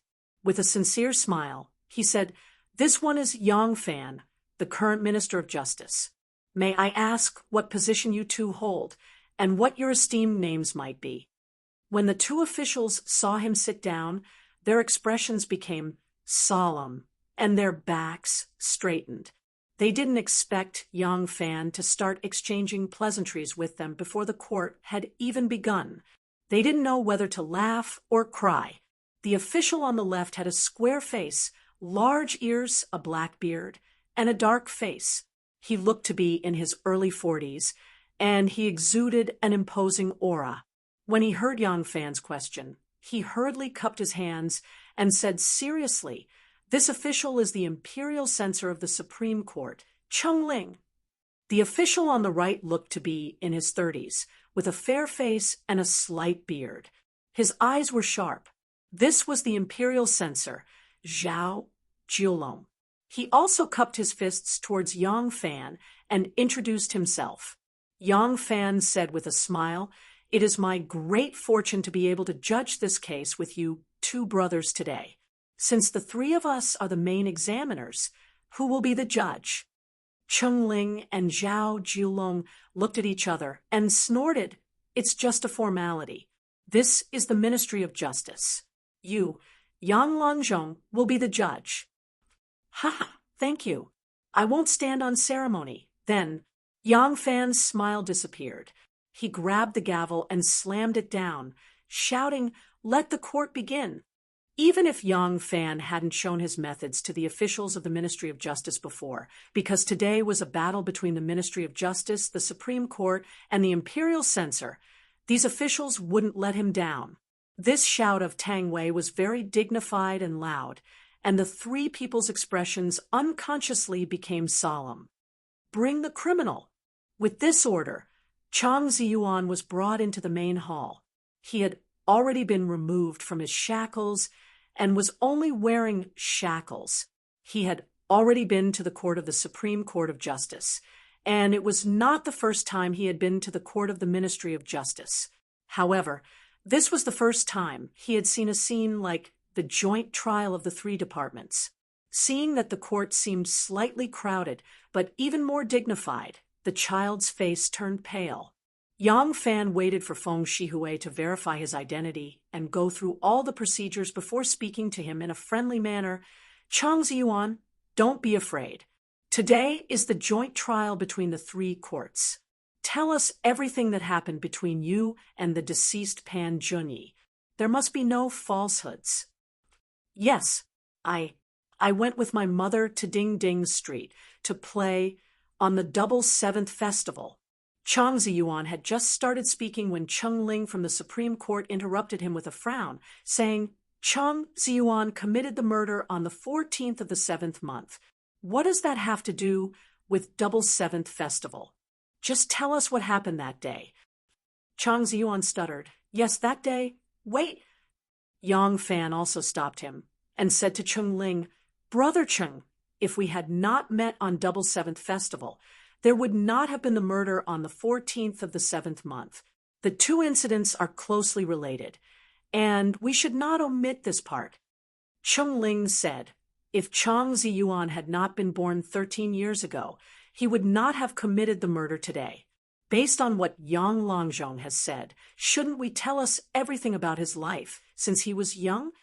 Yang Fan shook his head and smiled, saying, Judge Cheng's words are wrong. Every case has one cause and effect, or many causes and effects, or many causes and effects, or one cause and effects, or many causes and effects. There are also inevitable causes and effects. And as a judge, we must first clarify the causes and effects. The Double Seventh Festival incident was the cause of a series of tragedies. How can we not mention it? The case of the Chang family's youngest son was just a prelude. This case is actually a case between the three courts. This case has finally begun. Chapter 433.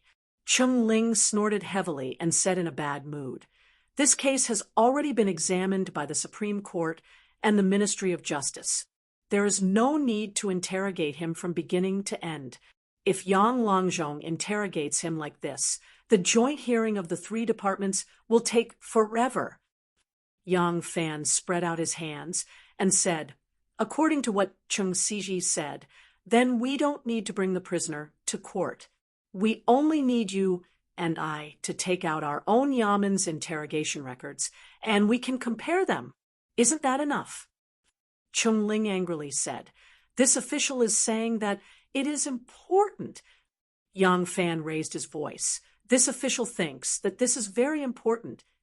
Imperial Messenger Zhao from the Imperial Messenger Bureau quickly tried to smooth things over. All right. Since Yang Longzhong thinks that there is a need to interrogate him again, then we will retry him.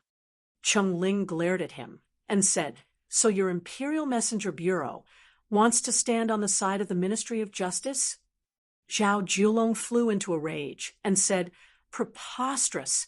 This official is saying that since one of you thinks it is necessary and the other thinks it is not, then re-examining him will only take some effort. But according to Officer Cheng's opinion, if the prisoner is not allowed to speak, Yang Longzhong will inevitably say that you handled the case carelessly. Weighing the two sides, of course, re-examining him is appropriate. How can it be said that my Imperial Messenger Bureau is standing on the side of the Ministry of Justice? Yang Fan hurriedly tried to calm them down. Both of you, calm down. Don't get angry. Why did the three departments come to the joint hearing? It is to have the three departments review him together and in the end come to a consensus. So in the end, the three departments will stand on the same side. Why should we quarrel over this? Cheng Ling and Zhao Jiulong snorted coldly at the same time. They brushed their sleeves and turned their heads to the side.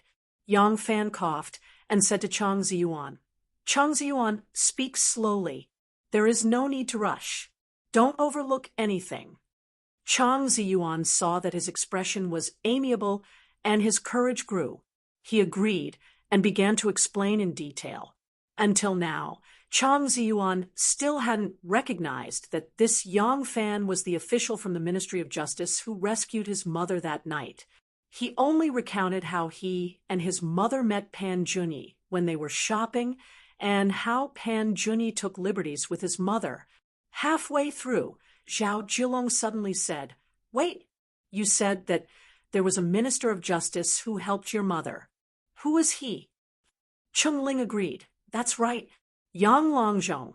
Is there such a person in your Ministry of Justice?" This official suspects that nothing happened on the night of the Double Seventh Festival. It is very likely that the Cheng family owes money to someone and is unable to pay it back, so they are making a false accusation. Humph, unruly commoners, there's nothing they can't do to avoid paying their debts. Yang Fan said solemnly, "What Chang Ziyuan said is true. That day it was this official and my wife who roamed Ding Ding Long Street and saved the mother and son." When Chang Ziyuan heard this, he couldn't help but be startled.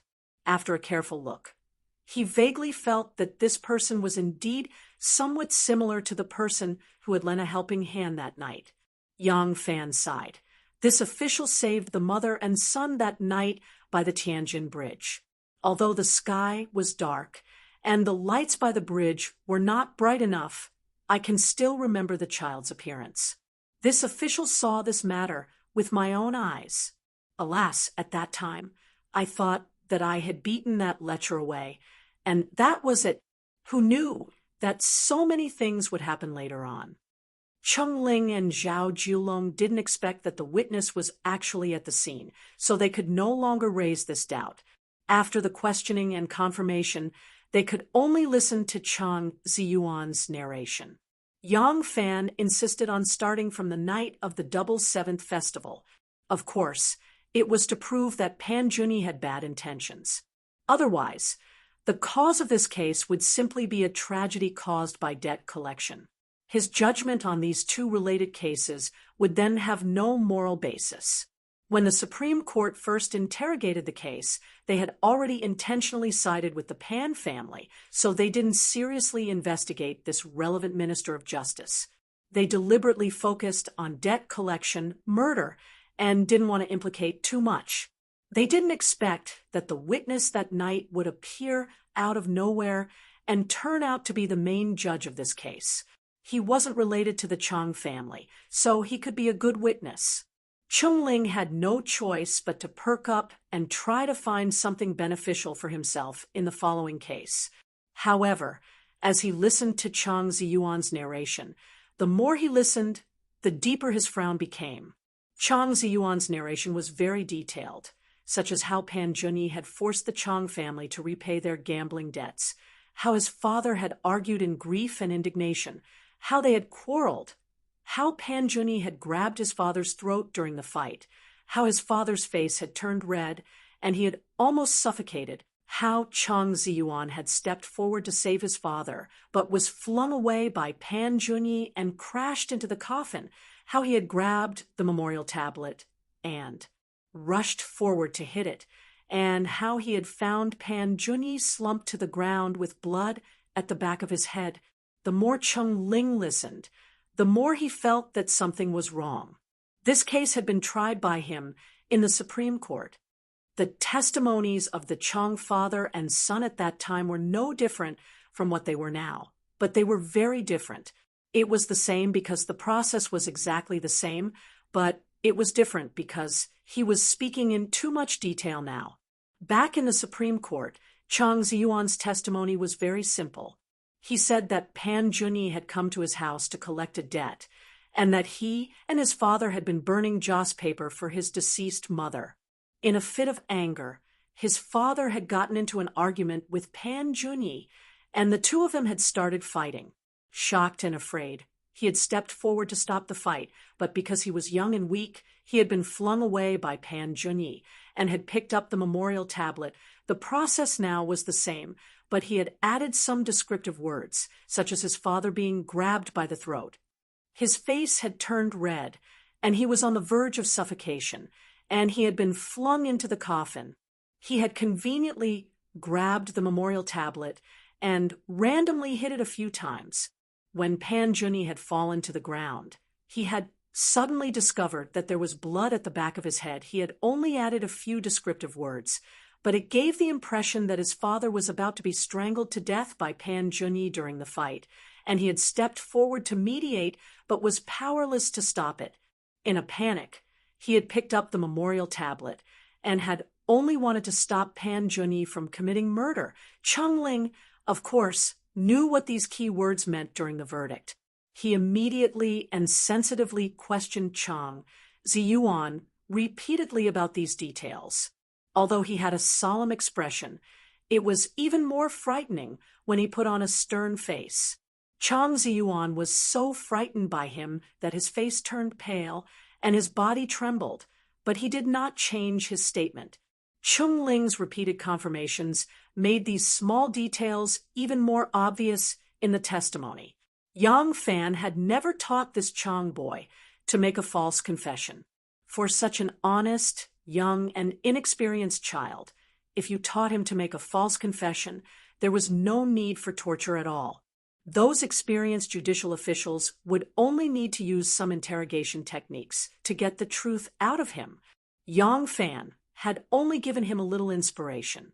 The father and son of the Chang family were clumsy people, or rather, with their qualities, they did not know how or what to say in their confessions. In addition, the scene at the time was too intense. As people involved in the situation, they would definitely overlook some things. Thus, when they confessed, they could only give a dry and rough account of the process. This way, others could naturally make a big fuss about the details. A few days ago, when Yang Fan was interrogating the father and son in the second hall, he had repeatedly going back and forth. In fact, he had only done one thing: inductive excavation. Yang Fan had dug out all the details that the father and son had overlooked. He had helped them perfect the blank parts that they could not remember through repeated questioning, hints, hypotheses, and conjectures. The details that had been dug out by Yang Fan were originally their experiences. It was just that they had neglected it, or perhaps they did not feel the need to confess. Now that they had remembered and said it, of course, they would not change their words. Based on their confessions, Yang Fan had helped them fill in the blank areas of their memories through hints, hypotheses, and conjectures. These naturally became their memories. They were already convinced that they had seen and heard it with their own eyes. Even if you had a lie detector, you would not be able to prove that they were lying. Cheng Ling was a little uneasy. However, Chang Ziyuan's confession did not conflict with his confession at the Supreme Court. It was just more detailed. What doubts could he raise? Could he question why Chang Ziyuan's confession at the Ministry of Justice was more detailed than at the Supreme Court?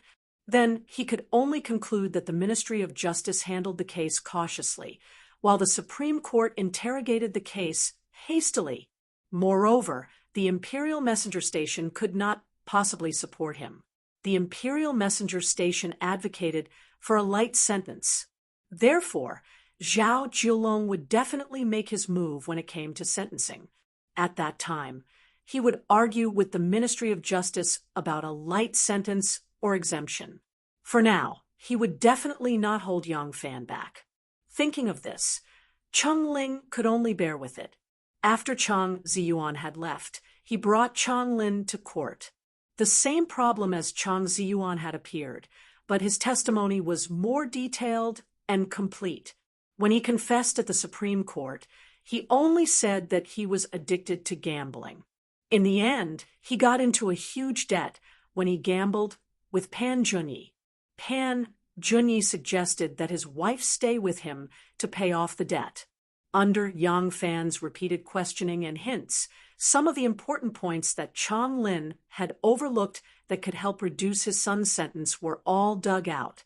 For example, Chang Lin specifically mentioned that he had never seen Pan Junyi when he gambled before.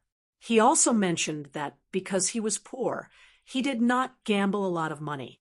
However, Pan Junyi was willing to gamble with him, and even lent him money to gamble. Another example was that when Pan Junyi failed to collect on his debt and wanted him to use his wife to pay off the debt, he had asked Pan Junyi how he knew that his wife was beautiful. Pan Junyi had once said that he had seen her on the streets of Dingding and by the Tianjin Bridge. With this, Chong Lin's answer confirmed that Pan Junyi had previously taken liberties with the Chung family's wife and set up a gambling scam. Chong Ling began to panic. However, he could not use torture on Chong Lin as he was being interrogated by the three departments. Chong Ling's eyes darted around as he thought to himself, Yang Fan's meticulous planning is naturally to help Chong Ziyuan get off the hook. However, even if Pan Junyi had taken liberties with the Chung family's wife and set up a gambling scam to entice Chong Lin to gamble, he was merely lustful and misbehaving. It is a fact that Chong Ziyuan killed someone. From the looks of it, I can only fight according to the law when it comes to sentencing. With this thought in mind, Chong Ling decided to give up on the idea of being entangled with Chong Lin's confession. His eyes were half closed as he listened to Chong Lin's testimony. Many relevant laws flashed through his mind, and his mind calmed down. On the other side, Zhao Jiulong was already resting. Up until now, all the evidence was in favor of reducing Chong Lin's sentence. Of course, he would not raise any doubts. This was because the monster trainer station which he represented had originally proposed to reduce Chong Lin's sentence. All he was waiting for was the moment to discuss the sentence. Bring Chong Lin down. After Yang Fan had given the order, he cupped his hands and said, "My dear brothers, Zhao Jiulong's spirits lifted as he asked, "Shall we start discussing the sentence now?" Yang Fan smiled and said, "It's already past midnight. Let's have lunch first." Chapter 434. The sky was still sunny in the morning, but it gradually became cloudy as the case was being judged. When it was time for lunch, it began to drizzle. Cheng Ling of the Supreme Court, Zhao Jiulong, and his entourage ate lunch in the kitchen of the Ministry of Justice, and then went to the second hall with Yang Fan to rest and chat. At this time, the rain became heavier. Under the dripping eaves outside the recording room, a few yamen runners looked up at the sky in boredom. The rainwater gradually condensed into a curtain of rain, gathering from the eaves and flowing down the corridor. In a small puddle of water, it splashed like raindrops, appearing and disappearing as it went. In the second hall, the three main judges, Yang Fan, Cheng Ling, and Zhao Jiulong, sat casually and chatted. Although they were at daggers drawn in the court, as long as it was beneficial to their position. Even if it was a sentence or a word, they would fight back and forth, never giving way. But at this time, they were leisurely and carefree. They talked about a wide range of topics, ranging from the revenue and expenditure of money to the salaries of the officials in the various prefectures and counties, and even the customs of the local people. As they chatted, Cheng Ling and Zhao Jiulong talked about some of the major cases that they had handled over the years in charge of justice. Yang Fan naturally couldn't join in on these topics, so he became an attendant who listened attentively. After listening for a while, Yang Fan suddenly commented, and then changed the topic to the military affairs of the Western regions, His Majesty's plans for a Western expedition, and how he had ingeniously planned to ambush the Turks outside the Great Wall, causing the 100,000-strong army of the Turks to give up halfway through. Cheng Ling and Zhao Jiulong naturally could not join in on these topics, so they also became accompanying guests. So Zhao Jiulong coughed and changed the topic to poetry, painting, and romance. Under the joint efforts of the three main judges, the so-called poetry, painting, and romance naturally focused on romance. This topic was liked by all men, so the three men started to talk about women, chatting harmoniously. The afternoon bell rang. Cheng Ling smiled, and a solemn look began to appear in her eyes. Yang Longzhong, shall we enter the court? Yang Fan also smiled, but it was a fake smile. The facts of the crime are clear. Next, you and I should discuss the sentencing and come up with a sentence that will convince the emperor, the court, and the people. I suggest that we discuss it in the second hall. What do you think? Cheng Ling and Zhao Jiulong looked at each other and said in unison, "Of course, this is fine. So we don't have to sit properly. We can relax." The laughter stopped abruptly, and the three suddenly fell silent. The sound of rain seemed to come from outside the hall. Pitter-patter. The bailiffs who were watching the rain from the veranda seemed to sense the strange atmosphere in the hall. They turned their heads and glanced into the hall. They saw Dr. Yang of the Ministry of Justice leaning against a table. In his hand was a shining silver fish talisman. As his 5 fingers moved up and down rhythmically, the fish talisman nimbly jumped and rolled between his fingers. It flashed into his palm and then appeared on the back of his fingers. Cheng Ling of the Supreme Court sat on a couch on the left, leaning against a round cushion. He lifted his robe and crossed his legs. Imperial Messenger Zhao Jiulong, who was on the right, did the same almost at the same time. Below, 2 yamen runners carried a table and quietly put it down. After placing the 4 treasures of the study, an official sat behind the table. The hall was like a silent film, with only movement and no sound. When all the movement stopped, Yang Fan flipped his palm, and the silver fish talisman jumped from his fingertips to his palm. He put the fish talisman back into the silver fish pouch and sat up straight. He said to Cheng Ling and Zhao Jiulong, "Officer Cheng, Imperial Messenger Zhao, which one of you will speak first?" Cheng Ling and Zhao Jiulong exchanged pleasantries, and then let Cheng Ling, the official from the Supreme Court, make the closing statement. Cheng Ling coughed and said, "Pan Junyi came to collect a debt, and Chang Lin was unable to repay it. Both sides quarreled, and a fight ensued. During the fight, Chang Ziyuan helped his father to kill Pan Junyi. The facts are clear, and the person involved has confessed. According to the laws of the Zhou dynasty, if a father is beaten and the son tries to save him, causing him to be disabled, the crime of fighting will be reduced by 3 levels. If the victim dies, he will be executed according to the law. Therefore, I believe that Chang Ziyuan should be sentenced to death." Zhao Jiulong glanced at Yang Fan. Seeing that Yang Fan was sitting still, he knew that Yang Fan was waiting for him to speak. If he were to speak, he would definitely refute the Supreme Court and suggest a reduction of the sentence. Although it was still a step away from Yang Fan's acquittal, there were still similarities between the two. It would be equivalent to helping Yang Fan. But since Yang Fan was not speaking, he could only speak. In his opinion, a reduction of the sentence was morally acceptable. As for acquittal, it was too lenient. Right now, he might as well refute the common enemy of the imperial messengers and the Ministry of Justice, the Supreme Court, before arguing with Yang Fan. Having made up his mind, he said, "The purpose of the law is to prevent violence. The purpose of filial piety is to enlighten. When Chang Ziyuan saved his father, he was showing filial piety, not violence. Chang Ziyuan was young, but he could understand the principles of filial piety. Isn't this due to the efforts of the imperial court? The royal system states that the principles of the 5 punishments must be based on the relationship between father and son. The spring and autumn annals means to convict from the heart. Today, Chang Ziyuan was born in the imperial style, and the young talisman shows filial piety. We, the imperial court, should punish evil and promote good.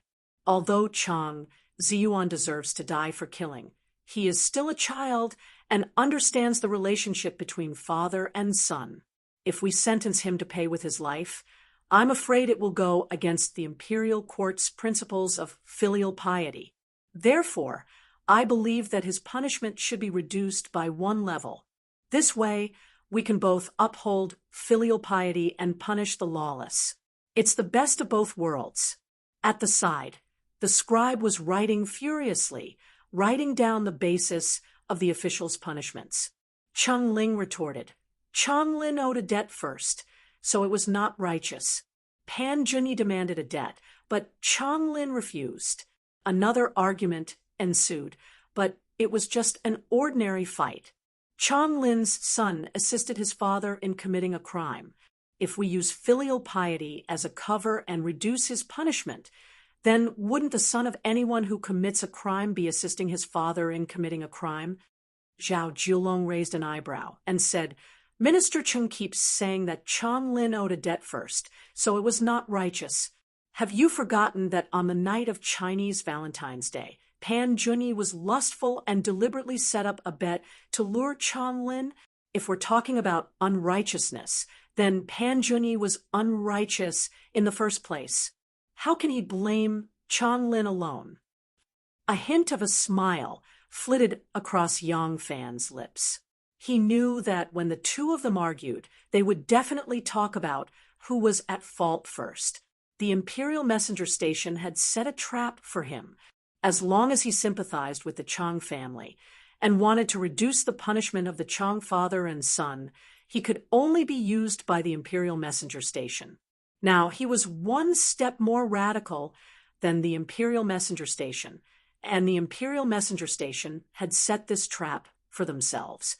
As long as they persisted with their own opinions, they would inevitably stand with Yang Fan on this point. The rain outside the hall continued to fall, and it was getting heavier. In the hall, the debate between Cheng Ling, who represented the Supreme Court, and Zhao Jiulong, who represented the Imperial Messenger Station, became more and more intense. The two of them stated all the reasons they could think of, and in the end, there was nothing new to say.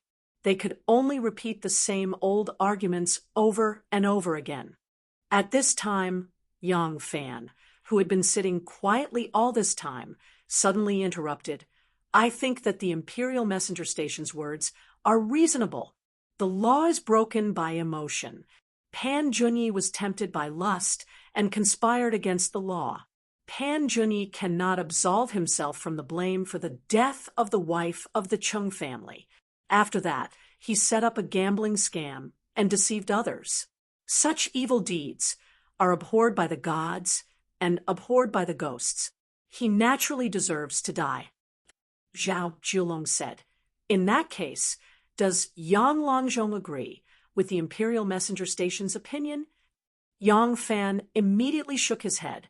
I agree with the Imperial Messenger Station's view that Pan Junyi was unrighteous in the first place, and that he deserves to die. However, in terms of punishment, my view is different from the Imperial Messenger Station's. He looked at Cheng Ling and Zhao Jiulong and said in a clear voice, The law is nothing more than reason. Emotion and the law are both heavy and heavy. Which is light and which is heavy? When is it light and when is it heavy? When is it not because of the strict enforcement of the law that ethics and morals are violated? When is it not because of the emphasis on ethics and morals that the country's criminal laws are ignored?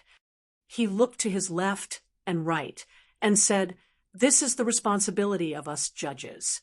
Depending on the situation, the law may be based on emotion, or emotion will yield to the law, or emotion, and the law will both take a step back in order to achieve harmony. Zhao Jiulong immediately interrupted. This is exactly what the Imperial Messenger Station is thinking in recommending a lighter sentence. Yang Fan immediately responded. Yang Fan, agree that the Imperial Messenger Station can consider a lighter sentence based on this point. However, I have my own reasons for insisting that Cheng Ziyuan should be acquitted. He slowly stood up and said, The law of the Imperial Court has always been about righteousness.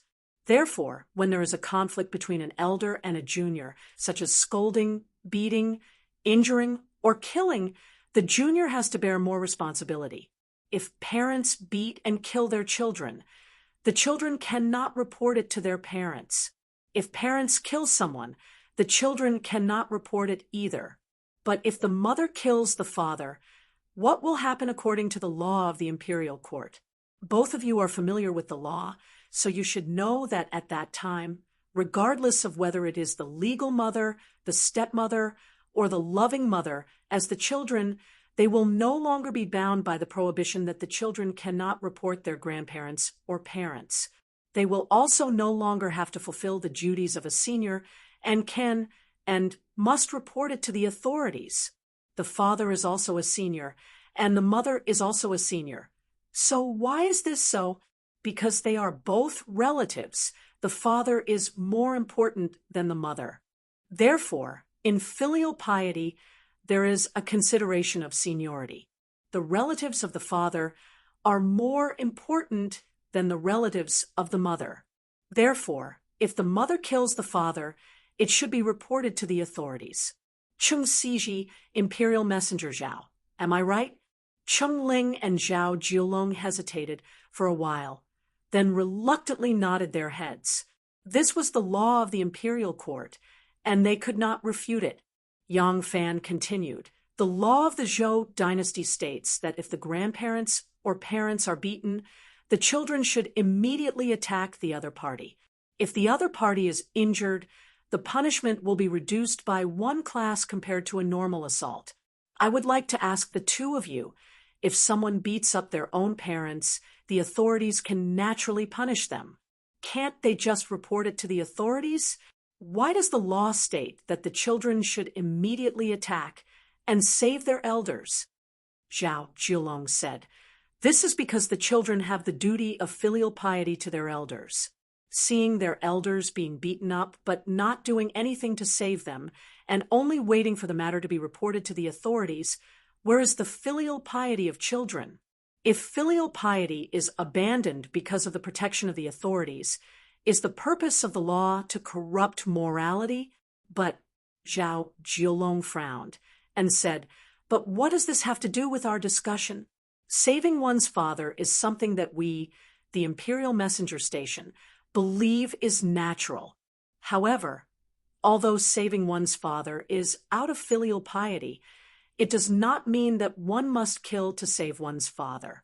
Killing is illegal, but saving one's father is filial piety. Therefore, the Imperial Messenger Station has taken a compromise and suggested reducing the sentence. What's wrong with that? At this point, the two of them had unknowingly thrown the matter of the Court of Judicial Review to one side. Originally, it was a matter of capital punishment, reduction of sentence, and innocence. Under Yang Fan's clever guidance, the matter of capital punishment was thrown to one side, and it became a matter of commutation and innocence. Chapter 435. Yang Fan said, I'm using this example to illustrate that laws are created by people, so it's impossible for them to be perfect. There will always be some problems that we didn't think of when we created the law. When the law is obviously against morality, ethics, or even reason, it's ridiculous to insist on the law. Doing so even deviates from the original intention of creating the law. Cheng Ling laughed coldly. No matter how glib your tongue is, you are just trying to get Chang Ziyuan off. Etiquette and law are the two most important matters. Dr. Yang, in this murder case, if we release the person according to the Book of Etiquette, then the law would be useless. If it is according to the law, then the murderer must die. Etiquette and law are both the ways of the king. How will you choose? Hearing this, Zhao Jiulong hurriedly promoted his own theory and continued, that's why I said, Chang Ziyuan not saving his father is against filial piety. Killing to save his father is too extreme. If it is not punished, there will be people who will break the law in the future. I, the imperial censor, advocate a light sentence, which shows filial piety and prevents people from breaking the law. Yang Fan said, Imperial censor Zhao is wrong, and Cheng Siji is even more wrong. Why do I say that? Because above the law and etiquette, there is a balance of righteousness and small righteousness. For example, the law of the Zhou dynasty states that if someone commits a crime and you do not report it, then you are guilty. But if the criminal is your grandparents or parents, then you are guilty if you report it. This is because it involves filial piety. If you see an outsider commit a crime, you are guilty if you do not report it. If you see your grandparents or parents commit a crime, you will be sentenced to death by hanging if you report it. However, if your parents or grandparents commit a major crime, the rules change. If you report it, you are not guilty, but if you do not report it, you are guilty. Why is that? Yang Fan glanced at them and said aggressively, "Why is it that when both grandparents and parents commit a crime, the former accuses you because you are unfilial, the latter does not accuse you because you are guilty? Because this is treason. Treason. The victims are thousands of families, so your family's filial piety must obey the public welfare of the world." It can be seen that when there is a conflict between the law and ethics, it usually has to accommodate ethics.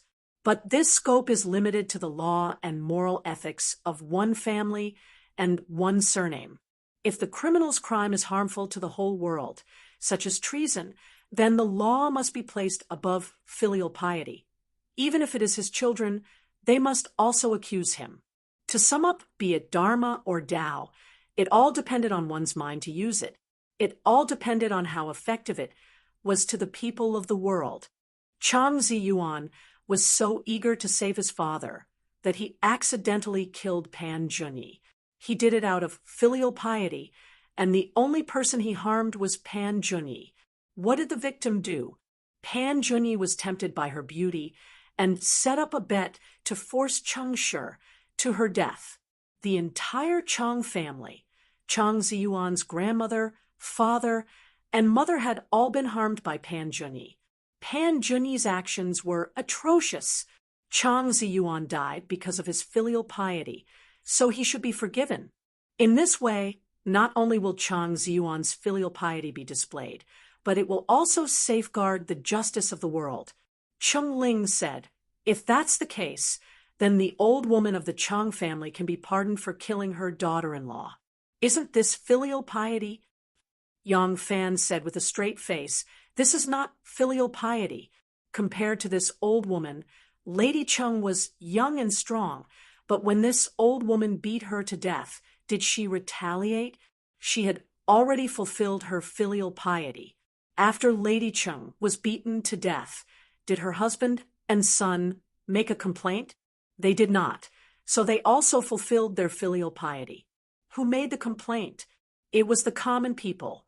The old woman of the Chang family was unruly and cold.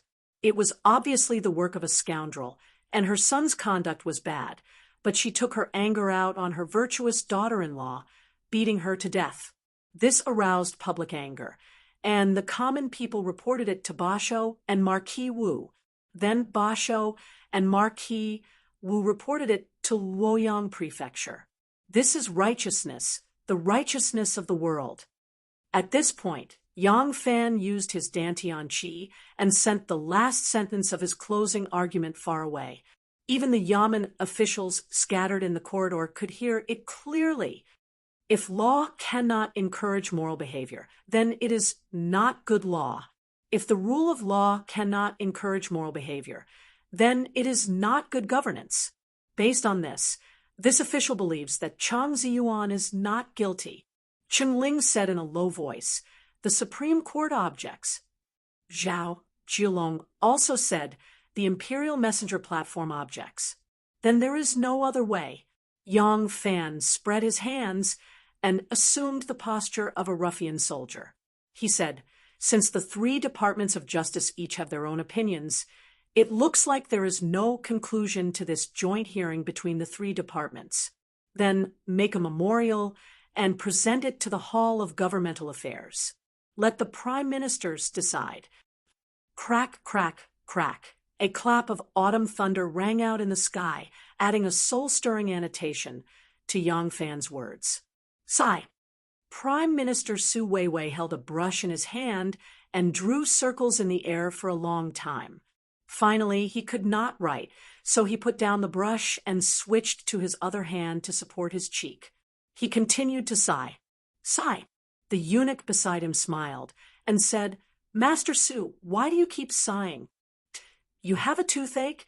Do you want me to invite someone from the Imperial Academy of Medicine to treat you? This ancestor of Su Dongpa's had a good temper. The eunuchs who served him were not afraid of him. Sometimes they would even joke with him. Su Weiwei said with a bitter face, It's not a toothache, it's a headache. The 3 Law Division's lawsuit has been pushed to me.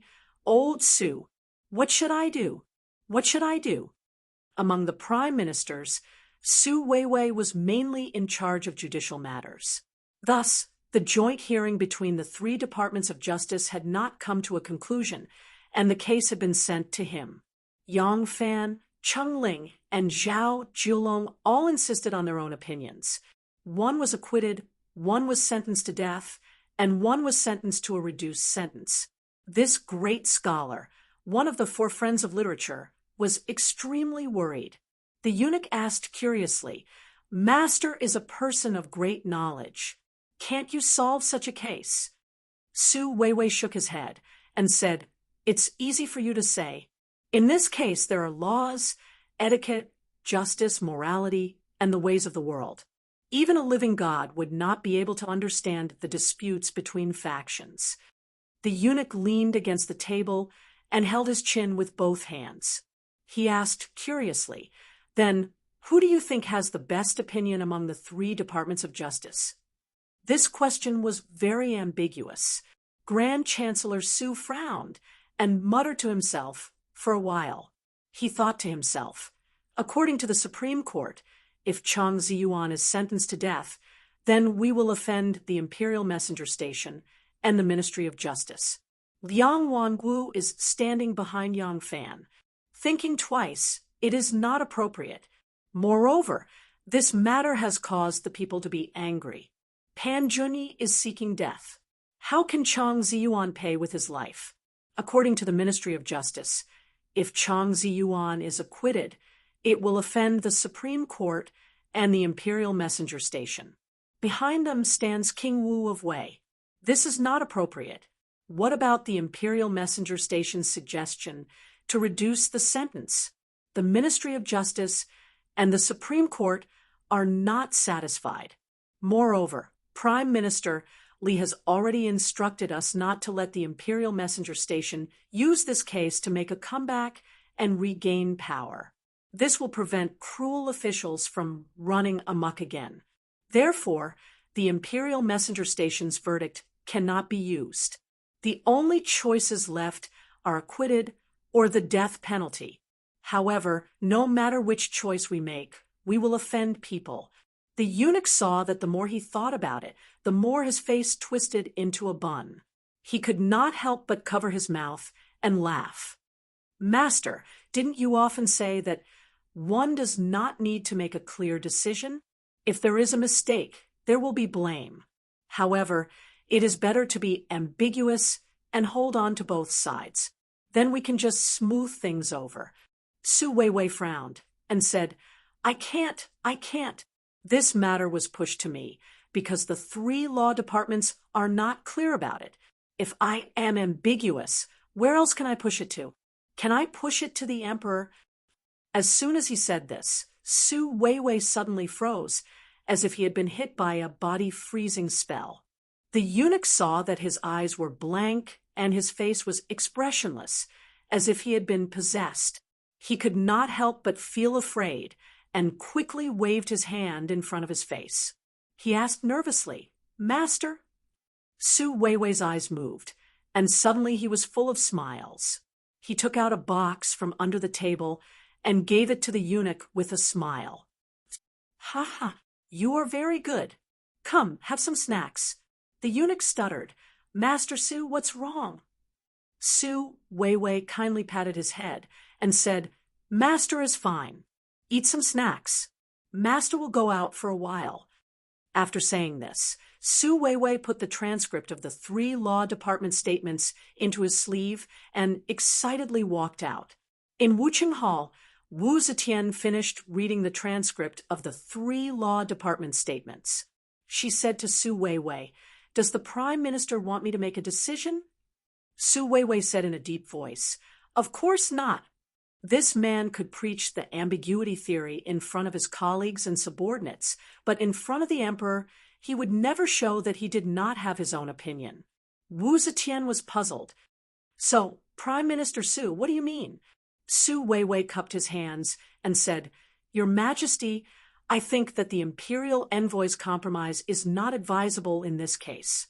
Your Majesty has always been enlightened and clear about the country's laws. Guilty is guilty, innocent is innocent. How can we punish each side 50 times and ambiguously try to smooth things over? Su Weiwei, who had always believed in ambiguity, unexpectedly, Shanghai Wana listened to Su Weiwei's righteous words. Even though she was nervously looking forward to the result to know if it would be beneficial to her Langjun, she could not help but want to laugh. The corners of her mouth curled up, but she quickly closed it. Wu Zetian nodded and said, Yes, the compromise is not advisable. So, Prime Minister Su, do you think that Chang Ziyuan is guilty or innocent? Su Weiwei took a deep breath and frowned, as if he had a toothache. Your Majesty, this is the problem. Wu Zetian could not help but twitch the corner of her mouth. Su Weiwei frowned and said with great difficulty, If this case is judged innocent, I'm afraid that the world will follow suit and there will be more murder cases. The law cannot be unjustly applied. If he is sentenced to death, the people's hearts cannot be deceived, and the will of the people cannot be disobeyed. Moreover, Pan Junyi has his own way of seeking death. Wu Zetian said helplessly, So, do you think that he should be judged innocent or sentenced to death? Su Weiwei said in a powerful voice, In my opinion, he should be judged guilty. But Wu Zetian's eyebrows, which had just been raised in admiration, quickly drooped down. She asked, But what? Su Weiwei stood up and lifted his robe. He bowed deeply and said in a sonorous voice, Pan Junyi conspired against someone else's wife and set up a trap. Hateful. Chang Ziyuan saved his father and killed someone. Now he is in prison. How pitiful. I beg your Majesty to give me a special pardon, so that Chang Ziyuan and all the filial sons in the world can bask in your Majesty's great kindness. After a while, Wu Zetian looked at Su Weiwei's receding figure and smiled bitterly.